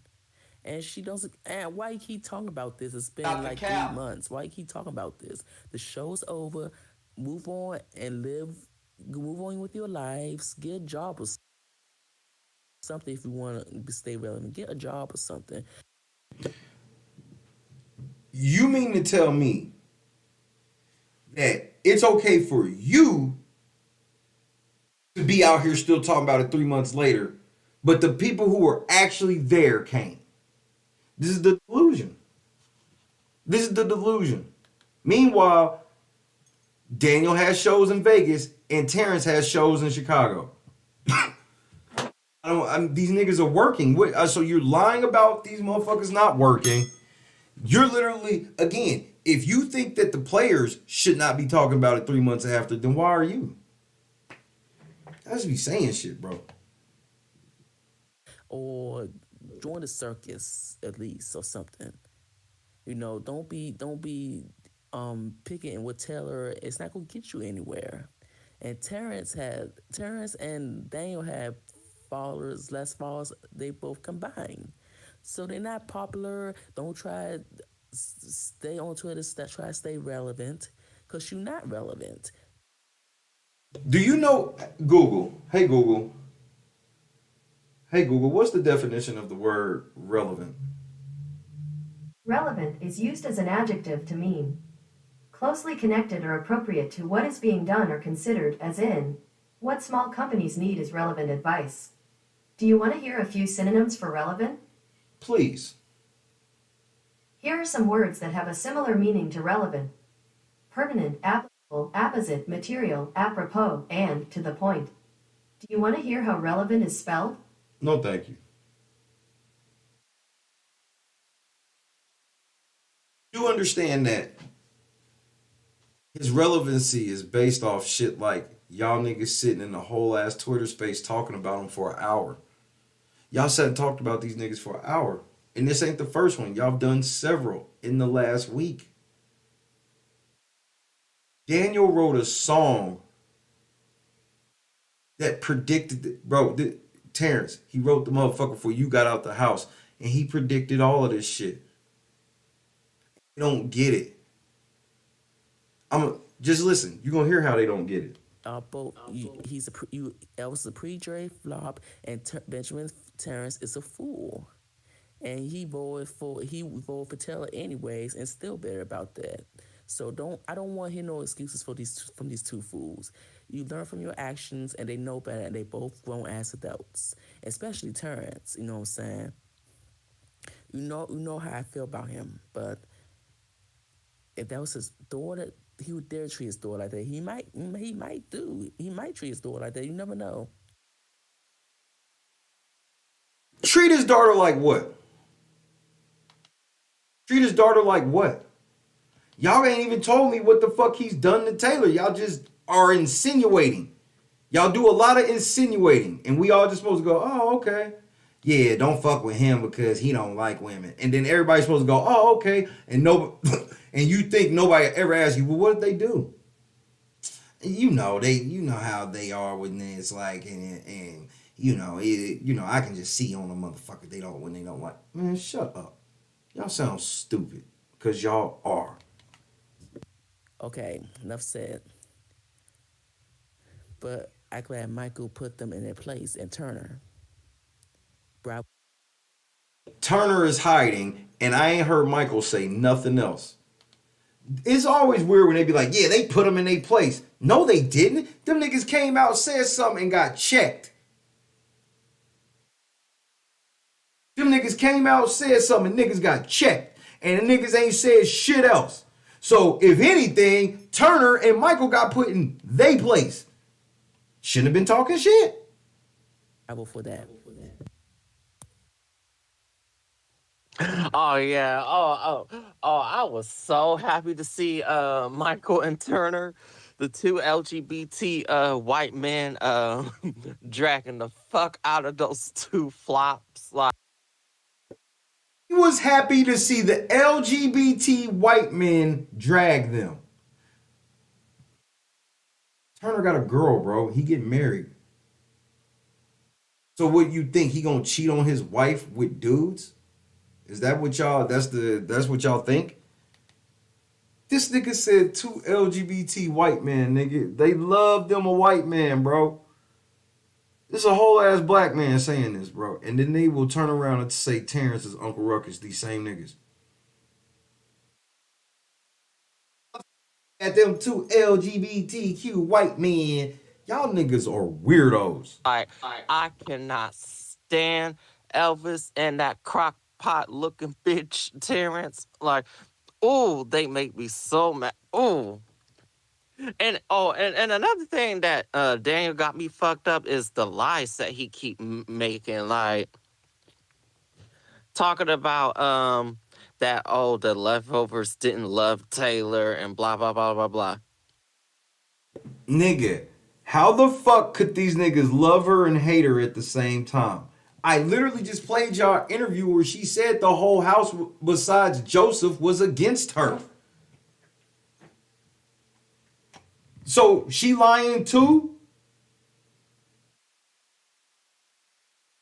Y'all just be saying shit, nigga. Now I will say, Brittany and Kyle and Monty, they were fake. They were being fake. So the leftovers didn't love this bitch. You can't make it up, nigga. Towards Taylor. They act like they love Taylor, but they didn't. So if you want to say, oh, the leftovers didn't love Taylor, be a little bit more specific. A few people that didn't like Taylor, which was Brittany, Kyle, and Monty. And Turner, Joe, and Michael. I mean, yes, Turner was problematic, but this nigga's name, hey, man. This nigga said you can't say the leftovers didn't like her, and this nigga literally named the majority of the leftovers that didn't like her. You can't make this shit up. If the majority of a group don't like a motherfucker, it's okay to say that that group didn't like a motherfucker. This nigga literally names the majority of the fucking leftovers. Only person left is Joe and Michael. You can't make it up, bro. You can't fucking make it up with these fools. But at the end of the day, he became the last house guest to be a jury, and Taylor won. And Taylor and Turner are still good friends, so. That nigga said I ate clean today besides the pizza, wings, and burgers. This is exactly what this nigga's on. It is what it is, Daniel, so you need to be saying that to Brittany. Because till this day, Daniel ain't even said nothing to any of his fucking house guests. And they have somehow twisted all this into Terrence and Daniel are just out here attacking Taylor, and they need to attack Joe and Brittany. I still don't like Scarlett Brittany. Ooh, that woman pissed me off so bad. And so I wasn't I wasn't mad when Daniel said that the leftovers didn't love Taylor. Well, it was only few people, so I'll kind of give Daniel that, because it's fuck Brittany. Can't make this shit up, bro. It's fuck Kyle and fuck Monty. So I'll give you a little bit of that. But at the same time, it's like, why do you got to continue making lies? Like, you just admitted it wasn't a lie.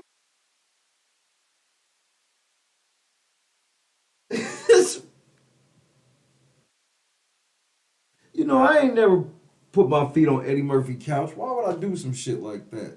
Like I would just, like, why the fuck would I just grind my feet in somebody's couch? Yeah, I remember grinding my feet in Eddie Murphy's couch. It's unreal, my nigga.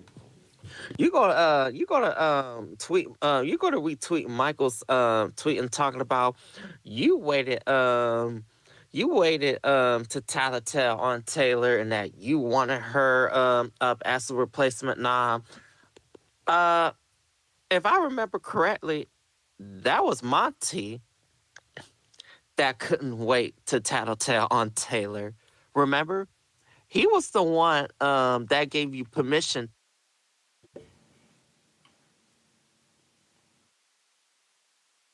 Just go ahead, bro. to have 2 black people on the block in week 1. You don't remember that? Michael was on the block too. You don't remember that. You seriously don't remember that? So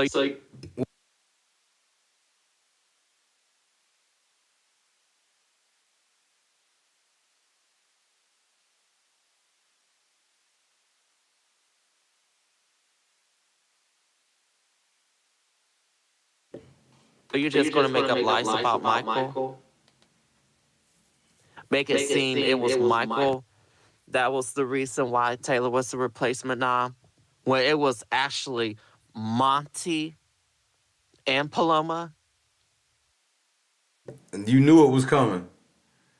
You knew it wouldn't be complete without blaming Paloma.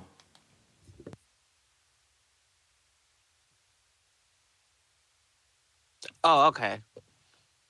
I forgot you love to lie on people. It doesn't surprise me. It doesn't surprise me. Projection is a motherfucker, bro.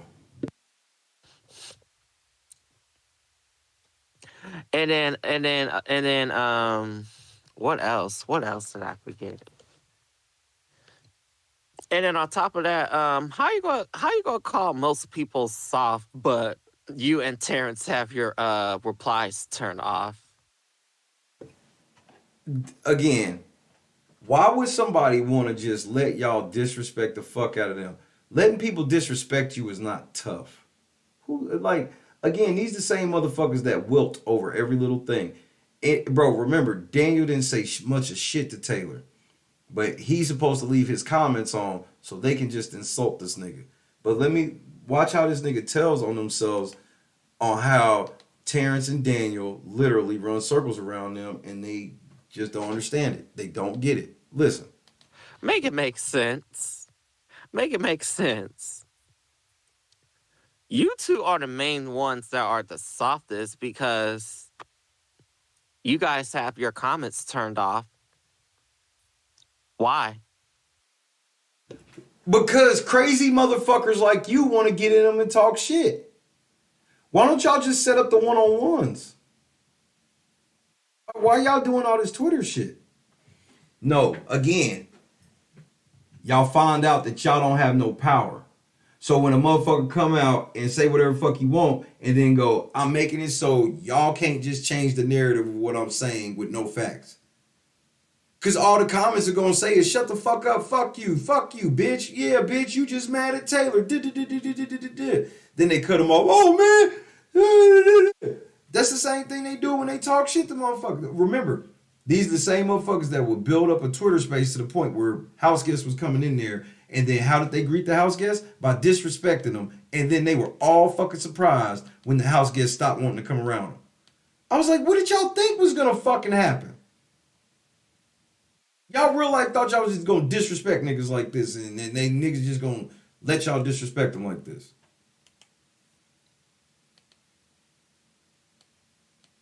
I told these goofy ass niggas this multiple times. They ain't listen. Y'all do realize we could still retweet with quotes, right? Right, and those are worth way more than replies. So you dumbass niggas are willing to give these niggas way more engagement, way more clout, way more visitation. Why? Because these niggas turned their comments off, and that made y'all so mad. So y'all was gonna show them by giving them more promotion. That's just like the motherfucker that clipped the video to try to get people to ban my channel. And I'm like, I'll gladly play that clip on my channel for you, you idiot. Y'all so fucking dumb, bro. I can't stress enough how stupid y'all are. We going back up. Especially since I'm off the what's the name now.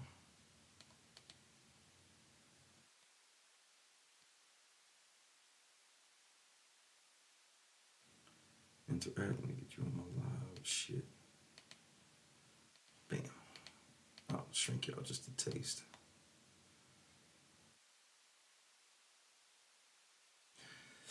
Finish up, fool.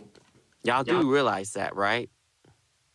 So I don't understand why y'all felt the need to turn y'all comments off. Because y'all still getting dragged no matter what. Both of y'all are bitches.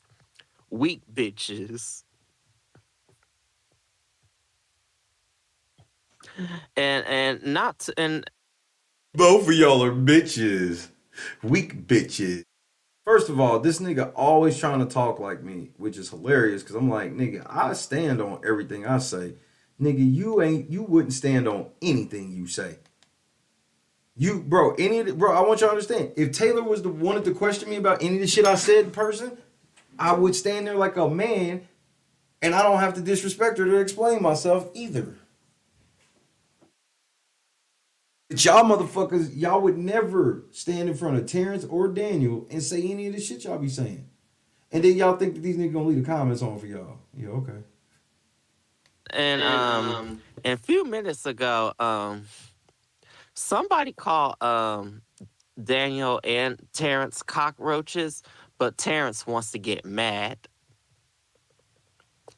You should not get mad. I mean, yes, because calling a black person or any people of color cockroaches is not nice.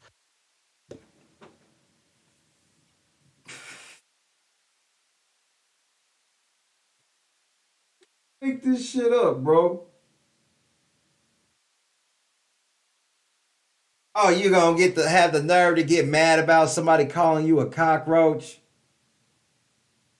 Well, you probably shouldn't be calling black people, cockroaches.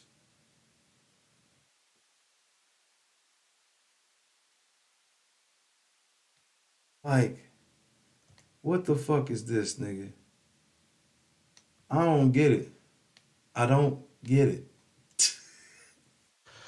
But in this instant, I can't get mad that somebody called both of them cockroaches. Why? You just said it wasn't cool to call black people cockroaches, so why is it okay to call Terrence a cockroach? Because they had no problem saying nasty names about Taylor. Like what? Like, Terrence, you had no problem calling Taylor a B word. You made up unnecessarily. Both of them had made unnecessarily lies about her. So I don't feel sorry that they got called cockroaches.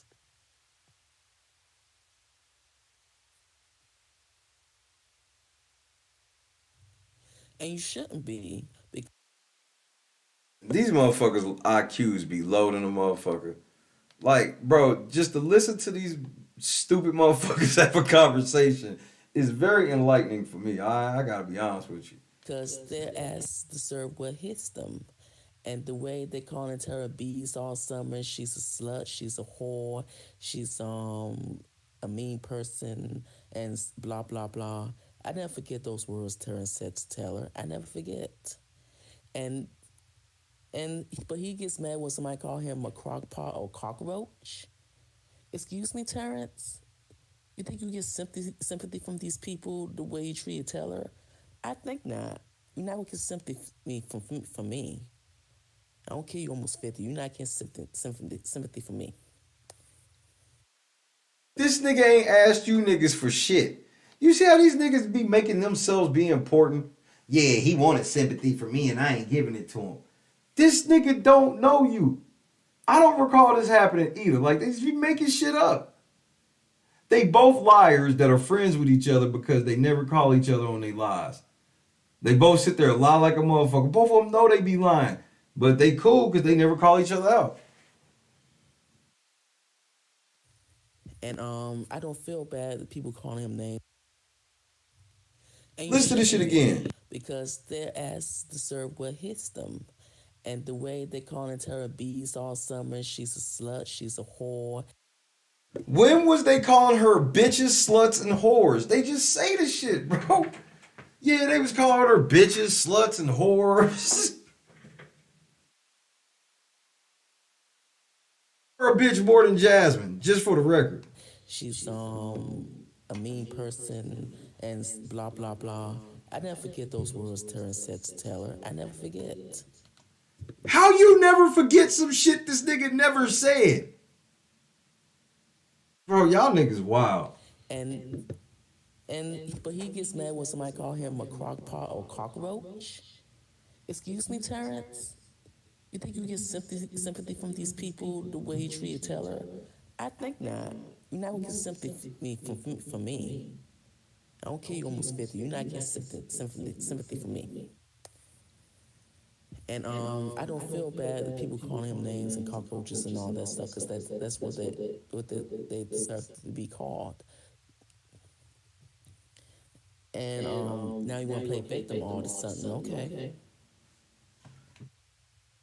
You should confess your sins while you're in the house before you get out the house. But no, you still want to play victim and blame everything on Taylor.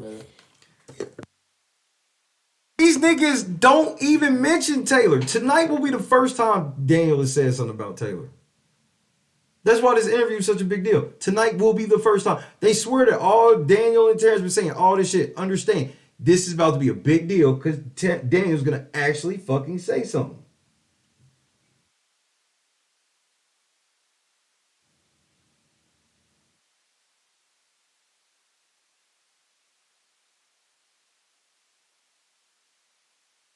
Hey, are you fucking kidding me, bro? Is that a real tweet?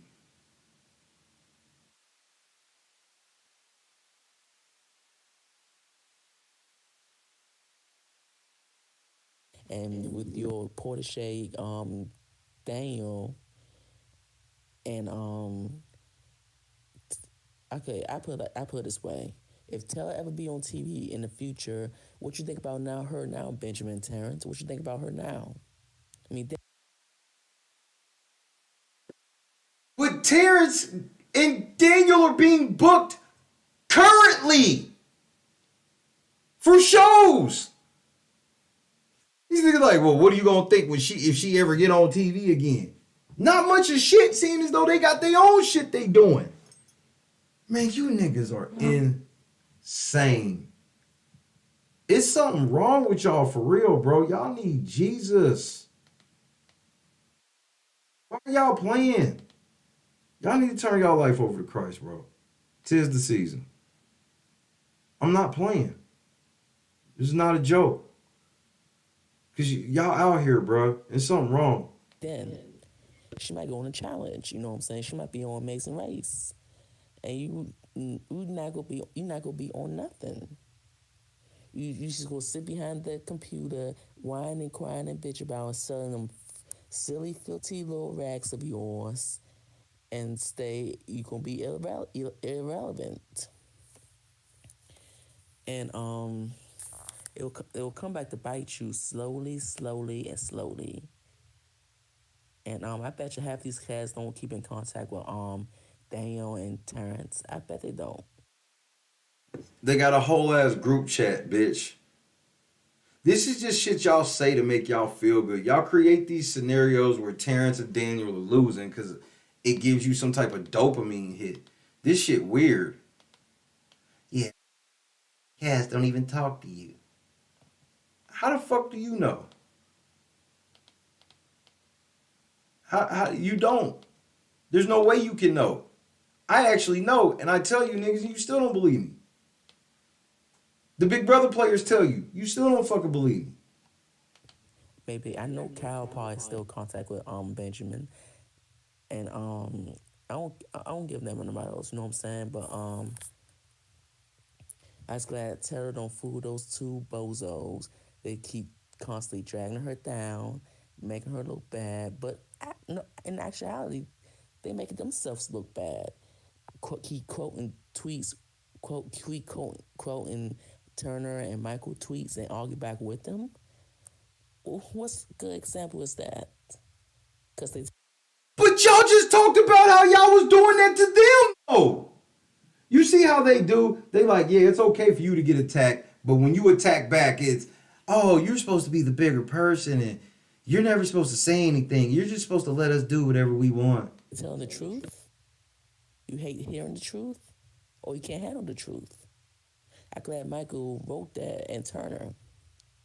And Turner, I know Turner doesn't give a flying fuck.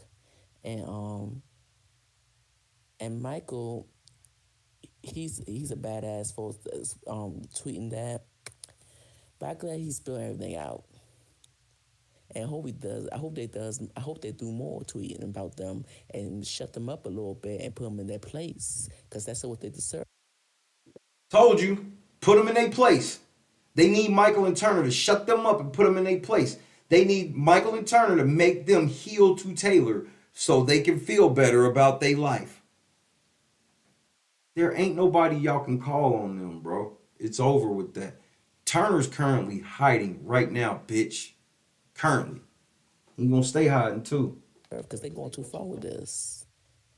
And probably like next 6 months, they'll keep talking about this because they feel they're salty, they're bitter, they're hurt. But the gameplays they made, they brought what up, Bello? themselves. And Elvis could work with Michael, but no, he don't like superfans. What kind of mess is that? Why would he want to work with somebody like Michael? Y'all just make up shit, and I'm dead serious. I'm asking you why. If you in the Big Brother house and you a fan yourself, you would love to play with Michael. You know what I'm saying? His ass probably would have got the Final Four at least, but no, you want to keep personal attack Taylor and keep talking to her. You know what? Guess what? Every person she sat next to, she survived in the house. And don't tell me I don't want to hear. I don't hear a damn word say she didn't play a good game, because she did. She played a great social game. She went counts when she needs to, and she learned how to adapt every situation. Even people, her enemies been mean to her and treat her like dirt. She learned how to adapt and form bonds with them. So I don't want to hear that she played a bad game. She played a good ass game. He ain't said nothing about this bitch. Y'all gaslighting, bro. This shit where y'all just don't like Terrence and Daniel, so anytime they say anything, y'all want everybody to believe that, yeah, they said something about Taylor. Them niggas ain't said nothing about that bitch. That changes tonight, though. Progress. And I'm going to ask Daniel about Taylor. I want to hear about this Nicole shit more than anything, though. Taylor, that shit for y'all. Y'all oh my God, cancel LNC. Fuck you, bitch. I'm going to Vegas, ho. Understood? Good. Even to Monty, she even got Monty wrapped around her finger. So them think when they want to say, I don't give a fuck, you know what I'm saying? Taylor deserves a win. Simple as that. Both of them can kiss my butt. Right, like Taylor made sure that if Monty wins that final HOH part 3, that he will vote Turner out. But people don't want to see it as Taylor's move. But how was it Taylor's move when she lost part 1, part 2, and the only way she could get to the final 2 was with Monty taking her? They are insane. Unless you want me to give her credit for fucking this nigga. okay, let the haters continue hate. Oh, another thing that I want to talk about is that Crockpot posted on Twitter exposing Turner. I guess it was a video that he posted showing that Turner still wanted Taylor out after Kyle got exposed for being racist. But okay. Yes, deep.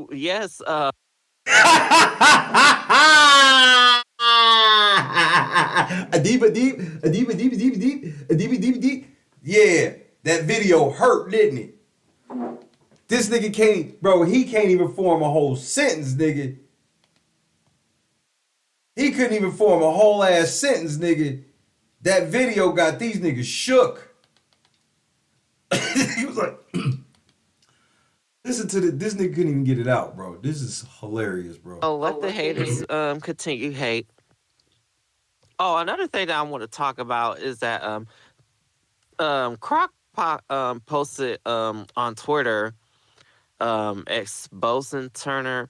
I guess it was a video that he posted showing that Turner still wanted Taylor out after Kyle got exposed for being racist.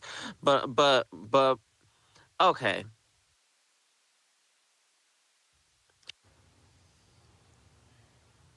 My name is Jeff.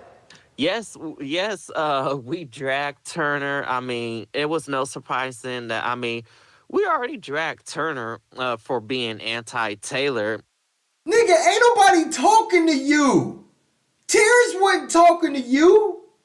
Oh, yeah, no, we've already talked to Turner about this. Don't nobody give a fuck. You don't run nothing. We already drugged Turner. First of all, no, you didn't. Y'all talked tough, and then when Turner came out of the house and was like, I love Taylor, y'all was like, oh, okay, cool.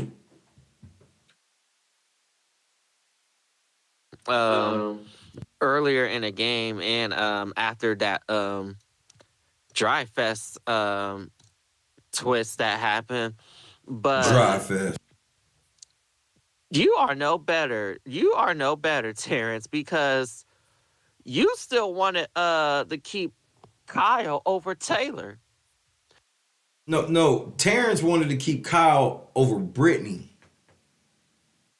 Why do y'all tell this lie? Terrence wanted to keep Kyle over Brittany. He wanted the veto to be used on Taylor, and then y'all put up Kyle, and then keep Kyle over Brittany. Michael is the reason that Taylor was on the fucking block, bitch. Y'all always lying for these gay white men. Always. And then be lying on heterosexual black men.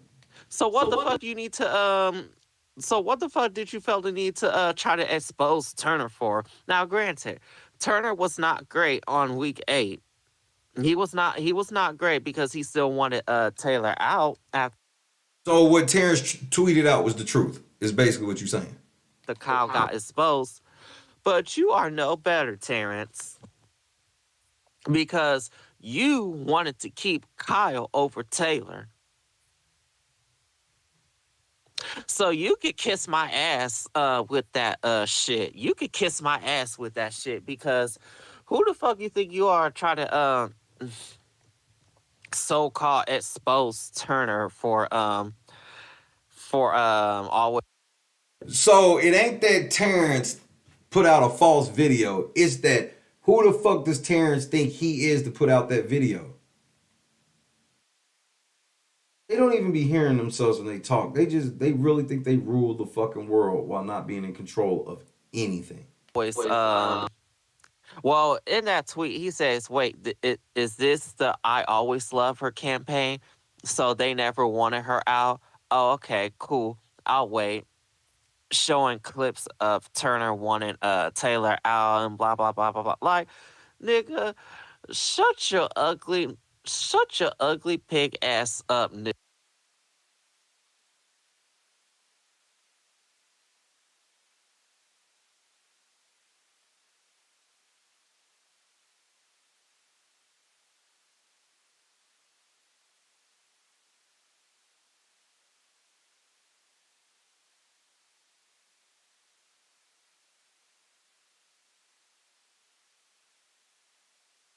Shit, you could says, wait, is this the I Always Love Her campaign? So they never wanted her out? Oh, okay, cool. I'll wait.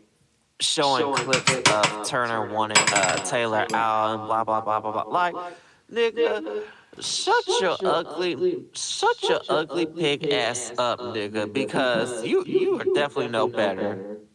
You ain't better than Turner. Then put out the fucking compilation of Terrence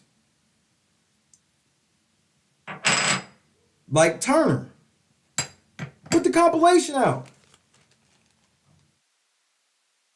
Just like that one motherfucker. Hey, I didn't tell you could use the audio to my shit. I know you think that you can use audio. You can't use the audio either, you dummy. I filed a DMCA takedown. So good luck. Good luck. And if you do another one before they respond, I'm going to file another one and I'm going to move and ask them to terminate your account for habitually violating the DMCA takedown. So y'all niggas, and here's the sad part. These niggas be doing this shit and they like, oh, well, especially the motherfuckers like, I'm gonna use your shit and block you. No, you not. You getting ready to get your shit terminated. And here's the thing. They know I'm not playing because one of the hot topics in their community right now is how Shay been getting a whole bunch of fucking accounts banned. I'm not playing. I'm getting shit suspended and everything. You can't use my shit. Why do you want to use my shit? That's right. I'm the hottest thing smoking in this motherfucker. That's why you want to use my shit. You need me to make your little Twitter pages relevant and every fucking thing else. See, Reddit's taking another approach, which is why they're going to lose in the end. Because the first time I get national coverage, I'm embarrassing all of you racist motherfuckers that, like, oh no, this place is straight racist. They wouldn't even recognize this as a media place because I was the one in charge. Even though we were the most extensive media in this entire space. And what are they going to say? He's a misogynist. You want to know what I'm looking forward to the most if I go in the house ever? All of my interviews after. Because I'm body slamming all of these niggas like Joe in every fucking interview. Every one. Question number one. That whatever the question is, I don't give a fuck. Hey, Rob, why the fuck were y'all lying on black men so much throughout the last years of Big Brother? I guarantee when I go back and watch y'all coverage, y'all lied on me. Asked you guys several times about letting black men be called coons and everything, and you guys ignored me. As a matter of fact, Rob, you told me when I asked you about the racist shit, you said this is a Wendy's.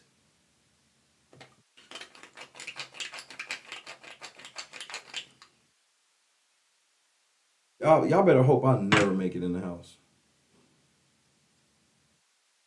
Because that's when the pain comes. Whether I win or lose, I'm going to ruin your fucking life. It's going to be a hard summer, bro. Y'all gonna make me the most popular nigga because here's what's going to be so funny. I'm still a black man. So when all these liars start coming out just blatantly lying on me, there's going to be a lot of black people that stand up and go, wait. This seems weird. Why are y'all just attacking the black man? They don't get it. But that's because they think that everybody just thinks like them. What's up, Desiree? The moistness. I mean, I only got about 30 seconds left for this shit, Lisa, because I need a squeegee. I'm glad Turner voted to evict you instead of Alyssa, bitch.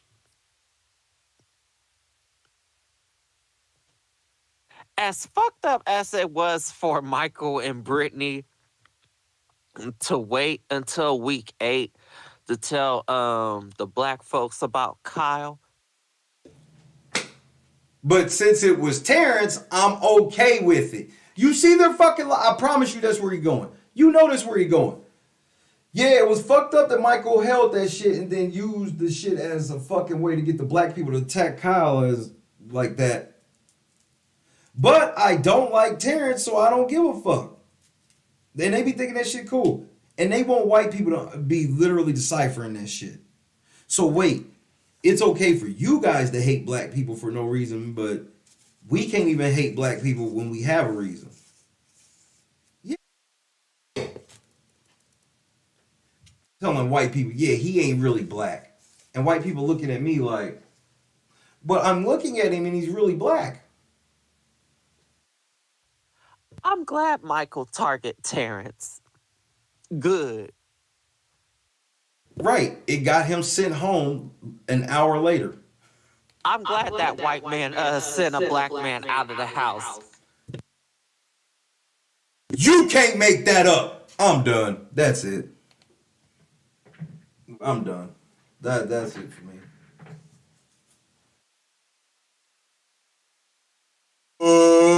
Wakanda. A black woman, black women, black women, black women, black women, black women. I'm glad that white man put out that black man. Nigga, what? Red, I'm losing my fucking mind, bro.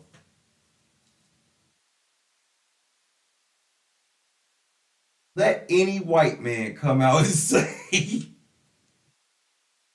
is the only time they care about us, just for the record. When they can dump on a white man. That's when they'll pretend they care about us. Imagine a white man came out and said, I'm glad that white man put that black man out of the house. Just imagine that. Just imagine that for a second, bro. Do you understand? Let Cody come out and say that shit about somebody. Do you understand the mass cancellation that would instantly happen? Instantly. This is how bad this feminism shit has gotten is, as a black man, you really have to be defending white men now. Which it is what it is. I don't mean that shit no type of way where it's like that, but it's like, remember, we as black people, especially black men, were raised in a lot of ways saying, bro, white men are your biggest enemy. Now it's to a point you literally as a black man, you gotta for real be defending white men.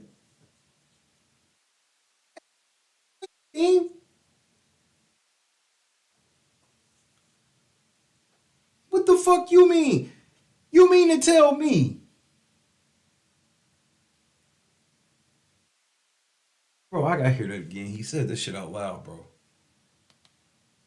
Michael and Brittany to wait until week 8 to tell the black folks about Kyle. I'm glad Michael target Terrence. Good. I'm glad that white man sent a black man out of the house. Good. I'm glad that white man sent that black man out of the house. Good. Little shit. First of all, the fact that they swear this shit I say. They will tell you that I'm an agent for the white man and for white people. I don't ever say no shit like that. Tommy Sotomayor, nigga.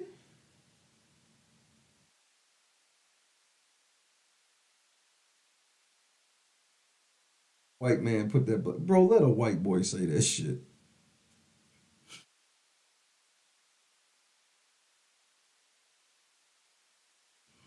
White men weren't even allowed to say they wanted Taylor out of the game. Let alone do it. And what's crazy is it only extended to one black woman. That's what was confusing a lot of white people. And I was like, I don't get it either. That's the part where it was took a turn. Where it's like, we only like one woman of color now. Fuck that nigga. Fuck that nigga. Y'all niggas is wild, bro. Hope it was personal. But you know, Michael Michael wanted to make sure that he focused on getting to those final 2 seats and focusing on winning the game. But I wouldn't be mad. Nigga, he went home right after. You wild, B. He was focusing so much on getting the final 2 chairs that right after he put Terrence out, he went home. If he actually wanted him out on a personal level, but didn't want to say it, because personally, I didn't give a fuck about Terrence.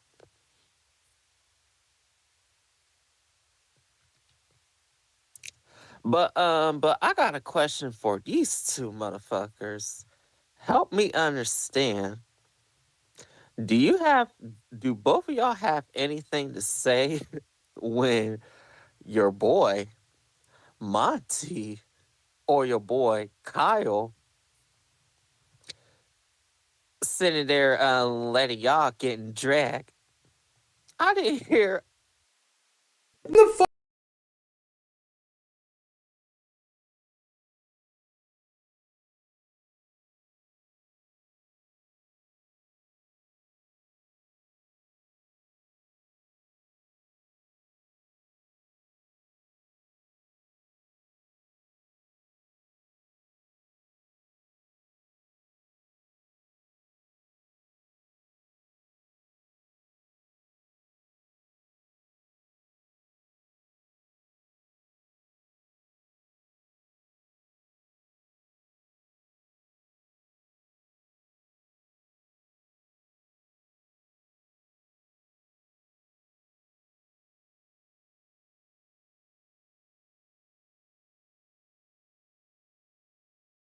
Here's a microphone.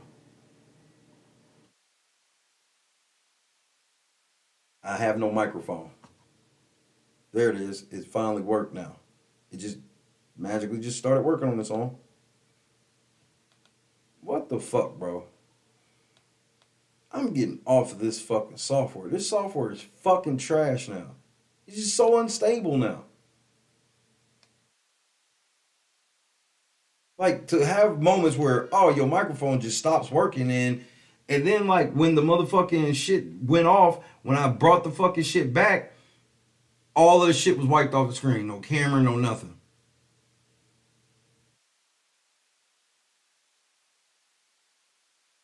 I'm sick of this shit. I cannot wait.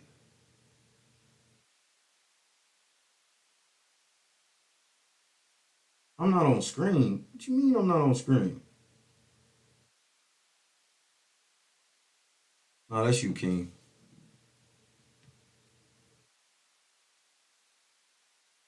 I probably was at one point. I don't fucking know what the fuck the shit was doing, to be honest with you.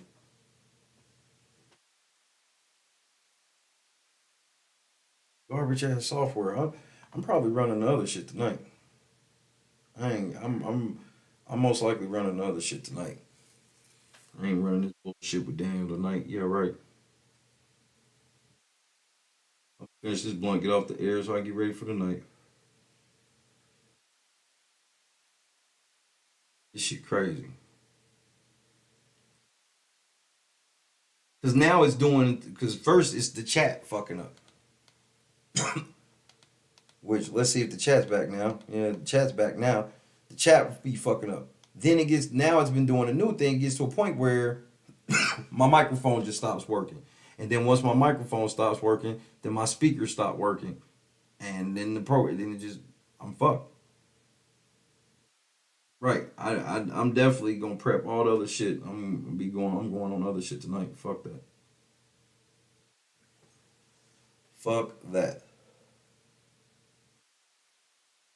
And I have the counter, and like little small shit, but we'll have all the shit we actually need, but I'm pretty much off this shit. This shit's just, it's not stable enough.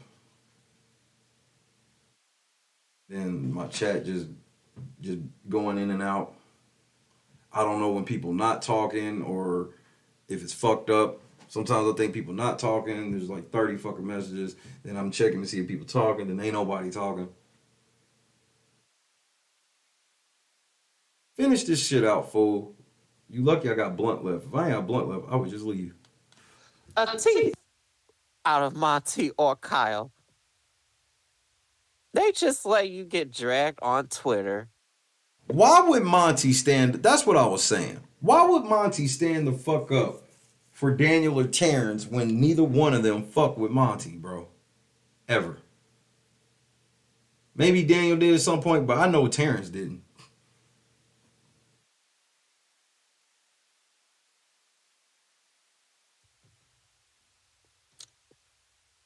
Well, I don't think Kyle cares about Daniel. I'm not for sure. But if he does it, I mean, that's hilarious. Because who the fuck likes Daniel? But Terrence, where's Kyle? Who the fuck likes Turner? Who? Where's Monty? How come they're not defending you on Twitter? They are the worst gaslighters ever. They be bringing up shit that they know don't make sense. Yeah, don't you feel stupid that Kyle and Monty didn't come help? Why the fuck would they have expected Kyle and Monty to come help them? And come help them with what? They turned the comments off, remember? That's the part that is confusing me. You sitting up there on that app, trying to so-called read us, but yet you ain't got Kyle or Monty to back both of y'all up. That makes no sense. He knew it didn't make sense. When them stupid motherfuckers say shit they know don't make sense, that's when they hit you with the Yeah, Monty ain't even on Twitter. Thank you, Token, which I be forgetting that's not just the most known fact. Monty ain't even been on social media. Kyle ain't. When has Kyle been on Twitter? Is Kyle even on Twitter? And if he is, he don't be tweeting like that. He be on IG, YouTube, and TikTok. So y'all just be making up shit. That's just like me sitting there going, well, the king think he's so tough. Well, how come LeBron James didn't come help him? How come Steph Curry didn't come help him if he's so great? And he was right.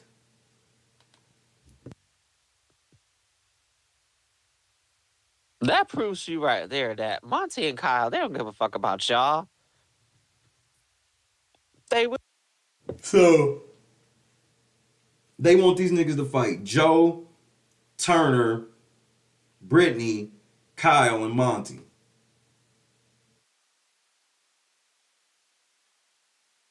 They made up these niggas fighting Taylor so they can say that they need to be fighting all these other people they don't like. They just want all the people they don't like to be fighting each other with Taylor sitting back laughing at them with them. They are fucking insane. Really don't. It is basically karma for Terrence because you was anti-black, Terrence. Let's not forget. Week 5, you wanted my Nigga, you just said I'm happy that white man put that black man out. Oh my, no, bro. You see what I'm saying?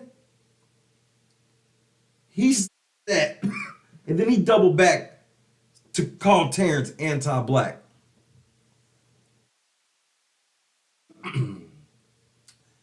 Yep, that's where I check out. Yep, check it out. That's where I check out.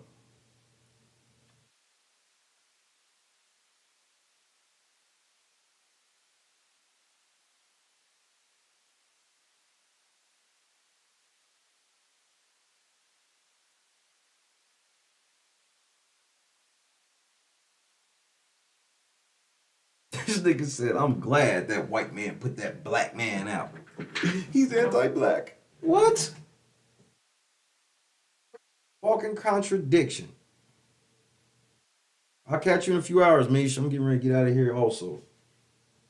That broke me. That's the one that broke me. I didn't make it to the end. That broke me. This nigga said that shit with a straight motherfucking face.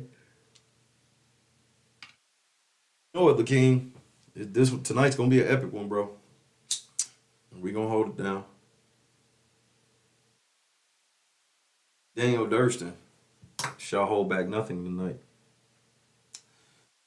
That he gave his word. Daniel's a man of his word, so we running. Go talk rogue rats. He said I can ask whatever I want. Yeah.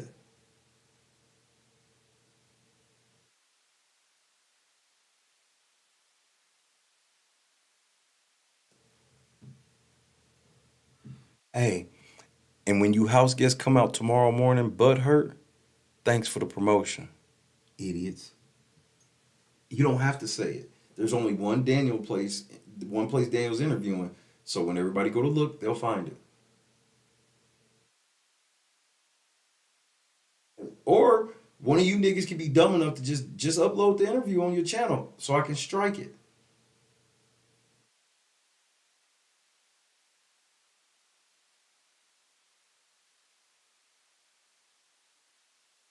Then again, I probably lied. Oh, that was ultra painful. This shit got me yawning at motherfucking, it ain't even 6 o'clock. Got a motherfucker yawning. That shit was painful. And incoherent. Not only was it painful, but it was incoherent.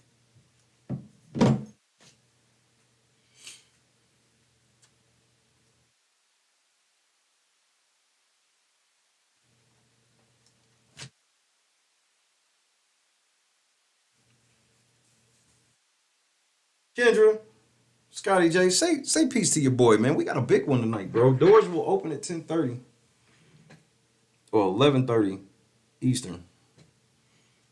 Then you'll be here sometime after midnight, allegedly. Let's go take one, Scotty. Valley.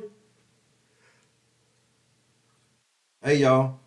Y'all ain't trying to grab no spot? Y'all need to grab one of them spots for Vegas. Hit the PayPal Cash App 125. Get you shirt, autograph, private stream with us. And you can ask them whatever. It's a private stream, so it's your time to shine. And you got to worry about none of the motherfucking trolls lurking, because the trolls are not going to know where we at. Unless Spoiler Girl leaks it. I have sources who are friends with every single person, and they leak all of their private conversations to me. I saw Big Brother Reddit shitted on Spoiler Girl and Sharon Tharp. They used to like, nigga, don't post none of that tabloid shit over here, nigga. I was rolling. Nigga, I was in tears. Like, don't post none of that shit over here. Niggas told you that shit was unconfirmed.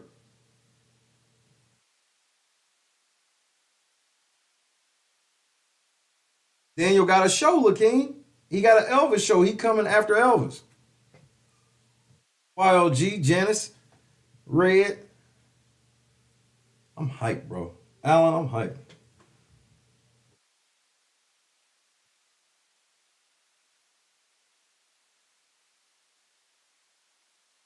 Hold on, let me see it again. It's your boy Terrence in the building. I want to say thank you, Marty, for sending me your book, Fix Your Family Budget. Hey, listen. Stop. Misha, unrivaled coverage.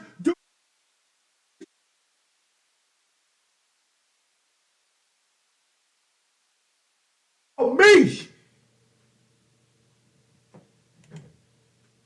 Marty sent Terrence his new book, and Terrence has made a TikTok shouting out Marty. Motherfucker, Late Night Crew strikes again. Late Night Crew strikes again.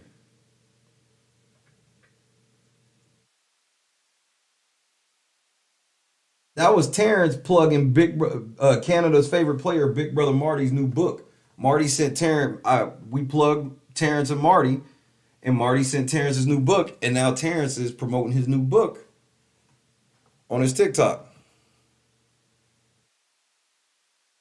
Terrence in the building. I want to say thank you, Marty, for sending me your book, Fix Your Family Budget. Hey, listen, I can't wait to get into this. And listen, when you're in Chicago, you already know we're going to have some deep dish, and you better have your karaoke songs ready. It's your boy. I promise I'm third wheeling. Bro, I will take my black ass back to Chicago if Marty come in the States. Shout out to the boy Marty Fournette, Canada's favorite player.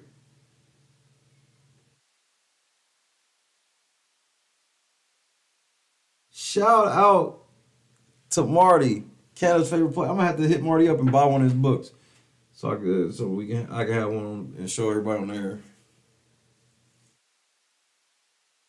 Hey man, that's a proud moment. That's a proud moment. I'm glad the Late Night Crew was able to get them hooked up. When Terrence was going to Canada, I was like, bro. He was like, if you know anybody that can hook up to Canada, I was like, bro, I can hook you up with Canada's favorite player. Like, what? They hooked up. I hit Marty, and Marty was like, man, I was a huge fan of Terrence. That'd be awesome. I'm like, that's nothing but a word. He about to hit you right now. I don't normally motherfucking be diamond like that, but like out loud. But I'm glad that Terrence was able to link with Marty, bro. That's a big deal to me. Denise. All right, man. I guess we out of here, bro. The lunchbox rule, you know what it is. It's in full effect, right? Next time you see me, you know what time it is. It's hoodie and sunglass season, and not for me. Mouth done got y'all in trouble. Or maybe Daniel's gonna come out tonight and say that he really loves Taylor and everything about him is wrong. But then again, I'm probably lying. Lunchbox rules in full effect. Bro. I don't think y'all understand what's getting ready to happen tonight, bro. Good thing I understand. Good thing I understand.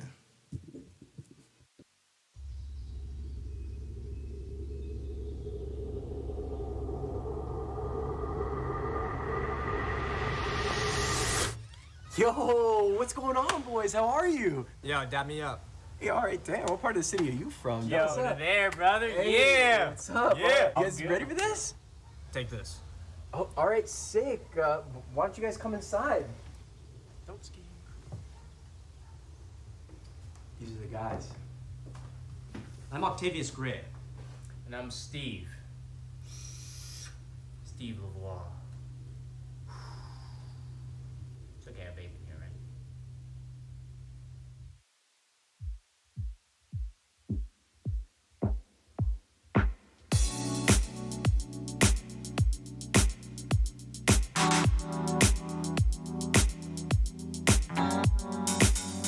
Set the mood right.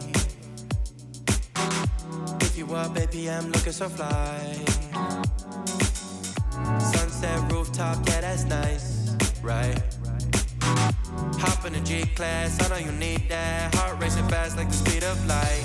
Is this attraction, or is it the moonlight? You want satisfaction, but only for one night. This could be real love, but you've been broken, and I just want you to see what I can be for you. What I can be for you. What I can be for you. What I can be for you.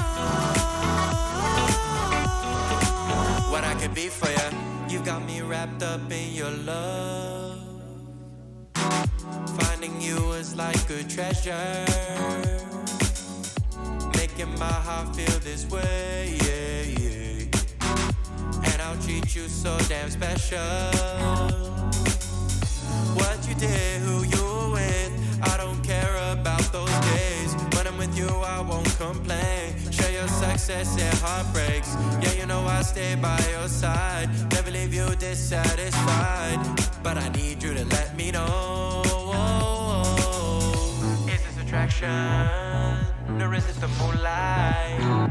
You want satisfaction, but only for one night. This could be real love, but you've been broken, and I just want you to see barely what I can be for you. What I can be for you. What I can be for you. What I can be for you. What I can be for you. Baby girl, it's just one night. Yeah, baby girl, it's just one night. Oh, yeah, it's just one night. Yeah, baby girl, it's just one night. Yeah, girl, it's just one night. Yeah, baby girl, it's just one night. Oh, yeah, it's just one night. Yeah, baby girl, it's just one night.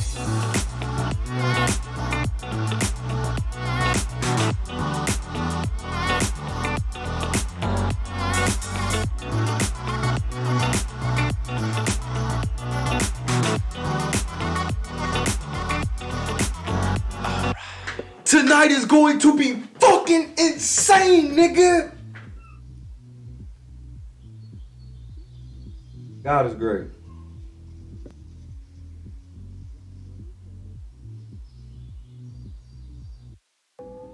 I am LNC. I am LNC. I am LNC. I am LNC. I am LNC. I am LNC. I am LNC. I am LNC. I am LNC. I am LNC. I am LNC. I am LNC. I am LNC. I am LNC. I am LNC. We are LNC. Put Shay in the house. Put Shay in the house. Look, I've never even Put Shay in the house. I've never even heard of him. Put Shay in the house. Put Shay in the house.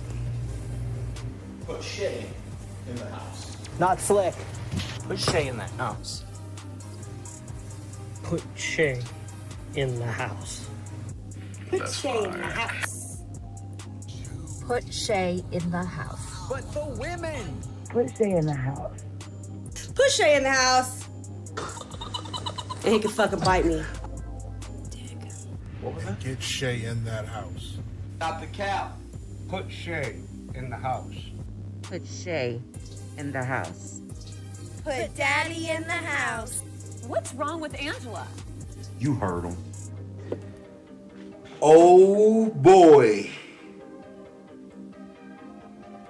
Daniel Durston. I'll see y'all in a little bit. God is great.